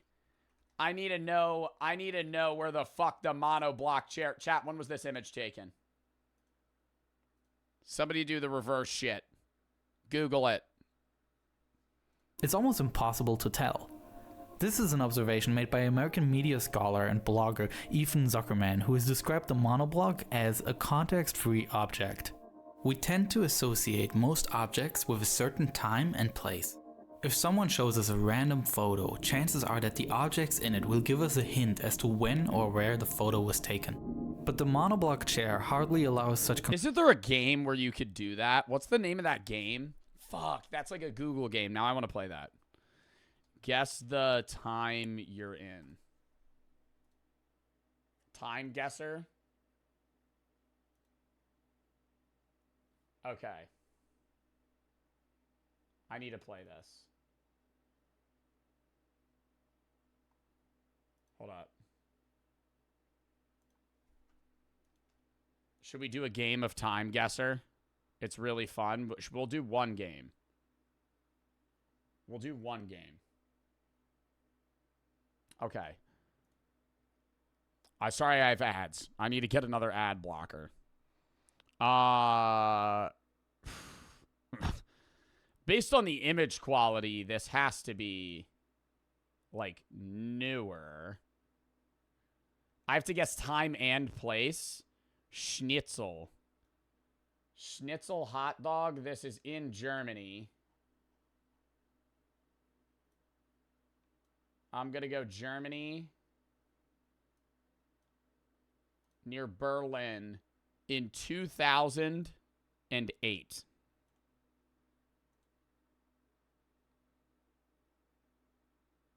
(2012) in Vienna, Austria. Wow. I was close. See, it's the GeoGuessr skills that are fucking coming through here. Next one. I'm doing this a few more times. We'll do one round. Joe, want to play GeoGuessr? No. Where is this?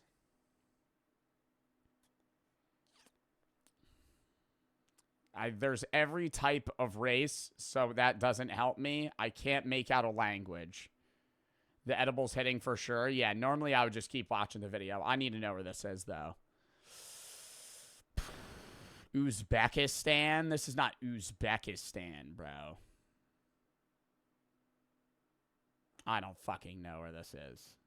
All right, I'm giving up after this. I don't know. I'm going to guess year, and I'm going to go it's in New York. We're in New York in 2007.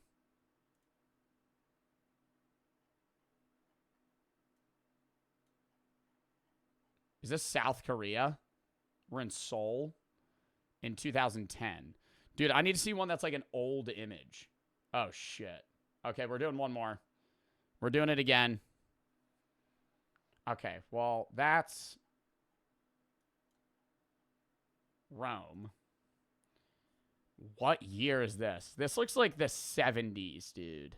Or the 80s. Like 82. 1982. 1985. Next. Where is this? An escalator. There's a woman on a smartphone.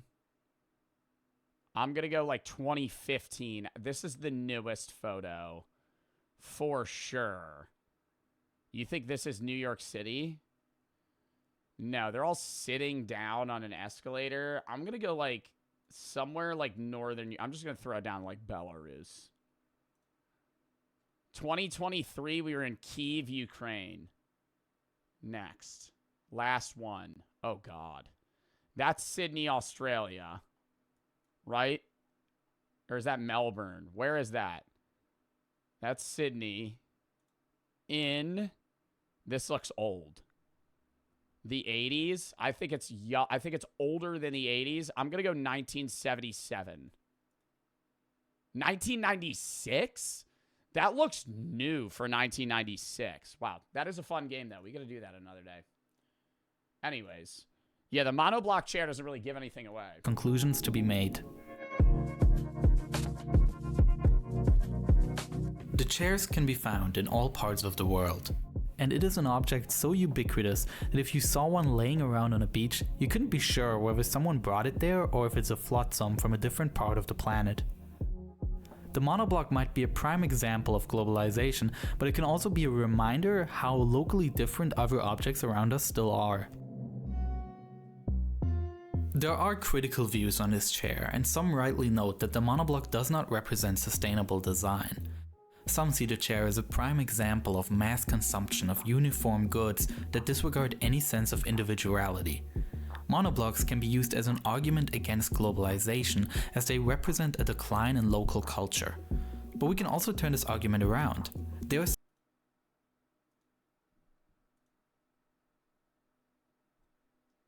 Fizzy for the sub. A-Kim for the sub.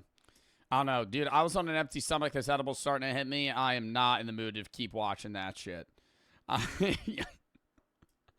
am not in the mood to keep watching that shit. I am sorry. Fuck. Yo, he had me, and then he lost me. I started playing that fun-ass game, and he started talking about the chair again, and I went, oh, shit. Dislike the video? No, it's a good video. I would maybe watch it in a different setting. Not right now. Dude, genuinely, chat, I will watch what you guys would describe as the most boring videos. I will watch, like, very tedious, how it's made, like, mechanical, like, videos on YouTube. Like, I will look at how factories produce, like, Doritos. And I'll watch a 45-minute video on how they, like, get the perfect, like, seasoning blend. I love that shit, dude. Especially the Outdoor Boy. I will watch an 1.5 Outdoor Boys video nonstop, no pauses, fully locked in the entire time. Like, I'm talking zoned in. He's just rambling about how the different wood burns and how he and what direction the wind is helping his shelter, and I'll be like, like I'm literally at a college professed philosophy class, just going, yeah, just fully understand, trying to absorb this information if I'm ever stranded in the wilderness. You know, you never know. All right, now on to a philosophy-esque video. I'll actually let you guys choose. Mods, could we run a poll between these? First, we have Brian Cox's What Was There Before the Big Bang? Or the evolution of absolutely everything. Fizzy for the sub and Akimbo for the sub. Can we watch the new Outdoor Boys video? Bro, I don't think I could watch party an Outdoor Boys video. We love forging a knife in survival camp alone in the wilderness. I actually watched on my other account, but I did show you guys this video, but this is an 1.5 long video. I watched that. That was the one I watched nonstop. Please do an Outdoor Boys video. Bro, I wouldn't want to watch one that's long. Please do it. Bro, you guys are going to tell me to skip after because I'm not going to be able to comment on anything. Camping under the snow in survival shelter. But, like, that shit's crazy that he's able to dig, like, a 7-foot shelter like that. Genuinely. I would watch, like, one short Outdoor Boys segment. Like, I'd skip around this video, and then I want to hit up a philosophy video. Mods, do a poll on that. because the other one's winning. Do the poll between Evolution of Absolutely Everything or Outdoor Boys video. And either way, I'm going to do both. And then we'll save the Brian Cox video for another day. Unless chat votes Evolution of Absolutely Everything, and then we'll watch the Brian Cox video too. Yo, Googla, thank you for the 25 fucking gifteds. Thank them if you get a sub. Thank you for the 25 gifteds. Appreciate the fucking subs there. Dub. I have no many subs, or I have no idea how many subs you've gifted all time. Is there a way I can see that? You've given 553 subs to the fucking channel. Dude, that is crazy. Thank you for the fucking subs, man. I appreciate the support there. That is crazy, dude. Genuinely. All right, 57% are Outdoor Boys video. We're going to quickly skip around this video, and then I'm watching a philosophy video. I need to. I'm itching for philosophy. Let's watch this shit. Luke here with the Outdoor Boys YouTube channel, and I'm making a knife in the middle of Alaska's wilderness. I'm going to be sleeping in my own shelter, building a forge out in the woods, making my own charcoal kiln, and forging a knife from scratch. What? He's making his own fucking kiln so he can... I've never seen him do this before. Has he done this? Actually, I saw him make a plate one time. I've never seen him make a knife. I'm going to fast forward a bit. Shelter really well. Yeah, I've watched the video where he made this shelter, so I'm assuming he's just reusing it. He made a spoon. All right, that's not that impressive. I need to say I'm more impressed. If you came up to me and you were like, "Hey, Joe, I made a spoon," I'd be like, "Yeah, good job, bro. You fucking, wow, you curved a piece of metal. Probably could have fucking done that with my hands." Right? I bet you can't make a spoon. I bet I could make a fucking spoon. You want me to make you a goddamn spoon, buddy? You think I can't make a fucking metal plate? I could figure it out. Give me a goddamn hammer and some fire, and I'll fucking craft you a goddamn spoon out of tinfoil.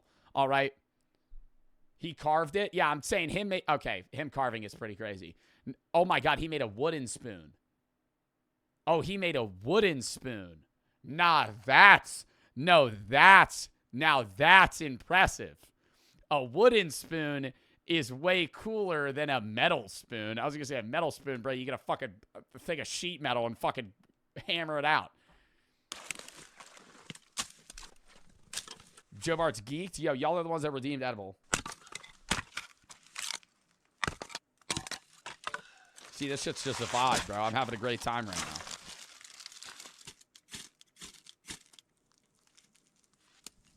You think he enjoys doing this? Like, I know he had a... I want to get a roaring fire. I know he had a hobby... I know he had a hobby of, like, you know, camping and stuff. But do you think, like, now that it's his job, he's having a blast, right? He wants to go out and do this. Because he probably is motivated to go out here and do more extreme things that are going to make him more uncomfortable. Maybe because he enjoys it, but also because it's views. If he did the same fucking camping every time, it would be boring. Quick, because I want to figure out how much of this snow is... Your face is very physical looking. What the fuck does that even mean? Xmas for the sub. Google, thank you for the gifteds again. It's going to melt. And I don't want to be underneath... You know he was a lawyer, right? Yeah, he was a DUI lawyer. ...here when that happens. So whatever's going to melt, I want it to melt before it gets dark tonight so that I can have a nice dry bed to sleep on. I love that sound, dude. On a fire. If I ever have a fire with my friends, I'm usually the guy that just keeps the fire going. I take it as my task. It's my duty as a part of the friend group. And nobody's ever asked me to do this duty. I've taken it upon myself. I am the one who tends to the fire. And it's fun, right? I love moving the logs around, right? Making sure the coals are nice and centered, right? The fire is burning as it needs to. It's the best job you could have. Oh, my firewood is so wet. It rained really good before it got cold. Yeah, can't have wet firewood, chat. See, you're having a lot of smoke here. He's in a bit of a pickle, all right? He's got a lot of wet wood and not a lot of sunlight left, okay? He's really got to burn this down. He's got to make this dry before night falls. Prop it all up. Otherwise, he's going to get real wet, real cold. But get it to dry out before I can use it. All right, we're gonna let that fire thaw out in the shelter, get everything warmed up. And I'm real excited to build a forge out. I'm just waiting for a day where a bear just comes out of the trees and he has to deal with that. Has that ever happened on the Outdoor Boys channel before? I'm just waiting for like a bear to just run out and him to be like, oh, well, that, and him to have the most calm reaction ever. Not like an, oh, fuck. He's going to go, oh, so you see a grizzly bear's running at me right now. Just fucking shoots it. All right, so I put that one down. Here and do now, if he reached me, he probably would have killed me. Some blacksmithing projects tomorrow, but I'm going to need a lot of charcoal. So I'm going to build a charcoal kiln, and I need a lot of... You think you could survive out here? Yo, chat, you get 3 items to bring into the Alaskan wilderness. What are you bringing? An axe, flint and steel. That counts as 1 item because I said so. And a waterproof mat. That's what I'm bringing. No, I need a pot to boil water. Fuck. Oh, shit. What do I get rid of? I get rid of the mat. I could deal without the mat. Lay on some fucking logs. All right, now that we know that, how long do you think you could survive in the Alaskan wilderness before you genuinely die? Like, you're running till death. If you reach 100 days, you're allowed to leave. Okay, so it's not until death. Make it 100. With salvia, 1,000 days. With salvia, you're fucking dying in the first day. What the fuck? What do you mean salvia? I couldn't do it. Okay, what do you mean? What do you couldn't do it? I'm saying you have no choice, right? You fall asleep, wake up in a fucking aircraft. I give you your fucking metal pot, flint and steel, and an axe, and I shove you out of the plane. Okay? What the fuck you mean you couldn't do it? How long until you die? I mean, I die? Okay, how long? I think I give myself 2 weeks. I give myself 2 weeks. I think I make it 2 weeks. I think I make a shelter. If you give me the items. I think I make a shelter. I make a fire. And then I starve to death.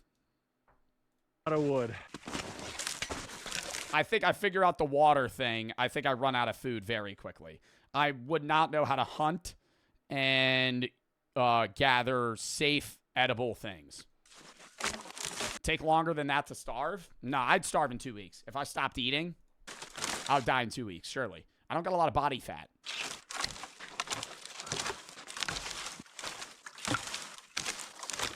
Holy shit. I got some cheese wrapped in tinfoil. He eats like shit. I'm sorry.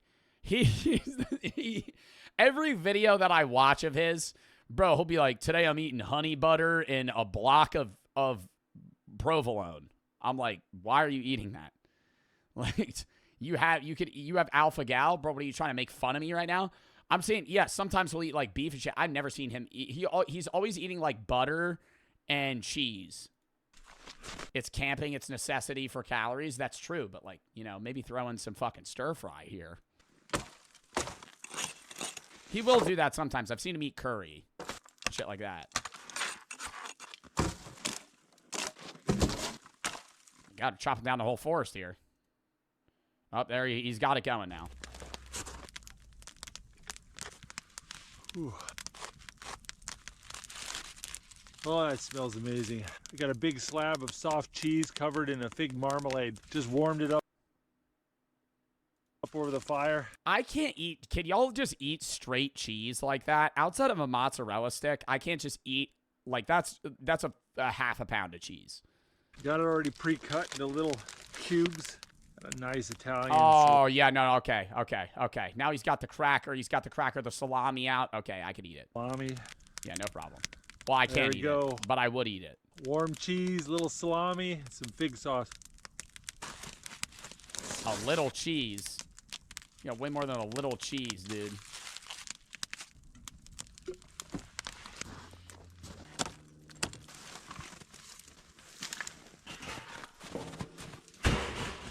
We're gonna use this to make our charcoal kiln. Imagine he was your dad. Yo, I always thought about, do you think the kids hate it? Do you think the kids hate it? They have to. One of them has to. One of them. There's 3, he has 3 kids. His oldest son definitely likes it, but one of them has to fucking hate it. And you're just sitting here like, oh, Dad's making me go fucking sleep in the woods again. Dad's making me cut down a tree to make fucking fire again.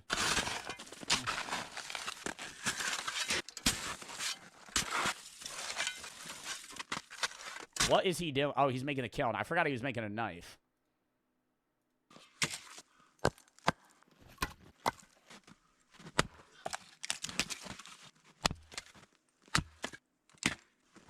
Also, there's a high chance, knowing me, that if I was in the wilderness doing this, I would miss the log and then hit my own leg, causing a fatal critical injury to myself, in which I would not be able to get help and bleed out. Chop my foot off. Oops, getting dark.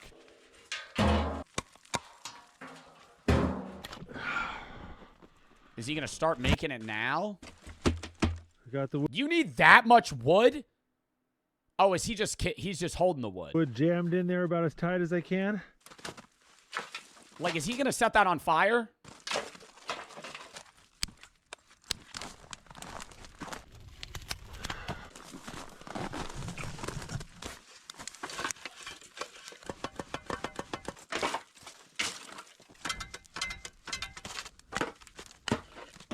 There's a lot of snow. Oh, he's gonna and just moisture make it. Yeah, he's gonna get it all in these ember. logs. I'm gonna already start any charcoal till all that water's gone.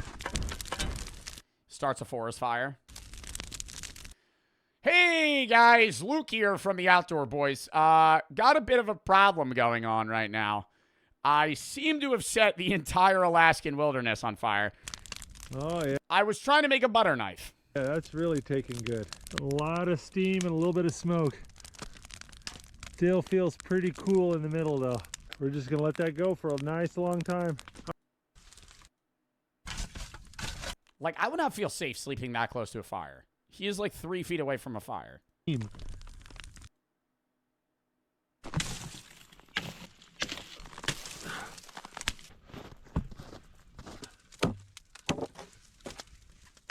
Oh. Was he making a rotisserie chicken right now? Oh, hell no. I wouldn't trust myself to cook that all the way through. Bro. Yo, he's literally, he's making a rotisserie chicken. There's no fucking way he's doing this. He always eats honey butter and some bullshit. He's making he actually just shoved a stick through a chicken's ass and he's going to fucking rotate it until it's done. Some salt and pepper. Bro. Let that roast.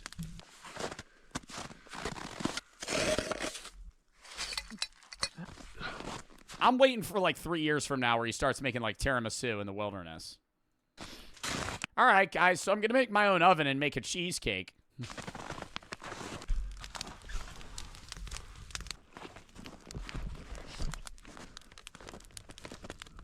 See how we got flames coming out?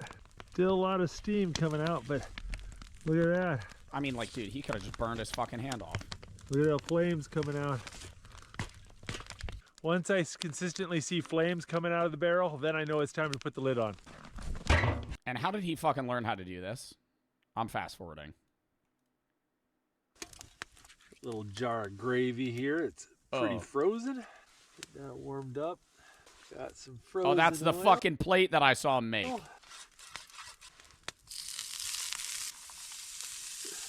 Got bacon chunks, green onions, yellow onions, and chives frying in a little butter and oil. I'm not gonna lie, that shit looks bad. Definitely. Not even hating. That's a burnt potato. I fuck with the Outdoor Boys. I'm not eating those vegetables. You're picky as shit? Okay, bro, you're in the wilderness. I'm hungry. Yeah, I'm gonna fucking eat it. I'm saying if I'm bringing what I want to fucking cook, I'm not making chives. They overdid the baked potato, but that's okay. Got butter, salt, pepper, chives, onions, bacon, and all right, I'm a little picky, chat. You eating that? I don't want to eat that. I think that's just, I'm not even saying that's his expertise. That's just a bad food selection. A little bit of gravy. on a very overdone baked potato. It's a little charred on the outside. He's too positive. It's like sometimes I'm like, bro, crash out on something, Luke. Like, I need to see him get mad. I need to see him get mad one day. How is he, like, he could have actually, like, accidentally cut his hand off, and he'd be like, and he'd hold up the stub, and he'd be like, well, looks like I have a trip to the hospital. And then it would just cut to him, like, getting wrapped, and he'd be like, we're back. All right, time to go back into the wilderness. But the inside's still good. All right, let's take a look at this chicken. Oh, that looks good as fuck. Oh, my God, that looks good. Oh, that looks pretty good. Oh. Wow. You know, see, now he did that shit well. It's done when you can just pull the leg off and you don't have to cut it. Oh. We're gonna try some spicy honey barbecue sauce too. Oh, that is a good. So you think that's sponsored? Yeah, that's crazy. Like, you never know. Obviously, it's like FTT disclosure, but you ever watch a movie where they show some shit in frame like that? Like, that could be an ad. I doubt it is because it's Luke. But if that was a movie, that'd be an ad. Potato. Oh, it's so hot. Oh, that gravy is just tangy and good. Whew, I like this spicy honey barbecue sauce. Oh, all right, I gotta stop watching him eat. It's making me hungry. All right, start making the knife, buddy. Start crafting the knife, Luke. Completely done, but we'll see.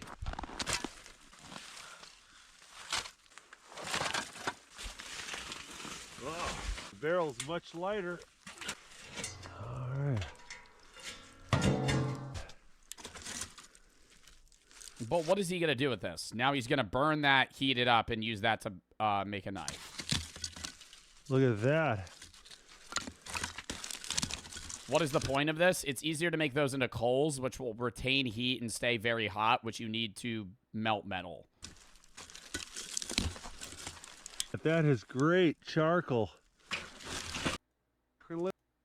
Already.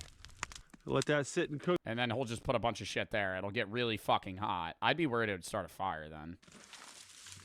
Add some of this spicy honey barbecue. All right, I don't need to see him eat. Here in this gear, and when you spin. Sorry, I'm skipping around so much. I want to get through this video so we can watch the philosophy shit. In the hub, the centrifugal force puts the tooth out, and it grips the inside of this gear and engages the flywheel. There's a lot of grease in that hub, and that grease is cold, and so sometimes the tooth isn't coming out and engaging properly. When's horror? Monday. Tomorrow. I think warming it up is helping it work a little better, but it's still got problems. This is straight out of, like, fucking medieval times, dude. Let's see if that helped. Yeah, that's working. So I got a piece of leaf spring steel from a broken ATV trailer. We're gonna go ahead and heat that up. We're gonna try to turn it into a knife. What the fuck? All right.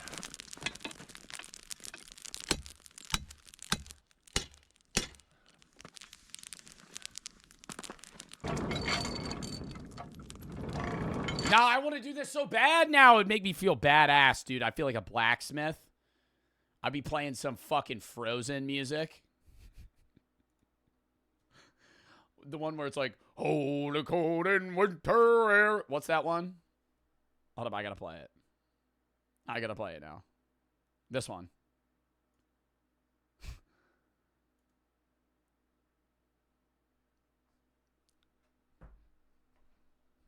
And I'd be smacking the shit out of that.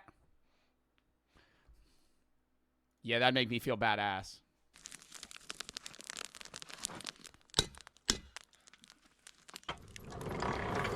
Yeah, some Viking music. Oh my God, get me really in the zone. I'd forget who I am. Fuck, chat. Hold up. Chat, imagine being in the middle of the woods. Crafting metal. Not crafting metal. It's not Minecraft. Blacksmithing a sword to this. Bro. That would be nuts. Wait.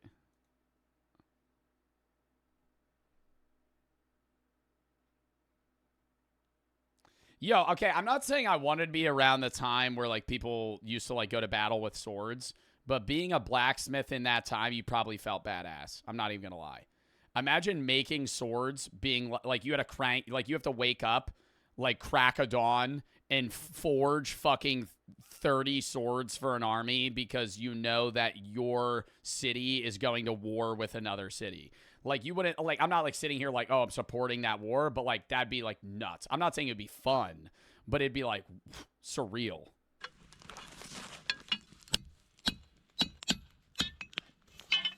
Why'd he pop that part off?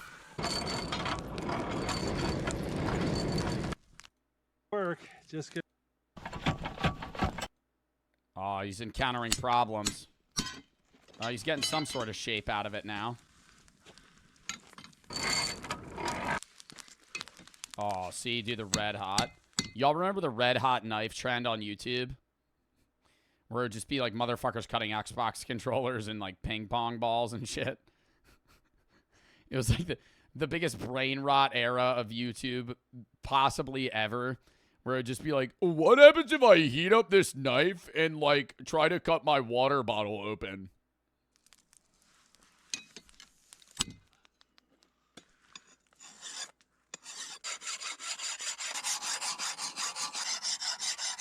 I need to sit. Yo, do you think we'll ever do a video where he's like making my own bow and arrow and then hunting with it? That would be badass. Down. This is gonna be a while. That would be like a Luke from the Outdoor Boys, you gotta hire me, man. I could give you some crazy ass ideas. Right, here's one. The one that I just said. Make a bow and arrow, go kill a bird with it, hunt your own food, stay out for a week. You know, do that. That'd be sick. Another idea. Make a fishing rod. Catch a fish with it. Okay. Another idea, chat. Give me another one. I'm kind of out of ideas here. I'm kind of out of ideas here. That was all I had. He's not going to hire you? Yeah, I think my ideas are okay, yeah, make a spear.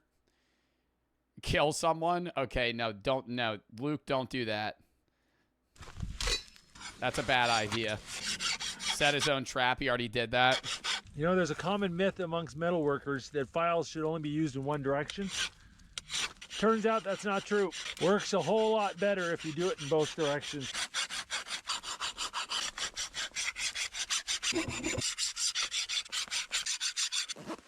Oh, fuck no. How long does he have to do this shit for? Oh, yeah, this is surely... That was surely safe.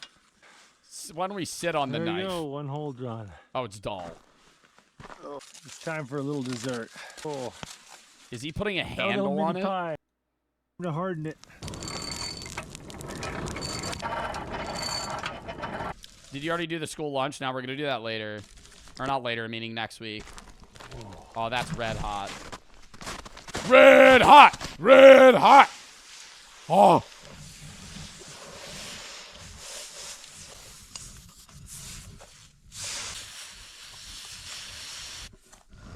Wow.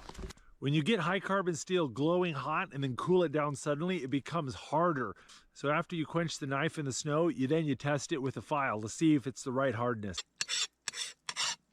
I like it. I think it'll work just fine. Well, I'm at a good stopping point for tonight and I am exhausted. It's really late. So I'm gonna hurry up and get to bed. Do you think he like contacts his family when he's out here? With like some sort of cellular device or some shit? Like, what if he doesn't have a connection? Like, do you think he just goes up to his wife and is like, I'll see you in 3 days. Don't try to find me. I'll be in the woods making knives. Oh, my back. He's a satellite radio? Yeah, for like emergencies, but is he using it casually? See you in the morning. We're gonna finish this knife.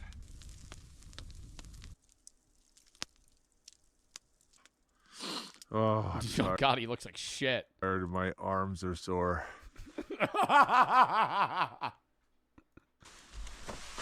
Oh. Oh, look how lazy I am. It's 8:40 in the morning and the sun's up. Oh, the days are getting longer finally. All right, I got a lot to do today. We're gonna stoke up this fire and get breakfast going. Oh God. Is he almost done that knife? I think he still has to just do the handle, right? Oh my God, he has to burn more shit. out just a little bit further than the wood. And when you smash them with a hammer, they'll mushroom on the end, and that'll squeeze the wood to the handle and make everything set. But if you smash the wood instead of the metal, you'll split the wood.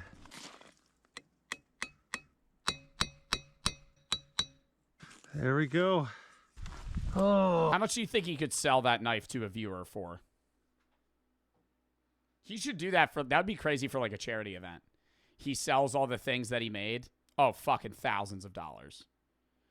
I think he could sell, if that was a part of a charity event and you could buy the knife that Luke from the Outdoors Boys made, you could sell that for like 20 grand. Oh. Now we sand. No? Yeah, okay. You definitely could. How much do you think Luke from the Outdoor Boys could sell a camping trip with Luke from the Outdoor Boys? $500,000. There's a guy out there that's rich that would pay $500,000 to camp with Luke from the Outdoor Boys. Looking pretty good. Did reasonably well. You know, I baked pretty well, except I missed a spot. Oh. Cornish pasties were a traditional meal for the Cornish miners, something they could eat with dirty fingers. I think that's very applicable today. I'll be eating that shit with dirt. Bro, I don't give a fuck. If I'm in the middle of the woods, you can hand me fucking buffalo wings and I'd eat that shit with my hands looking like that. So I consume a little charcoal. What? So what? Our beef, carrot, and parsnips. It's good. Oh, that was really good. Absolutely not. Bro, if you were hungry, you would. That looks crazy. Wow. Well, it's not exactly razor sharp, but I got an edge on it. That is cool, dude. All right, I'm done watching this. That was a W video. Normally, I would just watch the whole thing, but since we're streaming, I kind of just skipped around. Lemon for the sub. That's 6 foot for the 3. Final update. I don't know if you remember. I'm 6'10". I'm done growing. My mom recently passed away from cancer. So has my girlfriend of 2 years. Dude, rip in the chat. Holy fuck. We loved watching your videos every day. She passed 2 weeks ago in a car crash. She loved your videos. Started to be a Debbie Downer. Love your content. Been watching since 2020. Dude, you're not a Debbie Downer. It's been hard lately. I don't know what to do anymore. Sorry. Love you. Love what you do, man. I mean, dude, I'm sorry for your loss on both accounts. That's fucking terrible. I mean, outside of just, you know, being with your family, mourning, and then also, you know, being around your friends, I don't think there's much you can do. I'm sorry that you're fucking going through that, though. That's horrible. FW for the sub. F Cancer in the chat as well. Ash for the sub. Google for the 3. Taking a shot every time you crash out on chat during the philosophy segment. I'm not going to crash out. Xmas for the sub. All right. Next video. Evolution of absolutely everything. I might go pee real quick. Or, wait, no. Are we watching this one? Which one did you guys vote for? Evolution of absolutely everything or what was there before the Big Bang? No, it was evolution of absolutely everything. Okay. Yeah, we're going to watch that. I'll save the Big Bang video for another day. Let me go piss real quick, and then we'll watch that. Actually, mods, do a poll again for that. Evolution of absolutely everything or what was before the Big Bang. And then we'll watch either one, because I don't know if people's fucking minds have changed. Count me down 30 seconds, though. I got to piss. Also, if y'all have any videos you want me to watch games you want to play, videos, such shop, gift, such shop, it's fun with videos, that watch games I play. So if you have any videos you want to watch games you want to play, send those there. But yeah, I would definitely watch more Luke videos, but I would have to skip around them. I know people do want me to watch that shit, though. People have recommended it in the past. All right, count me down.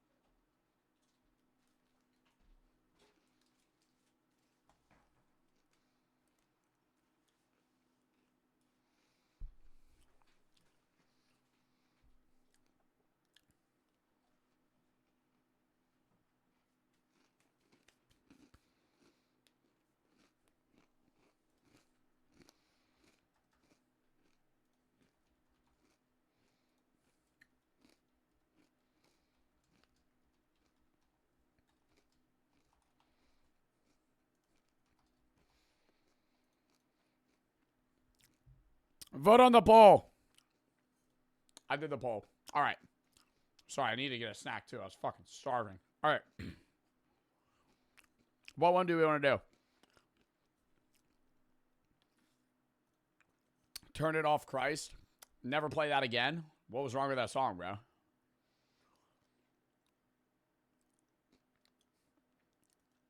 You ain't fuck with Baby Tron? You ain't fuck with Baby Tron, bro, Toby?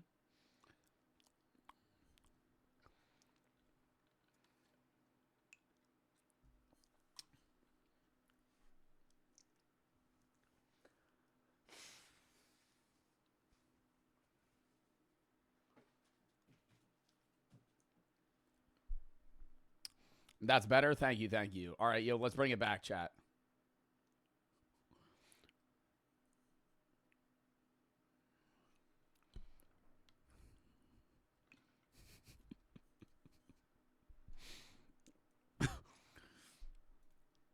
Yeah, I pull up. You pull up to one of those, one of the aux battles. Your first song you play is "Ice Ice Baby" by Vanilla Ice. Yeah, that shut that shit down real quick though.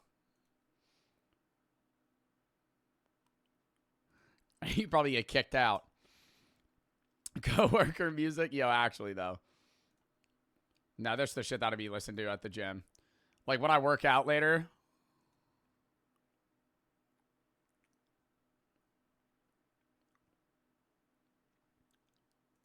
All right. Nolan for the three. Sort of a Debbie Downer. We have Fisher's Indie recently because one of our... wait, what? Sorry to be a Debbie Downer, but we here in Fisher's Indie recently lost one of ours due to a car crash. His name was Mason Alexander and was such a beautiful soul. I would love it if the fellow chatters could chat LL15 for Mason. Well, Nolan, I'm sorry for your loss, man. That is terrible. EFAX for the three. Next year, I'm going to take philosophy. Been watching videos on YouTube. Dub, poop for the three. Says love the videos and lemon for the sub. All right, people still voted the evolution video. All right. Yo. Lock in here, chat.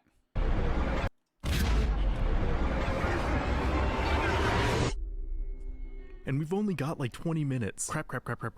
Okay, let's start with birds. How many birds could there possibly... Oh no.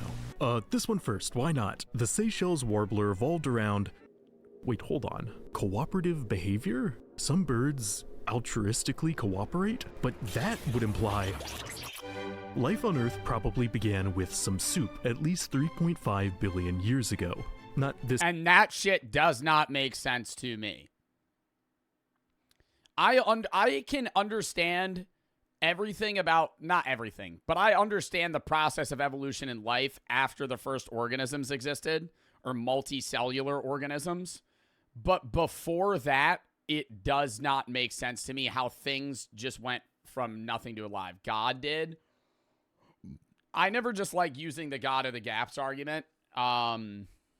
Or not argument. I don't like doing gods of the gaps. So I like want a definitive explanation. And there are ones of like RNA chains and what like speculatively would have happened.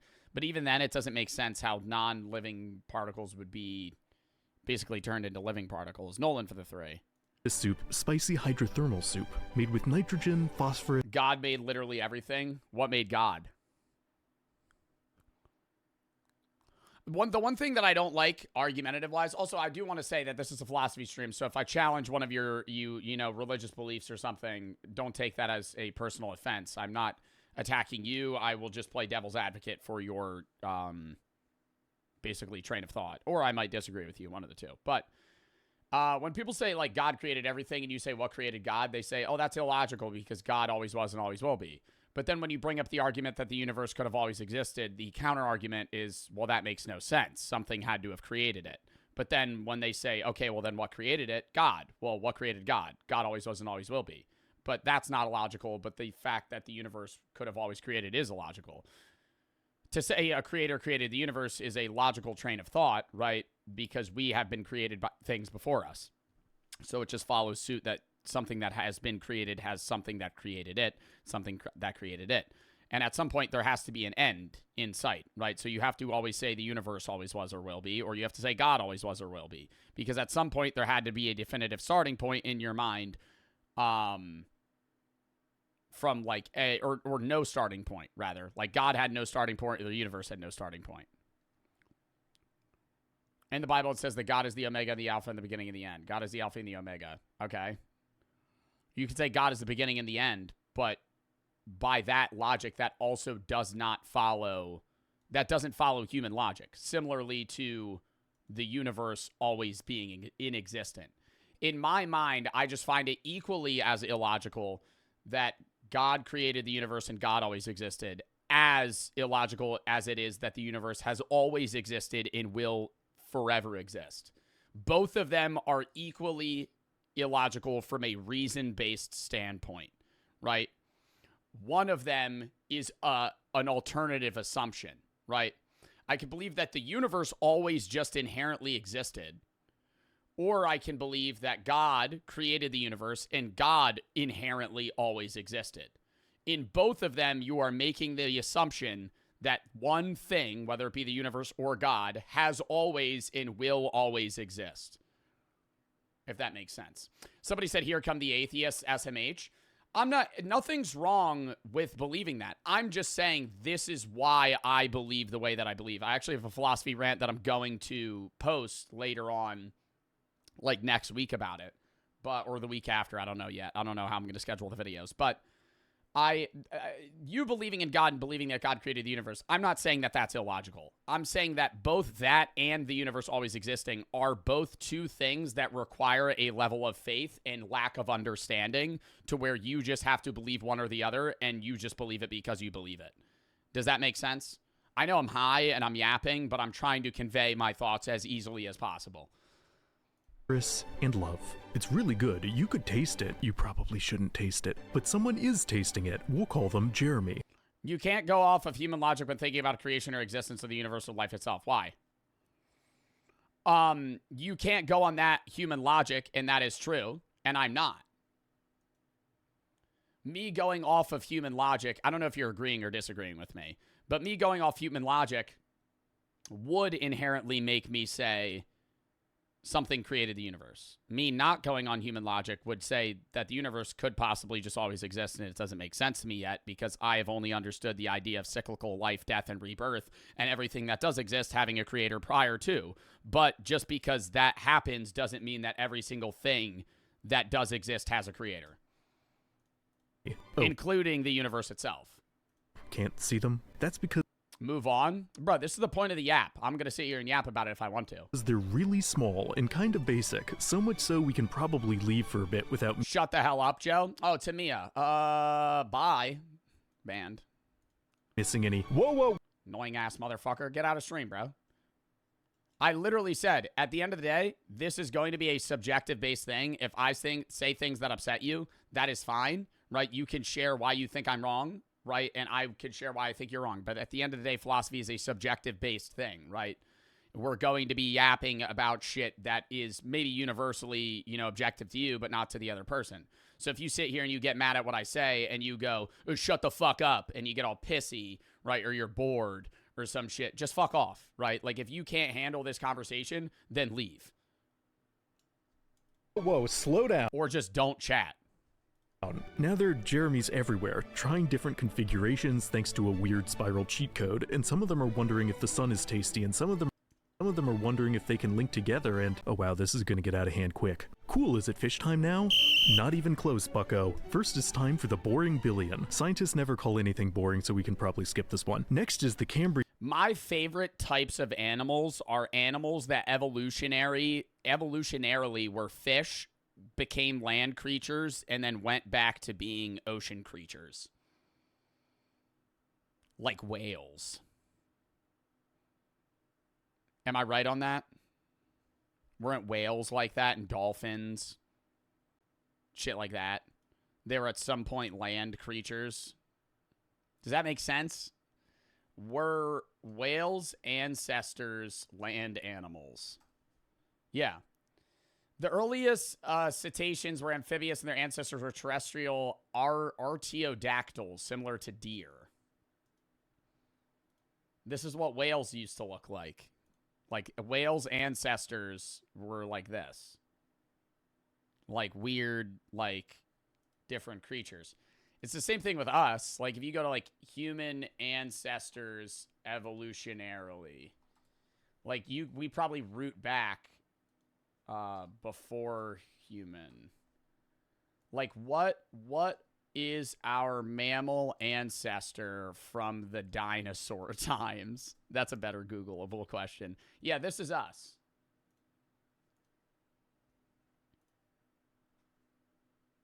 This thing is technically your great something all the way down the line grandfather. You're related to that. No, you're not. Well, if you believe in evolution, you are. If you don't believe in evolution, you're not. But one of the two. That ain't him. Yo, that ain't my pops. I know that's not him. That ain't my dad. Nope. Nope. You just sit there just denying it. That looks more like my uncle. He doesn't look like he'd be related to me. I can see it in his tail. Ugh. Just doesn't say Bartolozzi.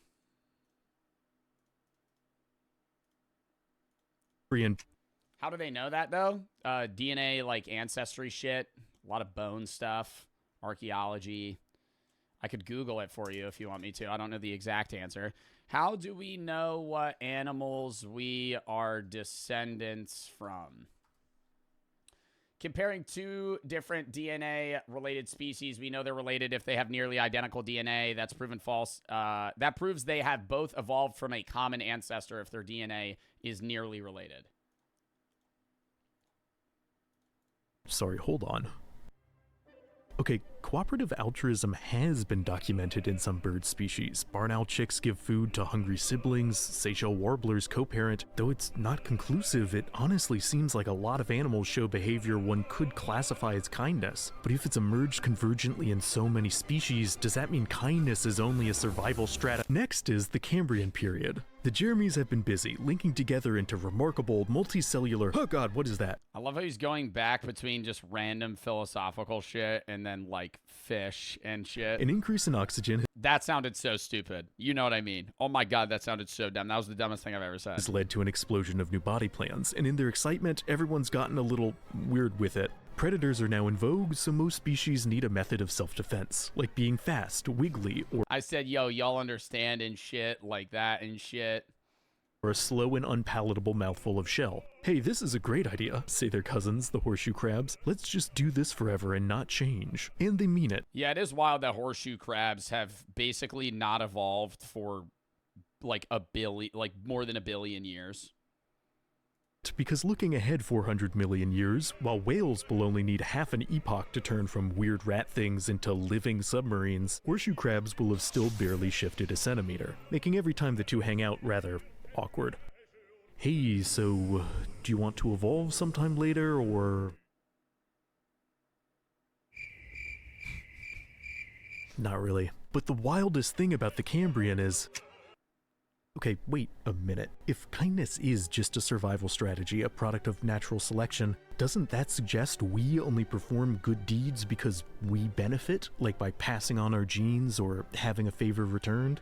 Well, that's what, like, Ayn Rand and a lot of philosophers try to argue, that doing any kind task is physically impossible because anything that you do that is good will inherently benefit you in some way that you could attribute to selfishness.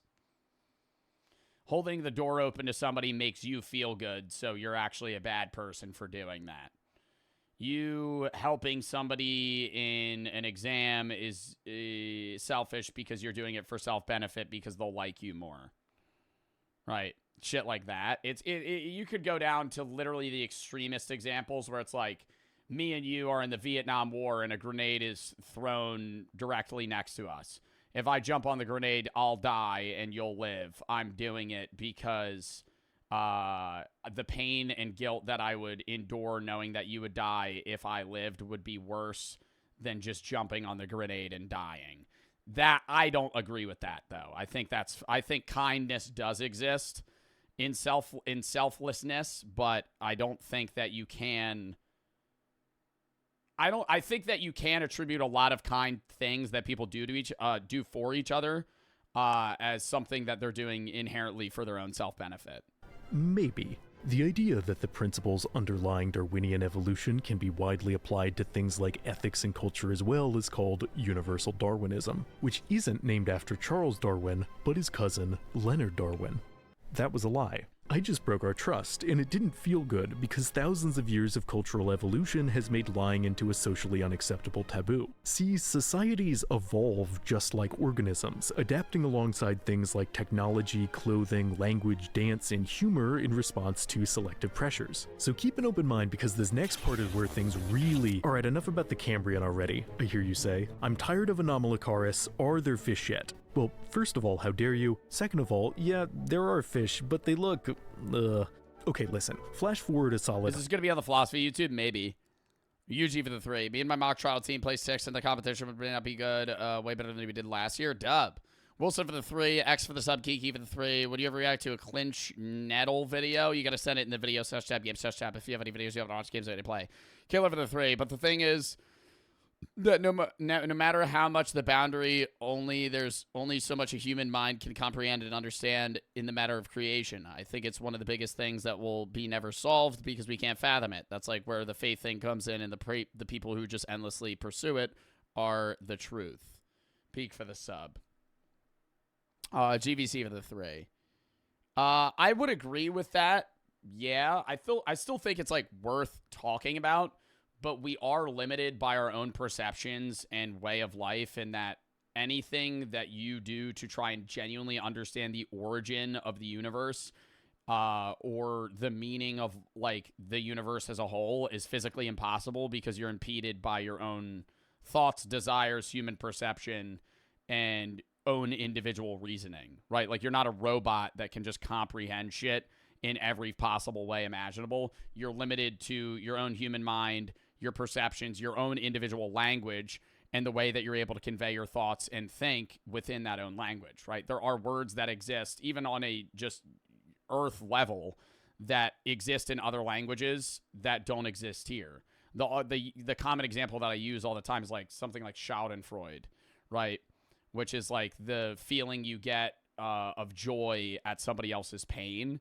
And, like, we could obviously say it in that sense, but other languages have words that mean different things that we can't even use, which limits you as well. Peak for the sub GVC. I don't know if you ever felt this, but I think a lot of Christian logic to me sounds illogical. At the same time, I feel guilty for not believing in God. I used to feel guilty as well. It's one of the reasons why I didn't leave Christianity or kind of not self-identify as Christian earlier, or stop self-identifying as Christian earlier, is because when I started having doubts, I thought I was like being sinful, and then it just kept hitting me. I was like, well, this is like kind of the whole point, is that I'm supposed to feel bad, right? And then I kind of just slowly faded out of the church. Why do you say God so much if you don't believe? I don't know.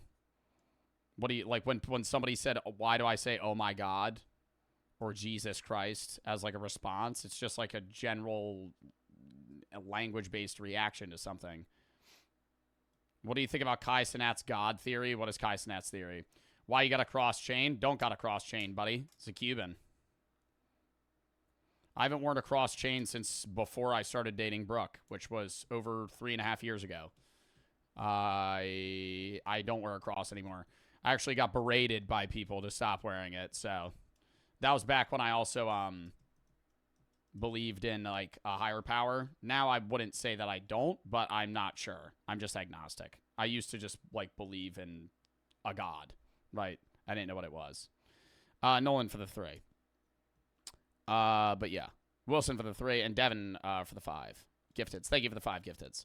Harry for the 3. I've been thinking about death a lot. Recently scared about the concept of being our only life and death after there's just, and then it cuts off. Wilson for the 2. Mr. Blaze for the sub. I think death is one of those things that you will never be able to fully not be afraid of because you're human, but there are obviously ways that you can kind of console yourself. 100 million years, now fishier fish are hanging out in the shallows, which turns out to be a gateway drug for walking on land. Not like that. More like... Joe, no hate, but something cannot come from nothing unless it's always been. And in the universe shows creation. Or just random chance over an effectively endless amount of time. You just said something can't come from nothing unless it's always been. The universe has always been. I've been created. Why couldn't you just attribute that same logic to God, right? Like, I feel like you're viewing it from a biased perspective. This. And now you've got the first terrestrial. The universe shows creation. Wouldn't God also have shown inherently that something created him or it to have the capacity to understand? Everything we know is from learned knowledge. You don't, how do you spawn in? How are you always existent? This might sound stupid. How can you always exist yet have infinite knowledge about things that currently don't exist for you? God's outside of our universe. You could also just say the universe is, there are universes outside of our own universe. In the multiverse theory, you could say the universe has just always existed. And we're going to get in an endless looped argument here, right? Because here's the thing. There's certain things that could be discussed, and then there's certain things that are going to be discussed, but at the end of the day, it's going to be, you believe what you believe, I believe what I believe. I'm not going to be able to see it from your point of view because you think I'm biased and I think you're biased, if that makes sense. Neither of us can view this from an a priori perspective. You have grown up in a different climate, a different life than me, and obviously think reasonably and logically different from me. I'm not right, you're not right, I'm not wrong, you're not wrong. You don't know if God always exists. You have faith that God has always existed. I don't know if the universe has always existed. I just believe it does, right? It's not faith because it's not the strong beliefs in the doctrine of a religion or, you know, the texts of a religion based on spiritual apprehension. It's just the similar sense of what I believe, right? I can't take that away from you, and so it's just like you're not gonna change my opinion. Vertebrates. Oh, right on. So it's dinosaur time now. No, hold your proto-mammalian horses. These things take time. Natural selection isn't just some video game where, welcome back to my gaming channel. Today we're looking at the new game Evolution. Bruh. It's been in development for 3.5 billion years. Okay, fine. So if there aren't dinosaurs yet, what sorts of animals do we have? Well, since we're now entering the Permian, we've reached the age of synapsids, a group that includes the iconic Dimetrodons, the rather rotund Cotylorhynchus, who were perfect. And there's also a few weird hairy things scurrying around, but they probably won't amount to much. Wait, hold on. There are currently 8.2 billion humans on this planet. Yet according to universal Darwinism, there might be 100 times as many memes, influencing our social evolution and even our sense of ethics. A meme, in this case, is a unit of cultural information capable of self-replicating, as proposed in the book The Selfish Gene by Richard Dawkins. The term encompasses any idea transferable between humans, from Beethoven's Ninth to the Mac and Cheeto, and therefore all of societal progress can theoretically be broken down into its memes. For example, there used to be mullets. Now, there is no mullets. You probably aren't wearing a toga while watching this. I mean, you might be, I guess, I don't know your life, but did you journal on your clay tablet this morning using your reed stylus about the consistency of copper your merchant gave you? If the answer is no, then congratulations, you don't live in ancient Babylonia, because like biological genes, meme variation allowed culture to evolve. But this theory gets... He's basically saying that over time, I think I'm interpreting this as we as a species have begun to less and less evolve physically outside of just, you know, kind of losing specific things that we don't need for survival anymore. And our evolution has turned into societal evolution through cultural beliefs, rule sets, and functionality, right? We no longer have to get, you know, bigger pectoral muscles or wider shoulder bones so you can fucking fight a bison. You work a fucking 9 to 5 or work an electrical job or whatever you do. So there's other things in other ways that we still change as a group of individuals. Stranger. Dawkins argues groups of... I need to not read donos for a minute so I could get through this. I'm seeing some like paragraphs coming in. I'll read them, but then after this, you need to give me a minute. Harry for the 3. Sorry to finish my other donut. I understand. I've been thinking about death a lot. I've been really scared about the concept of being only life and death and nothingness for eternity. Can't really think about phasing it out and other universal whole existence. I just want to know if you could give me advice on how to deal with it. Brother, I'm still dealing with it myself. I can't really help you, man. I'm sorry. I've talked about this before. I'm not happy with the thought of death. I don't want to die, right? How do I deal with it? I don't know.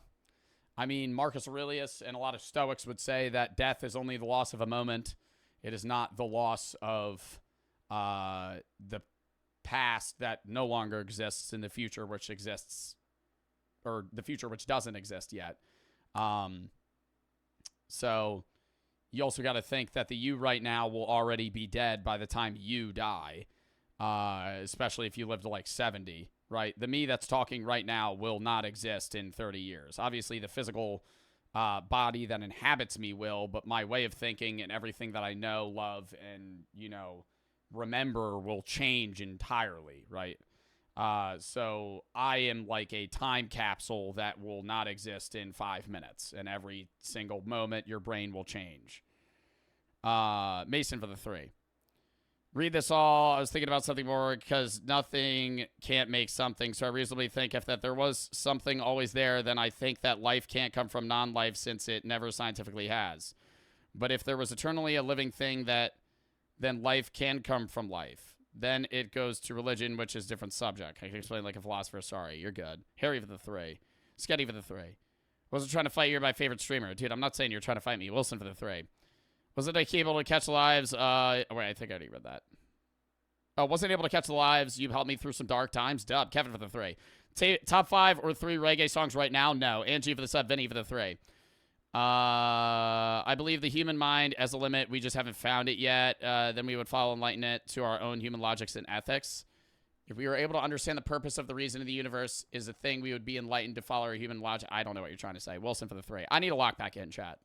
Memes working together are what facilitate more complex human ideas, like languages or traditions, which he claims are functionally mind viruses spreading contagiously from person to person. And if you're thinking, bro, give it up, bro. Yeah, there's some it's not cringe. It's not funny. It's not funny. The Kai Cenat God theory is that Kai Cenat's God. Wow, what a great fucking theory, dude.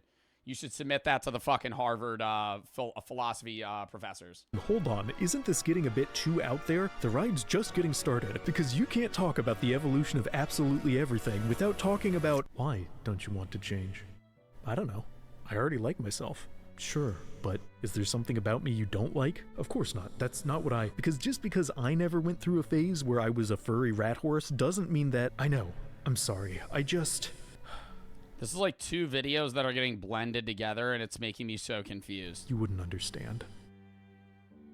One Permian mass extinction later, and it's the early Triassic. Most species seem to have gotten the memo that it's time to stop being so goofy. Most species. And for the next few 100 million years, dinos are gonna lock in and fill just about every niche. Being tall, being small, eating leaves, having ball. Wow, these things were worth the wait. I don't see anything ever messing this up, so I'm gonna go buy milk. Can you look after the dinos while I'm gone? Okay, thanks. What did you do? Well, this is a problem. Yo, but we lived through that shit, chat. We lived through that shit. That meteor hit those motherfuckers out. We were living in holes. Who's gonna rule the planet now? These anxious rodent things? I don't even want to imagine what kind of society they would. The average human home contains at least one parasite. Penicillus parasitus, or the pencil, is a species that uses its capacity to create markings to lure in unsuspecting hosts, encouraging them to facilitate its continued survival and reproduction. This is a theoretically valid way to define pencils under Dawkins' self-replicating meme theory, but it obviously sounds weird, right? Perhaps yeah, like a pencil has a consciousness and wants to exist. Surprisingly, the evolution of memes as Dawkins describes it is a somewhat controversial idea, even called a meaningless metaphor that assigns undue agency to the inanimate. And I agree that saying all cultural change can be mapped to such units is a bit of a stretch. However, and this is a very, very big however, I don't agree that meme theory is completely meaningless, especially if thought of as metaphor, because everything in our modern lives is in the flux of constant viral change. Pencils aren't parasites, they're just pencils, but how easy it is to personify them or any other human creation as alive speaks to the extent to which our culture is relentlessly evolving. Even this channel has transformed radically, and though I'm happy with its path, I can't help but wonder— And it is crazy, like, if humans don't fucking, you know, cease to exist and kill each other within 100 years, when we're long and dead, I mean, this is just a basic thought that people have, but what will the world look like in 2,000 years? How will people in the year 4000 look back at us? Will they see us as the same way we see Romans and people that lived in, like, early fucking CE days? Gone? Yeah, we won't even, like, are they going to study us? It gives me FOMO. Yeah, I don't want to say I wish I was born later, because I think now is the best time to be alive, because now is the only time to fucking be alive. But it would be cool if I could know what future humanity would be, but we will never know. Like, we will likely all die before 2100. The year 3000 isn't even within a fucking sun's reach, dude. It is so far that we'll never even know what that's like. What do you mean now's the only time to be alive? Now's the only time that you would and will ever exist. Every single ancestor you've had and every single thing that has existed before you has basically culminated to your existence in this exact moment. The odds of you existing are so drastically low that every single organism prior to you had to have sex at that exact moment with the exact other person that they did, to where that specific sperm cell reached the egg, which would create another person, which had to meet the exact person for that person to exist to create another person that created you, right? The chain goes on forever too, and it gets more and more unlikely. It's not like, oh, your mom had to meet your dad. It was that your mom's mom had to meet your mom's dad, and your dad's mom had to meet your dad's dad. But then their parents each had to meet each other, so far, so forth, and they had to all conceive at the same exact point that they conceived. Because you have 2 parents, 4 grandparents, 8 great-great-grandparents, 16 great-great-great-grandparents, 32 great-great-great-great-great-grandparents, and it goes on for a fucking infinite level of, ancestry. To the point where the odds of you being alive right now are so low, and this is the actually only time that you would ever be able to physically exist in this universe. Maybe not in the multiverse, but in this universe, now is the only time that you would ever exist. Wonder how time. So don't be sad that you weren't alive years ago or not alive yet and you wanted to be alive in the future, because now's the only time that you would ever exist. I might eventually alter. Welcome back, Gamer Nation, to episode 800,002 of my Evolution Not necessarily. Yeah, why is that, Platypus? Let's Play. If it feels like the years are slipping through your fingers like loose sand, remember at the end of this video there's a t-shirt giveaway. As the sun sets on the dinosaurs' reign, it's now the Cenozoic, and though life was in a bit of a pickle there for a second, the mammals are kicking it off with some pretty cool newcomers. We've got these fellows.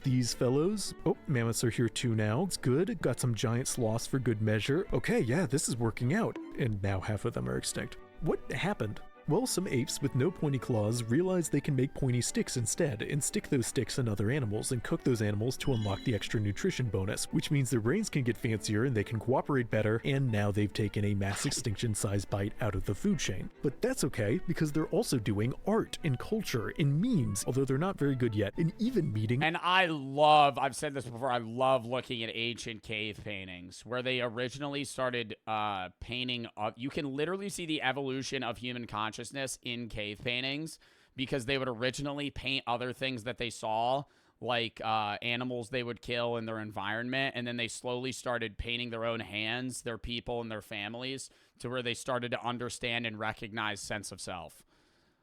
Other hominids who are possibly just... And then language, and they began to speak to each other, have, like, rough wording that created sentences, and then over time now we have language we can talk to each other. ...is intelligent. Don't worry, humans definitely aren't gonna cook and eat them too.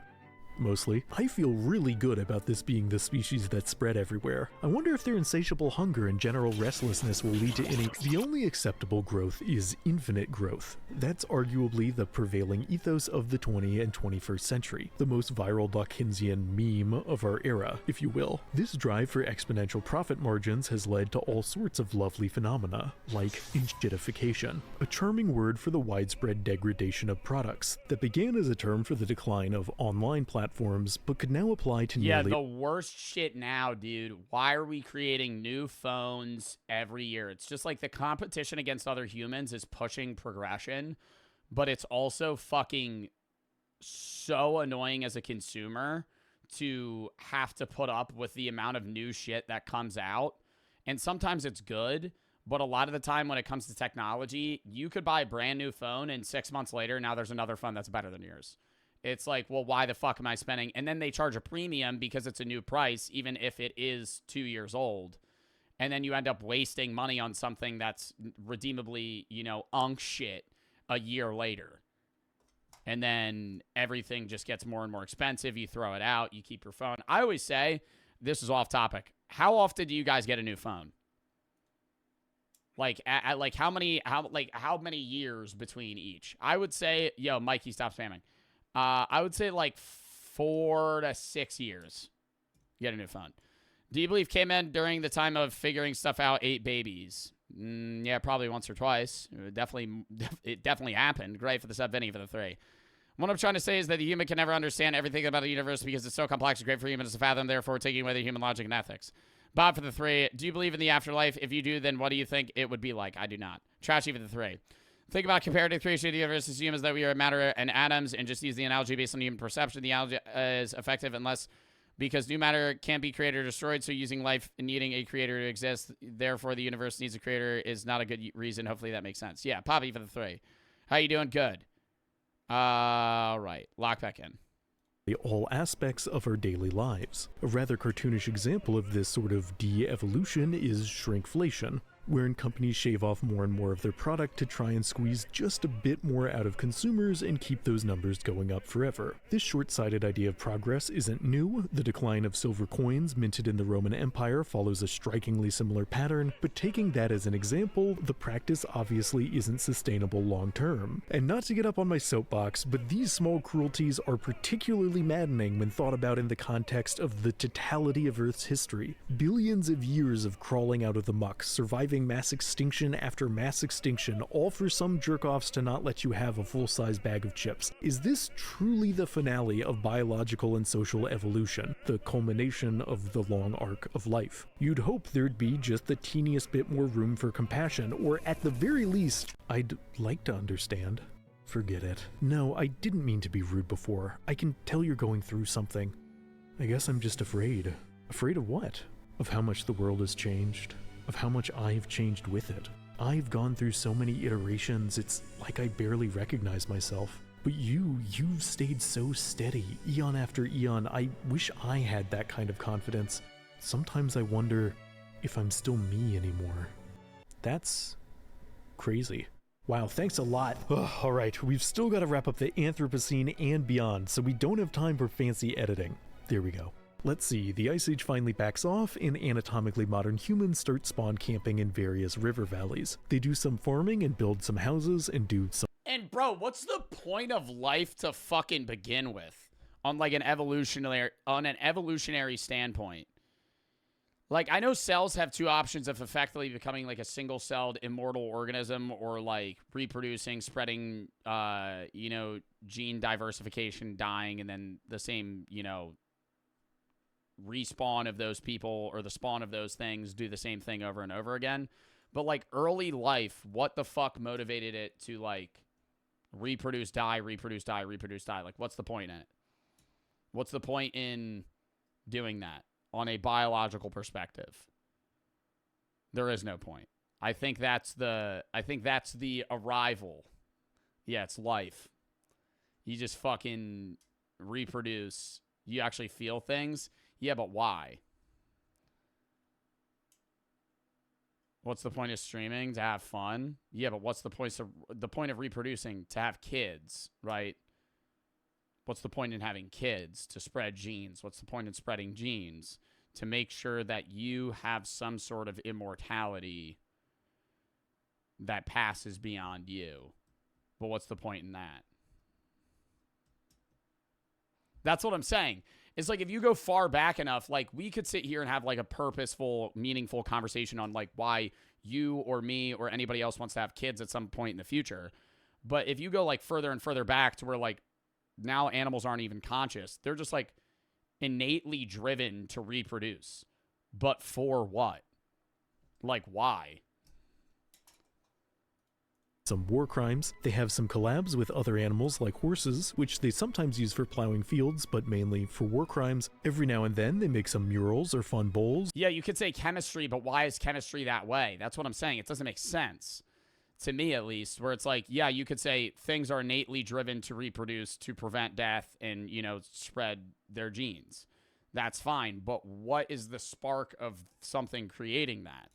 Like, what is the first thing that made it innate for, you know, living things to feel the need to reproduce before death? But mostly they make murals. Because there wasn't consciousness, right? So it's like there's no philosophical driven thing for it. It's biological. But where does the biological thing come from? You could say God, but the Bible and evolution don't coincide. So that's what's confusing.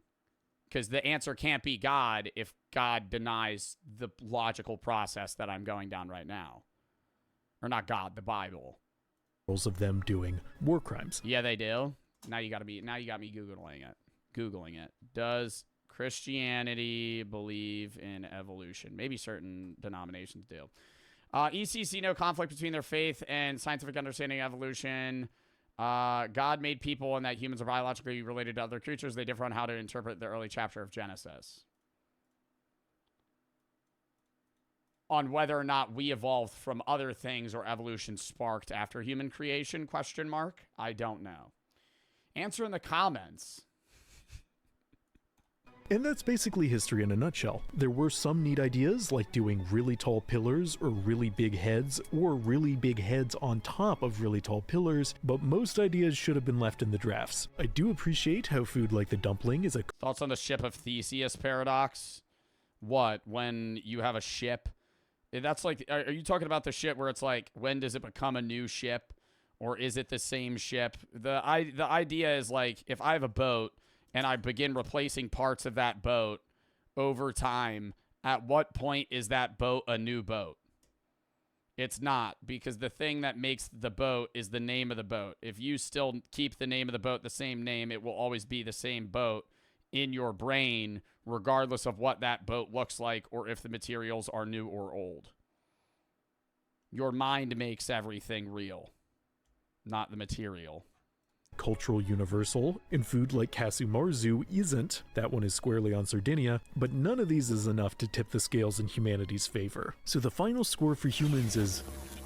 Spread consistently throughout the long arc of cultural evolution, across societies and time periods, are depictions of dogs made not for any practical reason, but out of genuine affection. Ancient Romans often carved poems on their dogs' graves, with one reading, "I am in tears while carrying you to your resting place, as much as I rejoiced when bringing you home 15 years ago." And that's odd, because if altruism is merely a tactic to ensure our survival, what advantage is there for mourning a completely unrelated species? I mean, sure, dogs have helped us out in various ways. Oh, see, this is why I hate having to be a devil's advocate, because you're sad that they're not with you, because them being with you brought you happiness. Some sort of assurance in your own immortality, because even if you don't live with a dog, it's like moving away from your home animal. If you move away from your home animal, you're still happy that they exist, even if you don't see them, because you know that there still is life there. I don't know. It's some weird subconscious fucking convoluted thing. You could argue that it's selfish, but I wouldn't say it is, but that would be the response. A completely unrelated species? I mean... They always say, though, you get a dog to have, like, 10 to 12 years of happiness and one really sad day. Sure, dog. I would disagree with that, though, because the whole fucking dog dying shit is more than a day of sadness. Have helped us out. Especially if it's a dog that you've known since you were young. In various ways, but humanity has been making reverential art of wild animals since our earliest drawings, showcasing appreciation and empathy for species that could have easily killed us. And is that only a survival strategy? We also have a tendency to care for the sick and elderly, and have done so for a really, really long time. And is that only a survival strategy? In a language probably lost forever, some ancient human somewhere must have been the first to say, "I love you," to someone else. And is that only... Yeah, and it meant something. It was like a feeling that they had. And there was probably that feeling before they were able to express it. But was at one point somebody that was able to put those emotions into those emotions into words. Only a survival. Well, perhaps they were motivated by chemical signals to pass on their genes. Alright, sure, but I'm not entirely certain that matters, because regardless of how or why we gain the capacity to care, we almost certainly can. So really, is it significant that altruism might on some level be a survival tactic that other animals exhibit? In the midst of all this swirling chaos, we can be reasonably sure that our species is a manifestation of life capable of compassion towards what surrounds us. So shouldn't we at least try to? After the Anthropocene comes, of course, the Automocene epoch. Bro, the only other thing... Nah, I can't get off topic. Never mind. Where depleted resources, I was about to start showing beaver videos, cause global civilization to break down. Nuclear winter from the techno-skirmishes of the 2020 60s and 70s at last blot out the sun, causing crops to fail, and the great fading to begin in Earth. Lol, what? Okay, it went back to where he was saying, like, altruism exists in other animals and why. I was watching a video. Have you ever seen a beaver cut down a tree? They'll, like, gnaw on the tree, and then they'll randomly stop, and they'll listen. They'll go. And they wait to hear it crack. And when they know it cracks, they run. And is that something that's biologically, and I always wonder this, because there's certain things that are learned traits, right? Even through other animals. We're not the only animal where you could pass down knowledge to your offspring. And maybe this is a Googleable question, right? But certain animals like dogs have traits that are immediately ingrained into them, like nesting. Like even if they've never been taught how to do it, like female dogs will nest, right? Beavers know how to listen to the cracks of a tree to know when it will fall so they can get out of the way so it doesn't crush them. Did they learn that, or is that somehow in their genetics to where they know how to fucking go and they wait? I gotta show you the video. I feel like they gotta learn that. Beavers cutting down trees.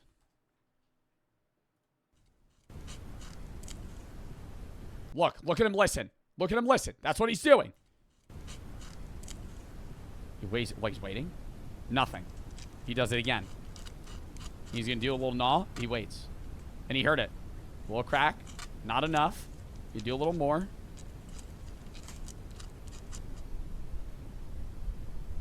And he heard some shit. Oh no, he didn't.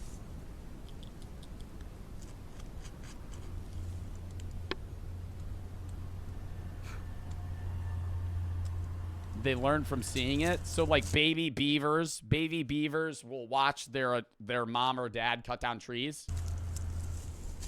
And you see he's coming back.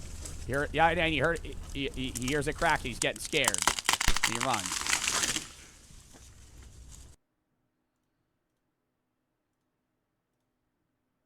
Ernest. The remnants of humankind famously take refuge beneath Mammoth Cave National Park and accidentally uncover the great deep world below.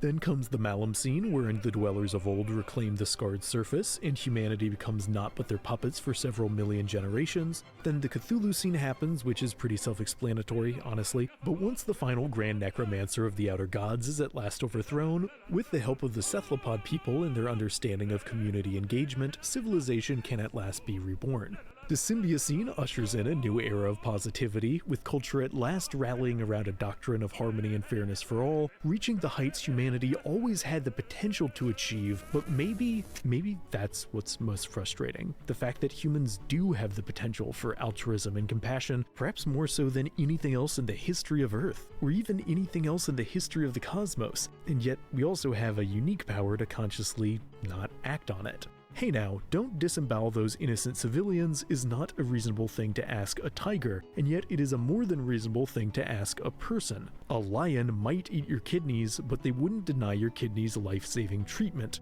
Lions would never. Human unkindness in all its forms is unique because most of us, very literally, know better. And as we speculate on the future of absolutely everything, I'd say some of us are pretty keen on keeping things from going to crap, and some of us are pretty Yeah, you never say that a lion's a bad animal because it kills things, but if a person kills somebody, it's a bad person.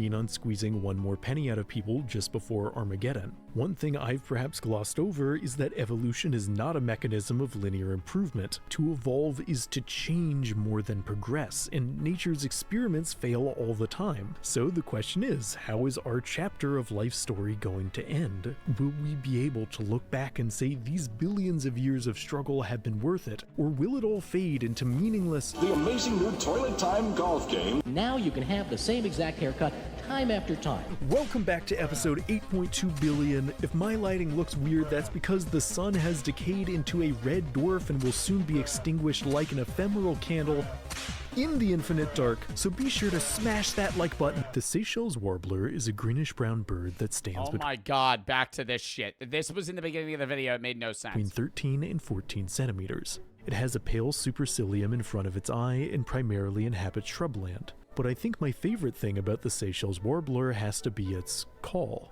It's this melodious little whistling sound, and what I love most about it is how it's a reminder that my ears, which are completely different from a bird's, can hear their calls and think... I love that shit, bro. That motherfucker be singing. How it's a reminder that my ears, which are completely different from a bird's, can... And like, what are they saying to each other? Hear their calls and think, wow, that's beautiful. I wonder sometimes if other animals can appreciate bird songs. It's not entirely far-fetched. After all, there's evidence bears enjoy nature views, as they've been observed returning to particularly scenic vistas much like humans might. Aww. Just sitting and watching creation for no apparent reason other than it looks pleasant. And who knows, maybe other overlooked species are capable of finding beauty too. It's almost impossible to prove, but I'd like to think so because... Look, what I meant to say was, it's crazy you're afraid you're not still you. What? Of course you're still you. So what if you've evolved? So what if you've changed? There's always change. Uncertainty is the single constant of the universe. And look, I'm not sure where any of this is going. In 400 million more years, maybe I will finally have to switch things up. Or maybe I'll be extinct. I don't know. But what I do know is that as long as I have the privilege of being, I'm going to enjoy every moment of it. And you should too. Because no matter what happens, you'll always be yourself. And yourself is someone who means the world to me, and always has. So there. I thank you for saying so. I love you. I love you too. The whale and the fucking horseshoe crab. Our ever-evolving world could be charitably called dynamic and more aptly called chaotic. The UN just failed to pass a plastic pollution treaty, again, and over 280 news sources covered the story. Thankfully, today's sponsor Ground... Okay, not with the sponsor, but dude, people do that shit because, and this goes back to what I was saying, I don't know if it was this stream or another stream, you're going to have a crossroads in your life where you take money or living a life, and if you take the money alternative, you're going to have to disregard a lot of the living things that you would perceivably have. You become robotic if you're at the heads of companies, right? Like you're just solely focused on profits and churning a, happy investor statement and being able to have good quarterly earnings that you no longer care about, like, okay, maybe this will kill Earth and affect us. News helped me parse through all this information. Ground News is a website. How do you live without making money? I'm not saying that choice entails that you're not going to make money. I'm saying there are a lot of jobs that you can go down the path of getting where you will give up family life. You won't have a girlfriend. You won't have friends. You'll constantly be traveling. You'll be alone. You'll be stuck in a hotel, go to a meeting, talk to a bunch of people, and everything's going to become monotonous, right? And you'll just stop caring because all you're doing is working, sleeping, waking up, working, sleeping, waking up, and doing that over and over. Right. And it's whether or not you value that to get that amount of money, basically not have a life for 10 to 20 years and then be able to fucking retire younger or do whatever, or whether or not you're going to take just like, a basic area job and then be able to fucking live and actually have some sort of, personal life. There are careers that can have both. It's just what you go down. That's why the job world is a lot more confusing once you get thrown into it. Obviously, I'm in a different situation because I do social media, but I also have a girlfriend dealing with that as well as the majority of my friend group. I'd rather be rich. You say that until you have to do what it will averagely take to become rich. Cite an app designed to help you sort through the chaos of modern media, offering a quick visual breakdown of the political Why am I watching an ad right now? Is that the rest of this video? If you enjoy this entry, please lend your that was support. the rest of the video. All right, I enjoyed that. Anyways, W stream G for the 3. If you guys want to be sad, look up Cowie O Bird's last call. When I stank, but they recorded last call, last existing male. Ola and Green for the sub, Wilson for the sub, GVC for the 3. Can you send that in the video session tab? Actually, can you get behind a belief that God didn't create everything, but maybe subtly assisted in a lot of things in an indirect way? But why? I personally could see that because of how old and how many times the Bible's been translated. B-Dunk for the sub. But why? Right? J Skippy for the 5. All right. But yeah, we're going to call that there. I'm going to upload on the main when I end maybe the gaming. I don't know for sure. But outside of that, I will be live tomorrow at 4:30 EST. We're going to be doing a solo horror day. We're going to be playing a bunch of horror games. Order 13. Bunch of itch games for sale. Maybe Helios Hotel, Dreamcore. I don't really know. Tuesday, Wednesday, I'm not live. Thursday, I'll be in an Atlanta event. That's why I'm not live Tuesday or Wednesday, because I have to prepare for that for the Rainbow Six Siege X event. That'll be co-streamed on my channel with a bunch of other streamers as well. It'll be a fun event. I'm excited to see how it pans out. Friday, I'll be back. We'll be doing reacts and gaming. Saturday will be horror. Sunday's reacts. And Monday, random games and sim games. But yeah, I'll say it again, but the Tuesday, Wednesday, I'm not live. And then Thursday, I'll be live at like 1. So you'll randomly see me go live one day. I don't know. Or Thursday. I don't know when, though. Leo for the sub. I have to hear from the event people. But I think it'll be like 1 EST. Outside of that, though, chat, W stream. Thank you to everyone that popped in. We had a great chat crowd audience today. A lot of people in the stream. As I said, if you have any videos you want to watch, games you want to play, videos, subscribe, give sub. And yeah, thank you to everyone that followed, sub, donors, etc. We did a great chat crowd audience today. A lot of people in the fucking philosophy segment as well. Really appreciate it. And W 5-hour, 16-minute, 59-second stream. Let's fucking call it there. Who the hell do we want to raid?